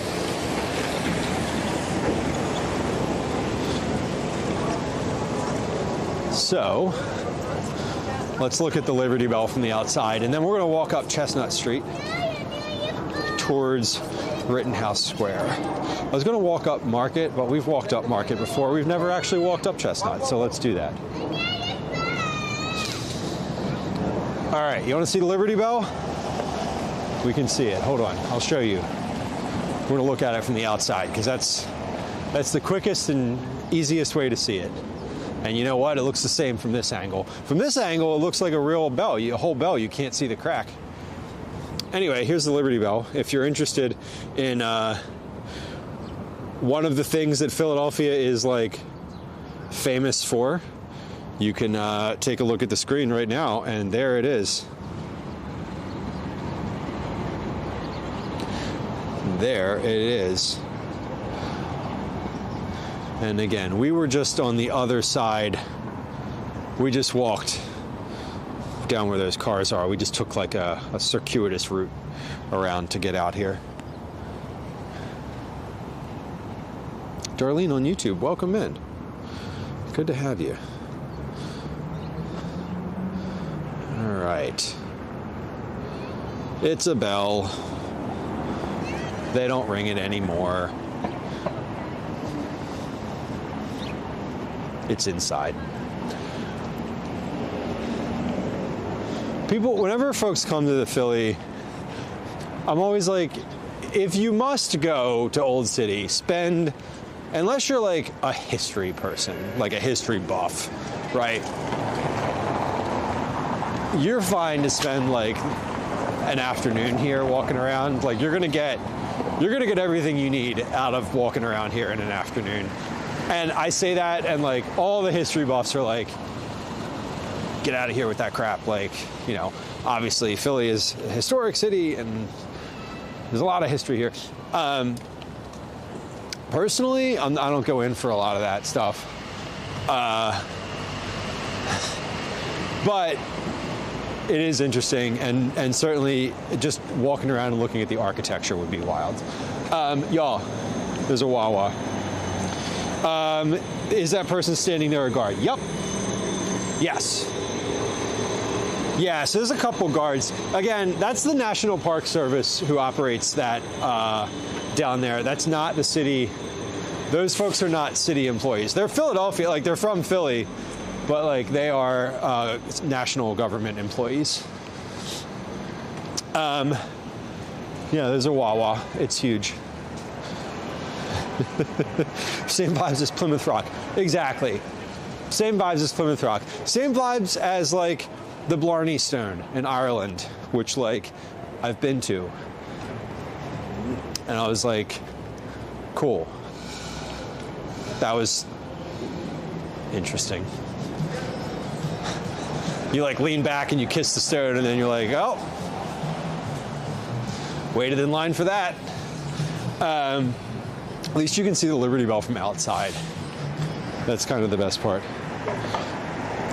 Persephone, Philly does have a medical museum. There's a couple. There's like some formal one, I think, over at University of Pennsylvania, and then the one that you might be thinking of is the Mutter Museum, which is a museum of medical oddities. There's someone on the bus saying hi, waving. That's so funny.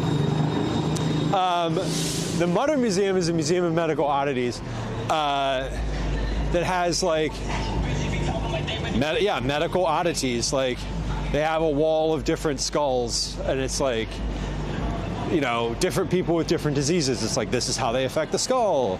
And they have, you know, the statue, like not a statue, the skeleton of like the tallest man to ever live. And, you know, people with like horns growing out of their skull, and conjoined twin fetuses. Like they have all sorts of neat stuff there.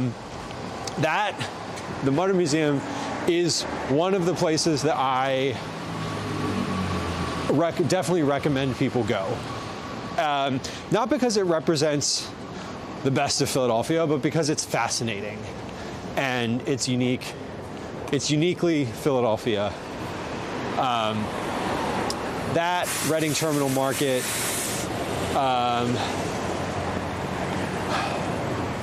are like the two places that I'm like, you just gotta walk through. You gotta check those out. The Philly Art Museum is pretty nice too.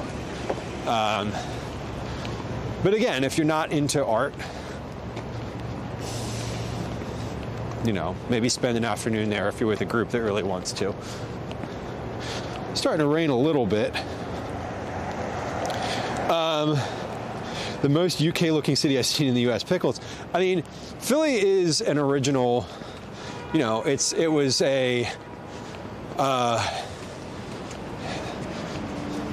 one of the oldest cities in the country. It has significant influence from European culture, architecture, layout. So you're certainly not wrong.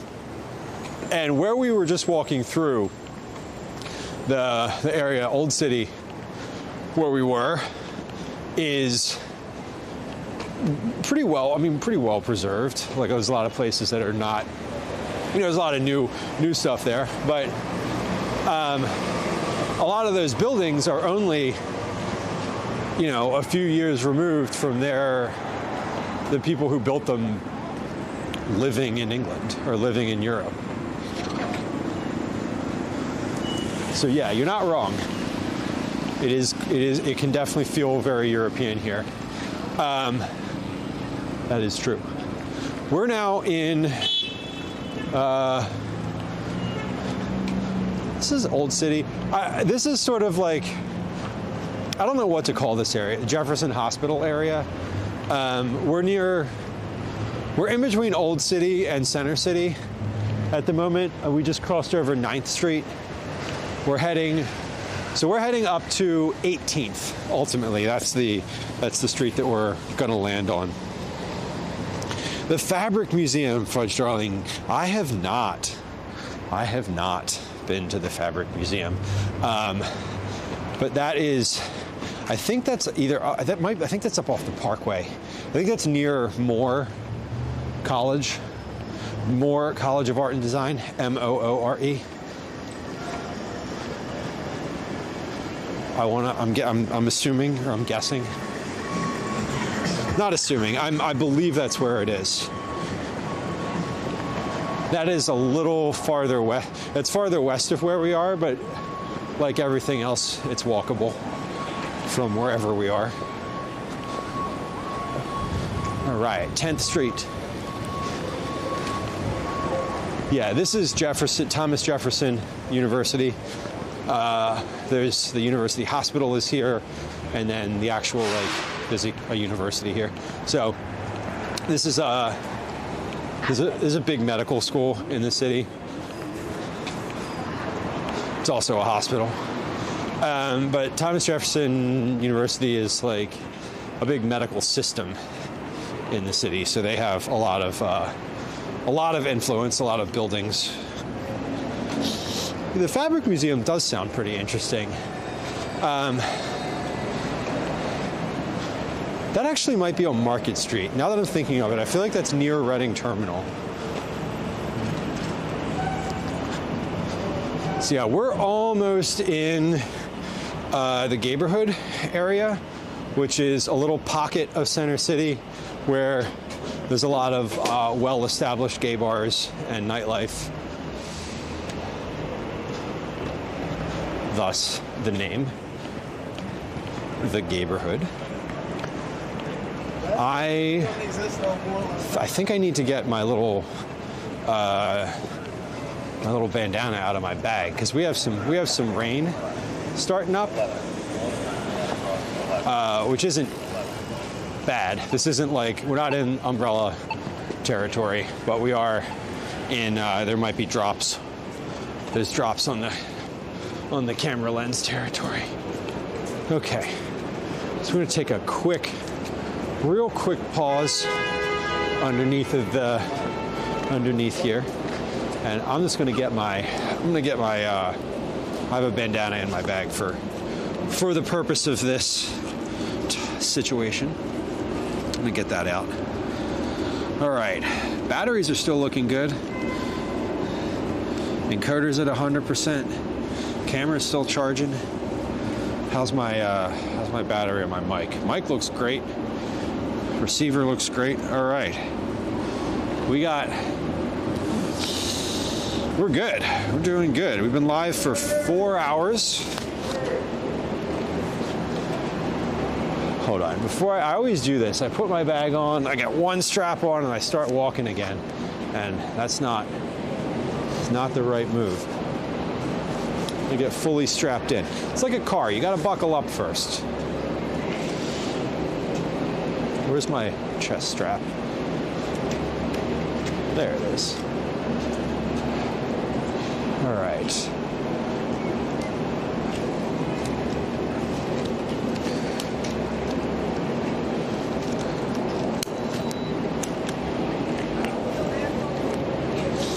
All right.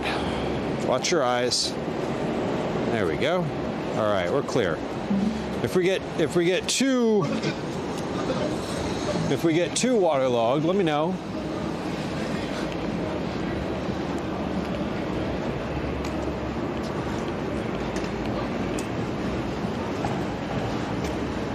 It happens. Keep the bandana in my pocket. But yeah, we're moving through. The neighborhood is basically 13th Street, which is the next block up. We are at 12th now. So the blocks here are pretty. Some of them are bigger than others. We're in a part of the city where the blocks are pretty short.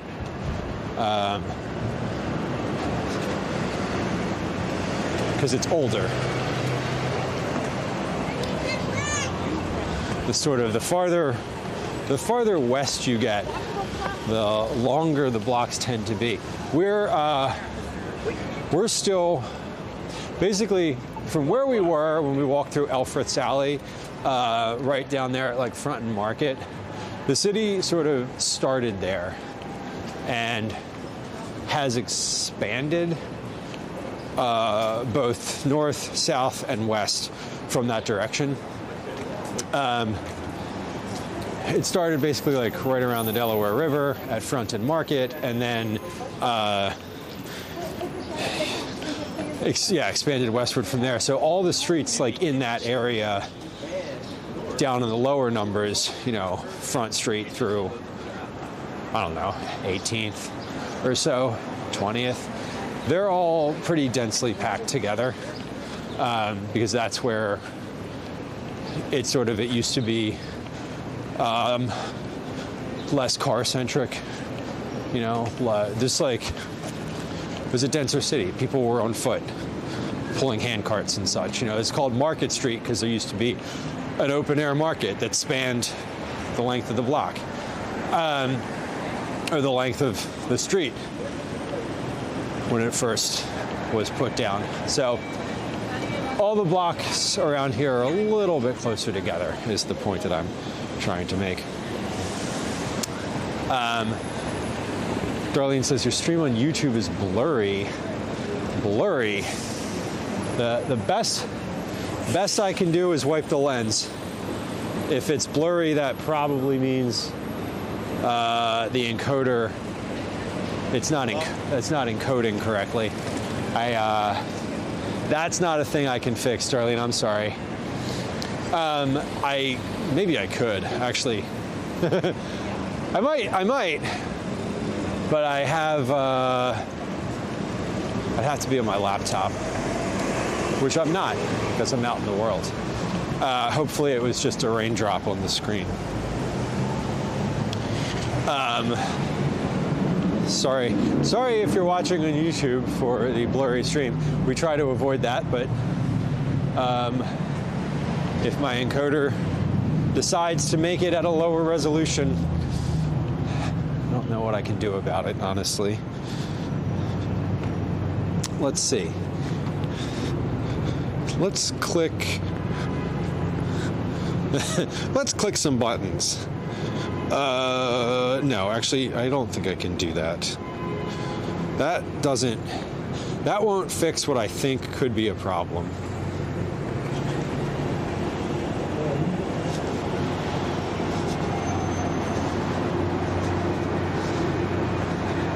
Yeah, it might have. I'm not sure. I'll watch it back later and kind of check in on it, but there's probably, I'm guessing that there's something with the encoder where it is just dropping it to a lower resolution and it didn't bump it back up to the full resolution that's being sent.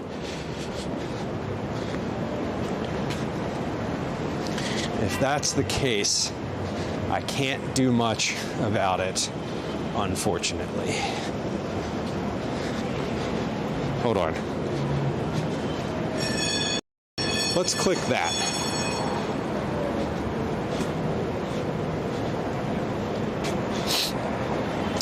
Let's click that and see if it does anything. That's literally the only thing I can do.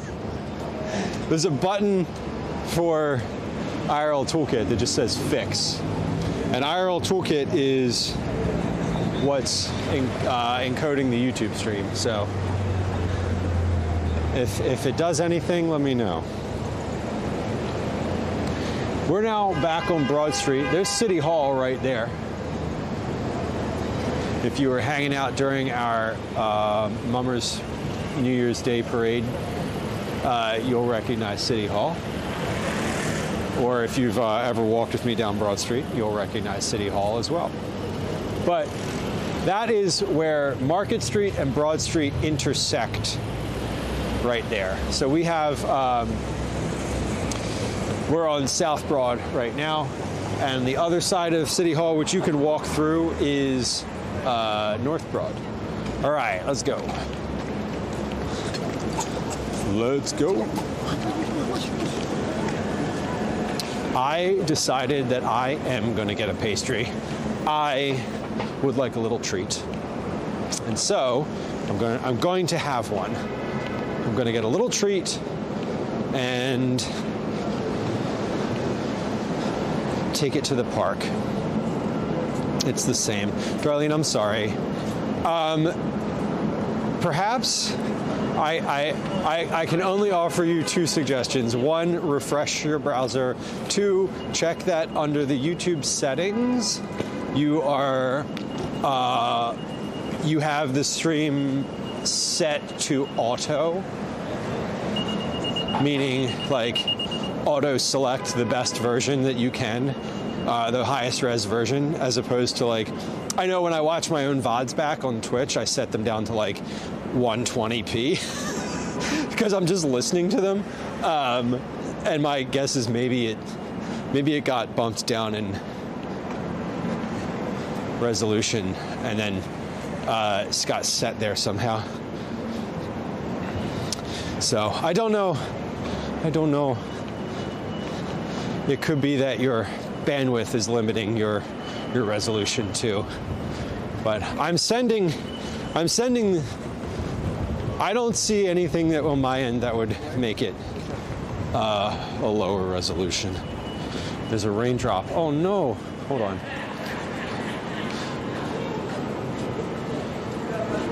Sorry. There we go. That should be better. Hopefully. Hopefully. All right. Let's see. I mentioned stopping at Paris Baguette. Paris Baguette is a pastry.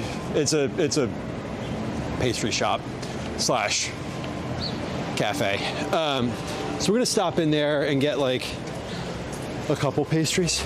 I'm gonna see what looks good, and then just take that to the park, and we'll wrap up down there. We'll wrap up down there at the park. I know it's a little early for when I usually end stream. I walked quick, and those were the destinations that I had today. So that is going to be where we end for today. But we're on Chestnut Street.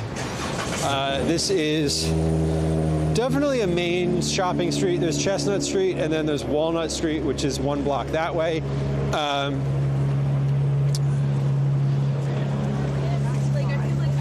There's a lot of like higher end shopping here. Thank you. higher end, I guess is a good term for it. There's JD Sports, the place that I've had the literal worst shoe shopping experience in my entire life. Not once, but twice. I will literally never go there again.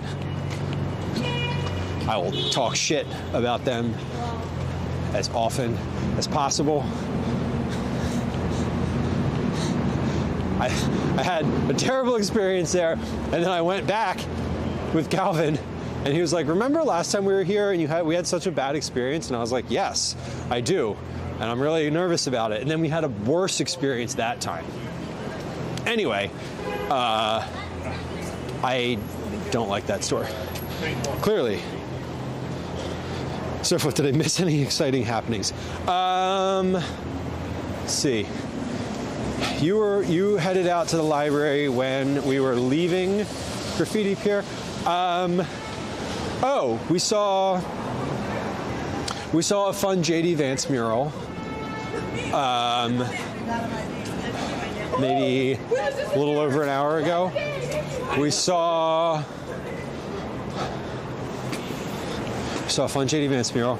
In Old City, maybe like 30 minutes ago, we saw a slavery exhibit we saw where a slavery exhibit used to be that our national government took down recently, along with some protesters. And I think those are like the highlight events. We saw a blue dog. Yes, we did see a blue dog. The blue dog, we passed a blue dog on the street. I didn't comment on the blue dog, and now I feel bad that I didn't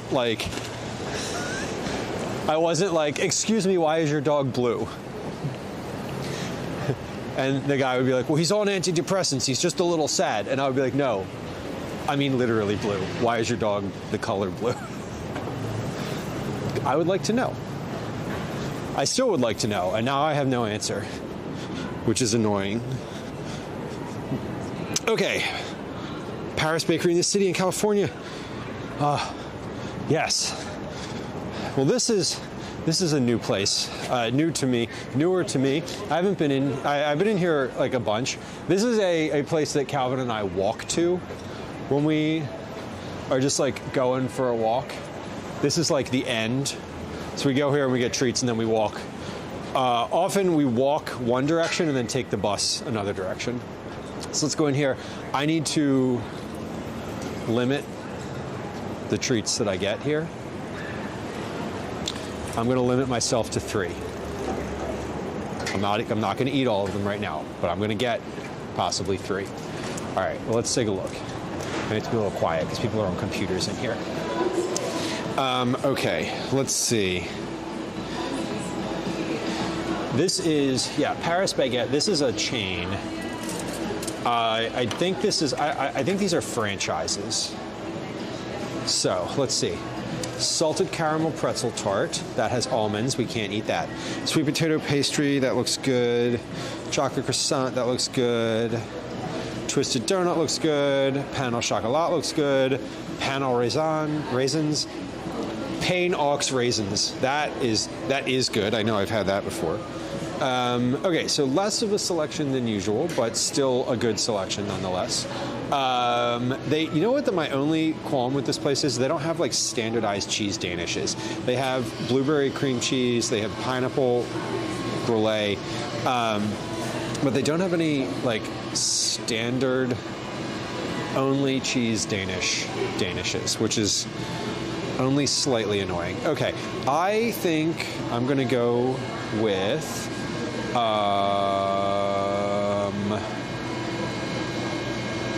I'm gonna go with a pineapple brulee pastry.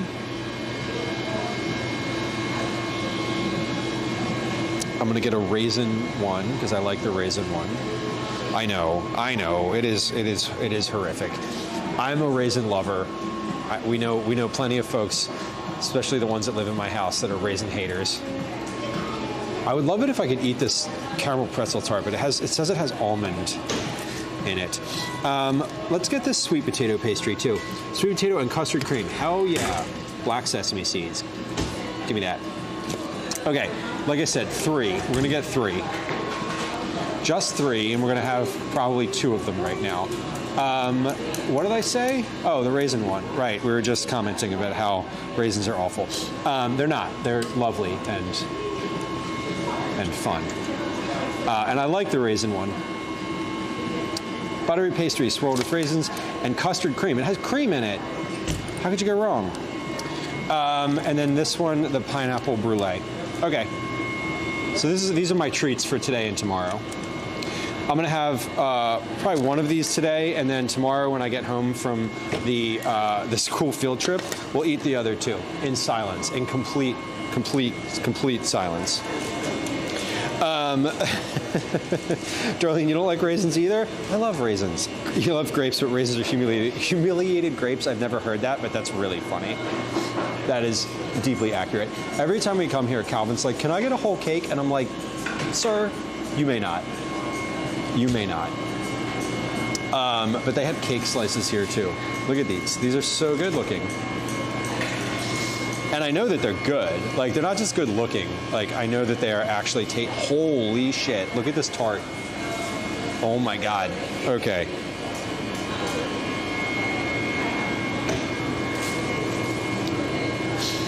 Do they have baguettes? They do have baguettes. They do have baguettes. They're right there. Of course they have baguettes. I think they have to have baguettes. They're contractually obligated to have baguettes. Okay. So we've got these, just these three to go, please. Yes. Can I do the tap to pay thing? Awesome. Thank you.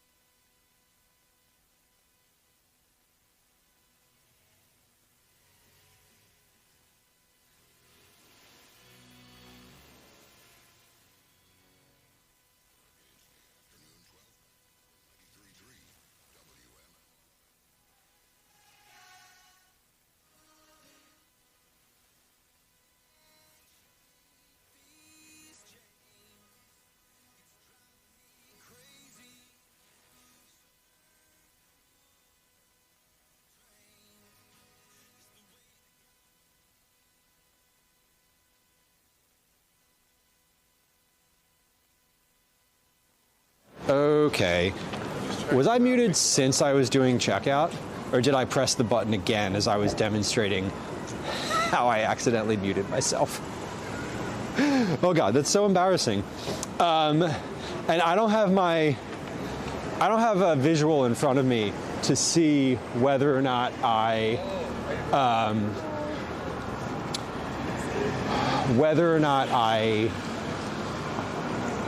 have my microphone on.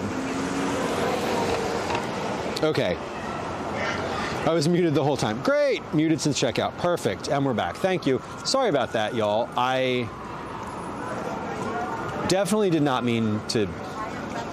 I was explaining... So as I was muted, I was explaining how I accidentally muted my microphone at checkout while I was checking to make sure that my microphone was still attached firmly to my jacket because I'd kept bumping it. But I guess I just didn't unmute it. I thought I did. Now I'm anxious that it's still muted. No, it's not. Okay. I can see if it's transmitting. I just have to look at the receiver on the top of my camera. Sorry about that. Anyway, we're back. I was here the whole time, but we're back in the world of the sounded.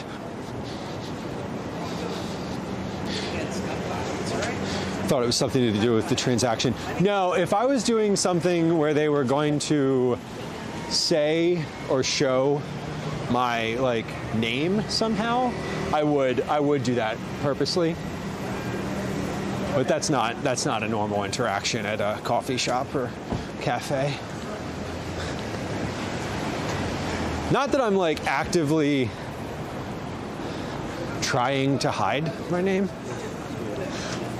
I just don't put it out there into the world directly in that way. We're 2 degrees of Kevin Bacon away from knowing that information. It's not hard to find. Yeah, Persephone. I mean, I do that plenty enough on my own. So I'm not worried about it, but I'm also not actively trying to put it in the stream title. You know what I mean? Anyway, we're at Rittenhouse Park now. So this is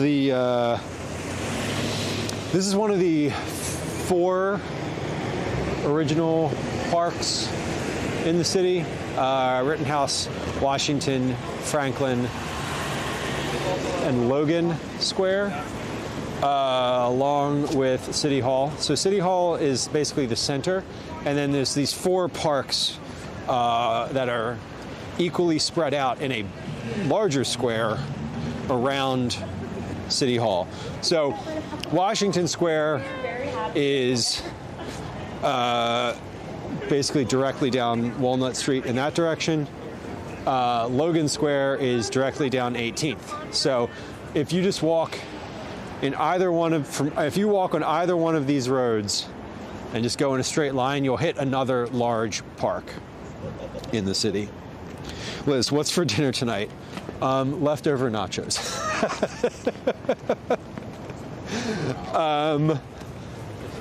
Or pizza from the freezer. I'm not sure, honestly. We have some friends coming over later. We are going to watch the finale of Alone tonight, the most recent season of Alone. Calvin, Gwen, and I have been watching Alone. Our friends are coming over after that, so we have, he's got karate at 6 p.m. So I don't know. We'll probably do leftover nachos, hopefully. Hopefully they're okay with that.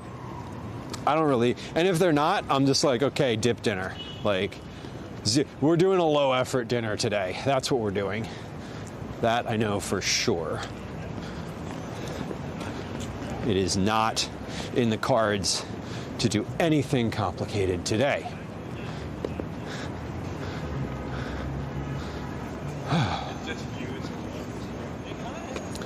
Okay. We're going to hang out here for just a second. Let me, did I almost fall? I don't think so. I might have stutter stepped somewhere. I don't feel like I almost fell, but maybe I'm just not aware of it. Honestly, Darlene, I'm not sure. I might have. If I did, I don't quite recall. Yeah, fudge darling, one-step dinners, exactly. The one-step dinner for me, dip dinner is our favorite one. We do basically a bunch of stuff on a sheet pan, and then that's it. Bunch of stuff on a sheet pan, and it all goes in the oven at the same time. All right, I'm gonna take this thing off my wrist. I've had this on my wrist for 4 hours now. Time to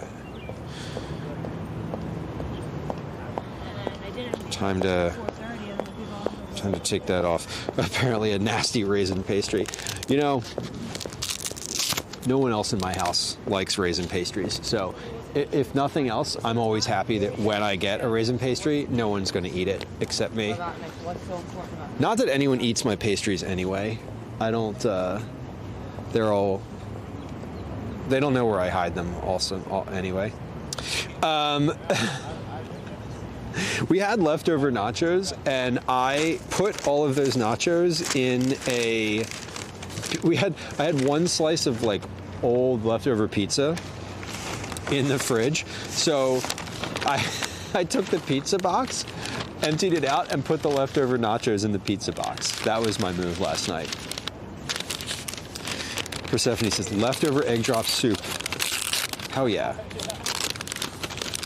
Is egg drop soup better the next day, or is that one of those soups that's like best when it's sort of like fresh?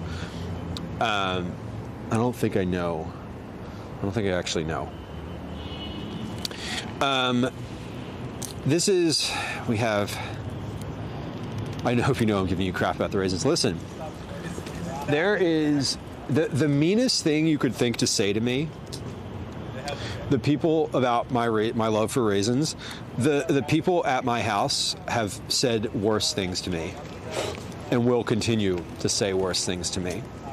So, I have a thick skin when it comes to food criticism.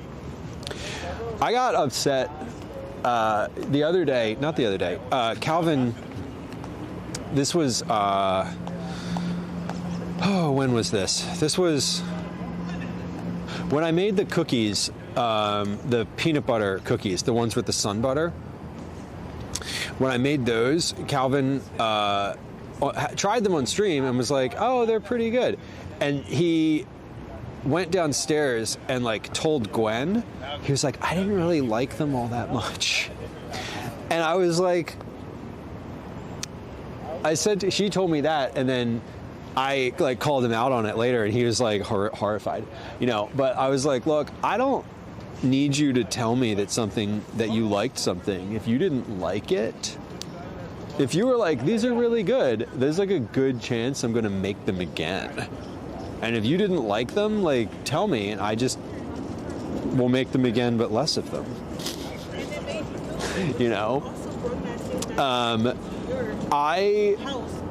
I love raisins. I had rum raisin ice cream on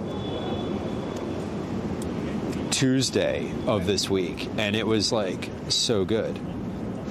I was very, very happy to have had it. Yeah, Liz, he didn't want to. I was like, why did you say that you liked them? And he was like, well, they tasted good, but I didn't like the texture.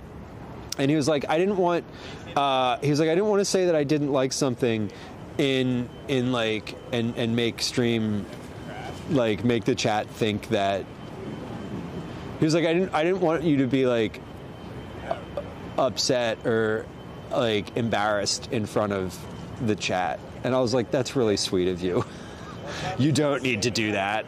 Like, I don't need you to do that at all.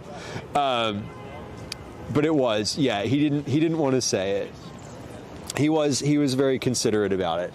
And he was like, I just, I like them, but I didn't really love them. And I didn't want to like give you shit over them, like while you were live. And I was like, okay, reasonable dude. Thank you. I appreciate you. I did tell him, I was like, Calvin, you can say anything. Like, I don't care. Like, y'all, like, we have a very different, You can say whatever. Like, I don't really care. You're not going to offend me. So yeah, he knows now, but okay, man, that was a lot of walking today. It was good. I'm looking to see where we can land for a little raid today. I don't know if anybody has some specific suggestions, but I have a hard time finding things on my phone, so I'm always I'm kind of looking. I'm just looking at who I'm following, same category. Yeah, and I know that y'all won't think any different of him. I feel like he is. He just wasn't sure, so he didn't want to be.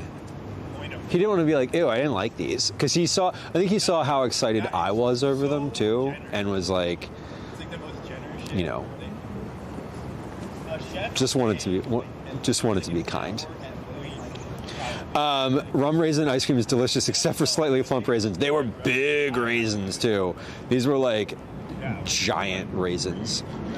Okay, I think I know where I'd like to raid today, so I hope they're going to stay live for a little while longer, or a few more minutes here. Anyway, I want to show you this pastry here. This is like, look at this thing.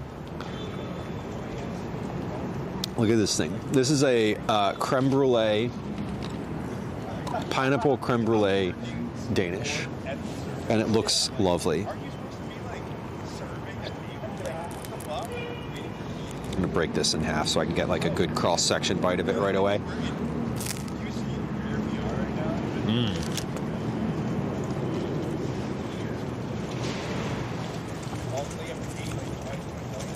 Yup. Just as good as it usually is. I ate the one that was in the refrigerator case, so that it, I don't know, not like any of them are going to go bad, but.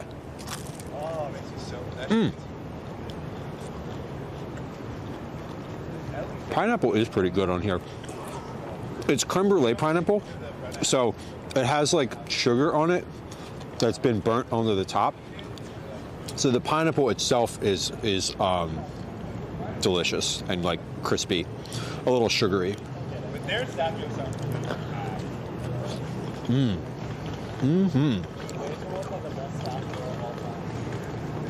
Beautiful.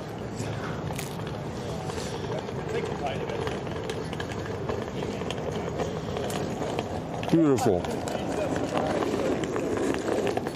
This was a good reward. I don't know how far we ended up actually walking today. It should say it somewhere up in the top corner here. Well, let's see. My pedometer says we walked 23,000 steps. Pretty good. Pretty good. I'm happy with that. I know. It's raining in California, so I can't leave my house. That's really funny, Liz.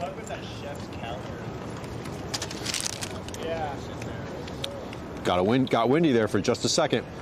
Just grab that right out of the air. Oh my God. Well, this was fun today. I hope you all enjoyed just taking a little walk around. We haven't done a walk around for a while. We did one on New Year's Day, but we haven't really done a walk around since the fall. As we get closer into the summer and spring, we'll definitely do some more streams that are just like walking as the light lasts a little bit longer. I have a lot of stuff in mind. Liz, I found the list that you were talking about the other day that was like all the IRL stuff. So like I found that, and that's where I was like, oh yeah, Graffiti Pier. Anyway, I did find it.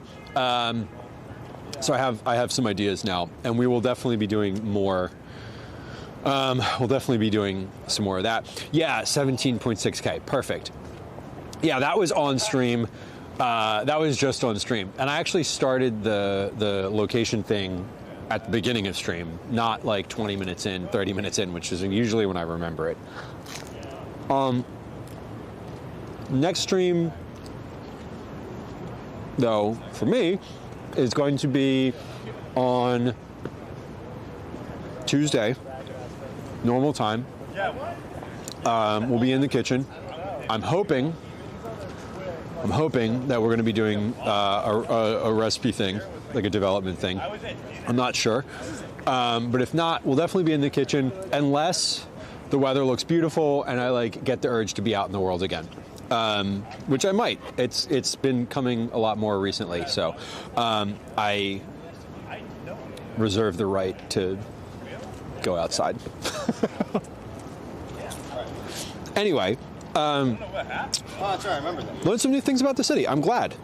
Did you say tomorrow? I did not, darling. Tuesday we will be we'll be back.